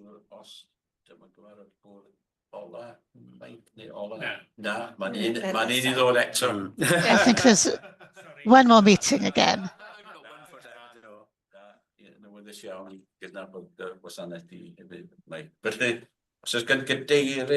So the chairs of any of these committees, if they've got something to add, please. Here's your chance. It's not as chair, it's on other people's reports very briefly, if I may. Yeah. So the first is to say how much I welcome the executive committee report. I know we decided, you know, it's really helpful. Yeah. But the other point was, and one I have mentioned, but I think it's really important. So there's a reference in the HPF report to posts that are funded non-recurrently, and there's the reference in the executive committee report to rolling forward posts by 3 months. And I just think we need to get a grip on this. So within PFIG, we had a discussion on a specific paper. I think it was in the private session, so I won't go into it, where we agreed that there were posts that were being funded non-recurrently for 5 years, and that they weren't, you know, it was incredibly inefficient and bad from a quality and a finance point of view.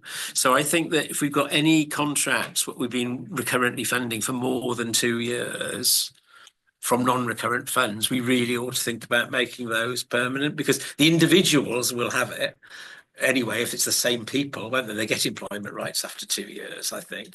But it's just a question that there's so much of our money that is still labelled by the Welsh government as non-recurrent. We know in practice it will be recurrent for 2 or 3 years at least.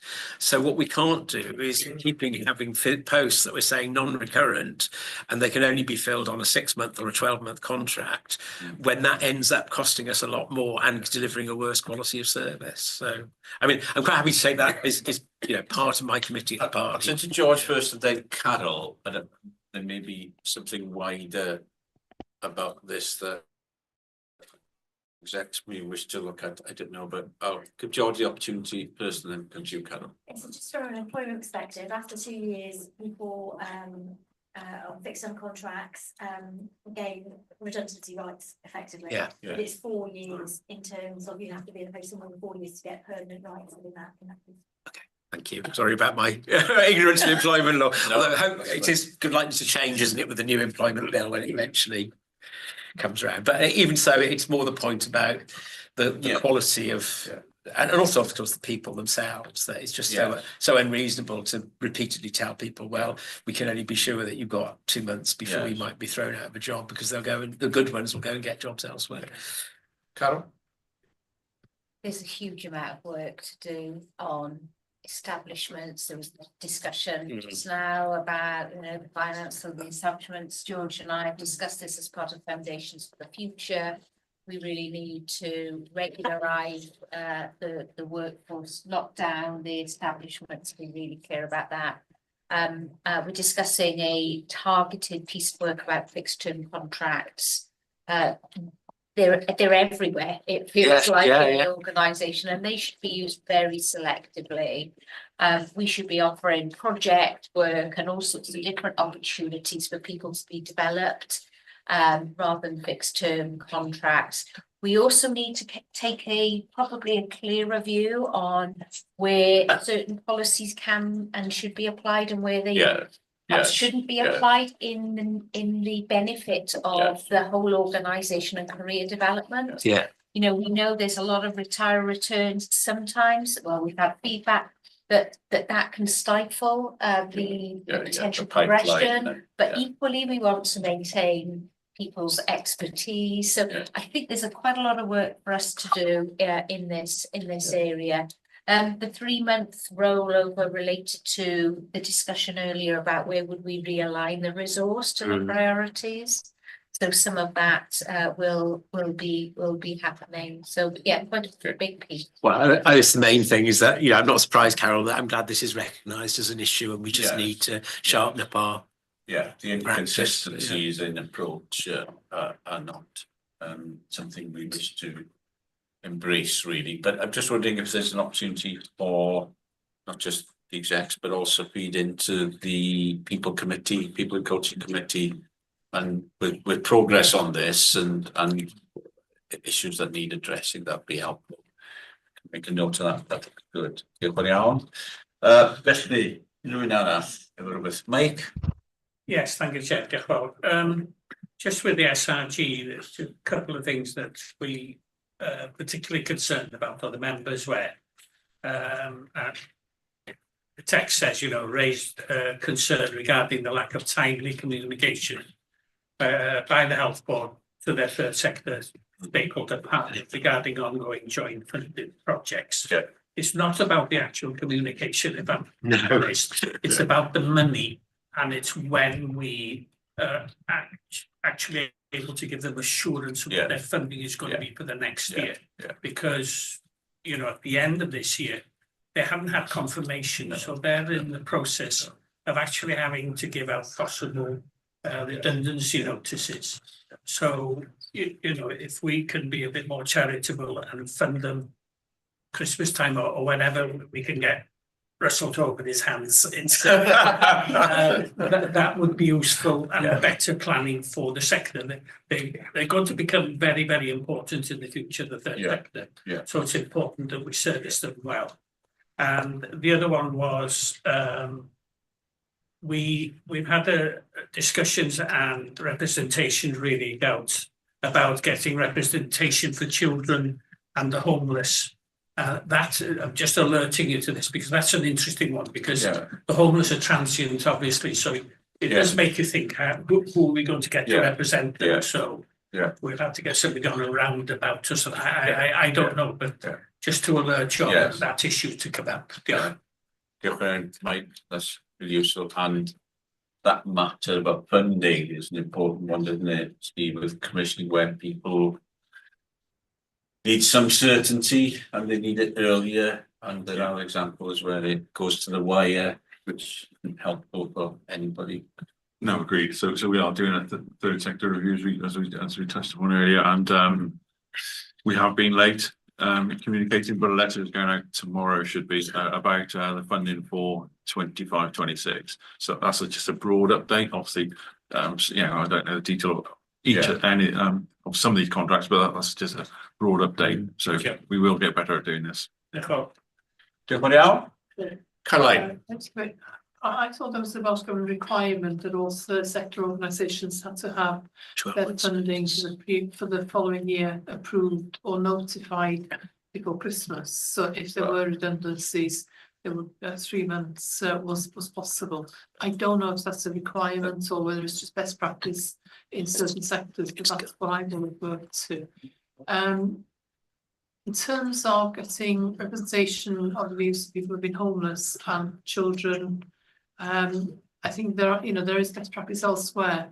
We might be able to get someone who has experience of homelessness but may not be currently homeless. So I'm sure there are people you could talk to in housing, in various local authorities, possibly more might be able to be in touch with relevant people there. And the same with children. I don't know whether it's children in the round or children who have experience of care, but again, there are various ways of obtaining that representation as well. Again, I would suggest you talk to them.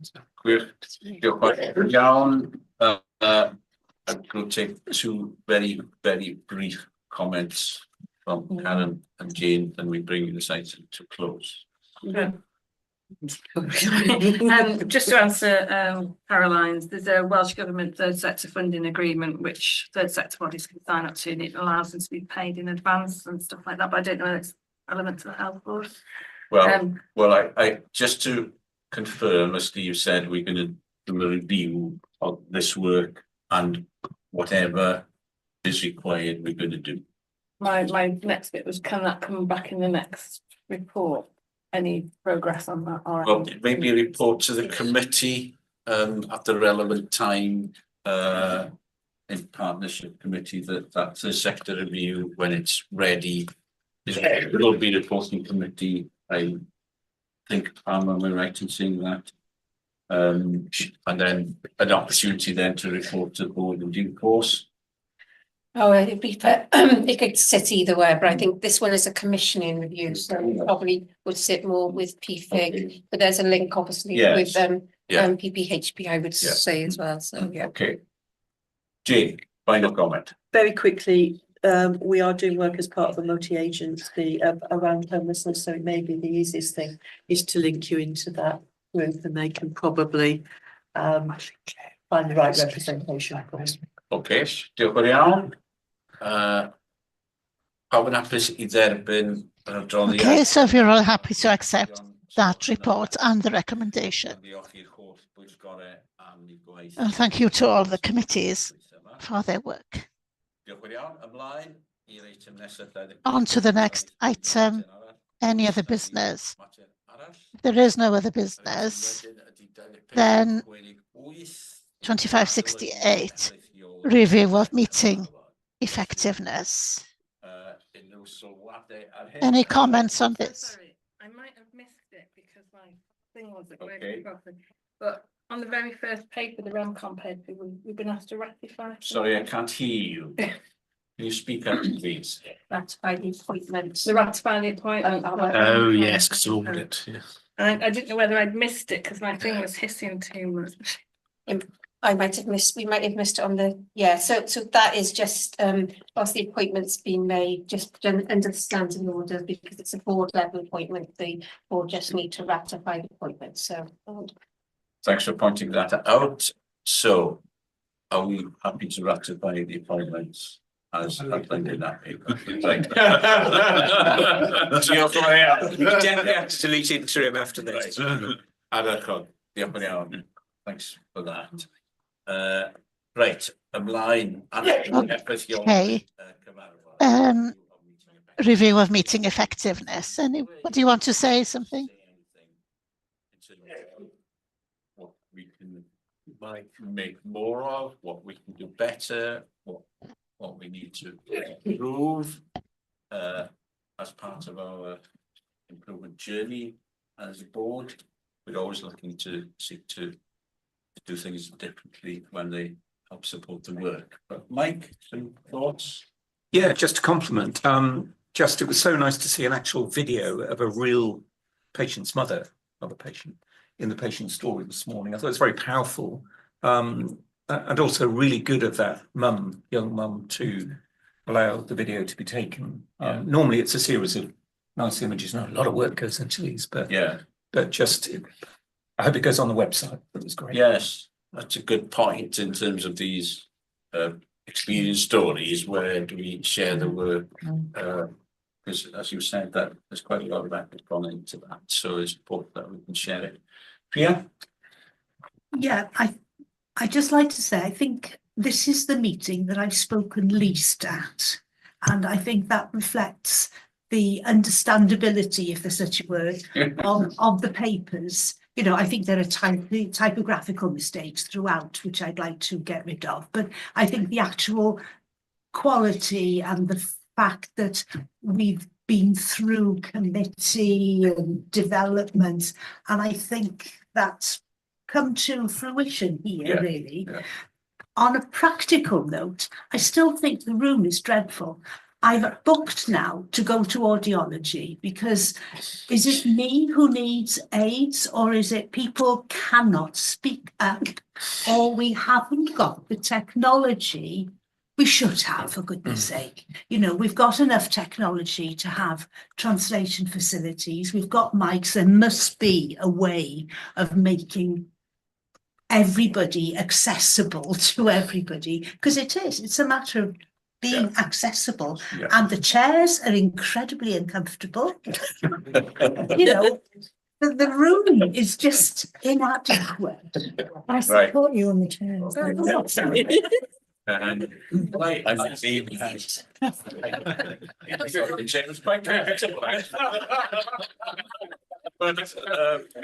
could I come in on? No, hang on, Yeah, please. sorry. No more on that. No more. But yeah, I think the matter of the acoustics in the room is not brilliant, so it doesn't help. And if there's someone who does have struggling a bit, you know, it impacts on people. So I think we need to have a think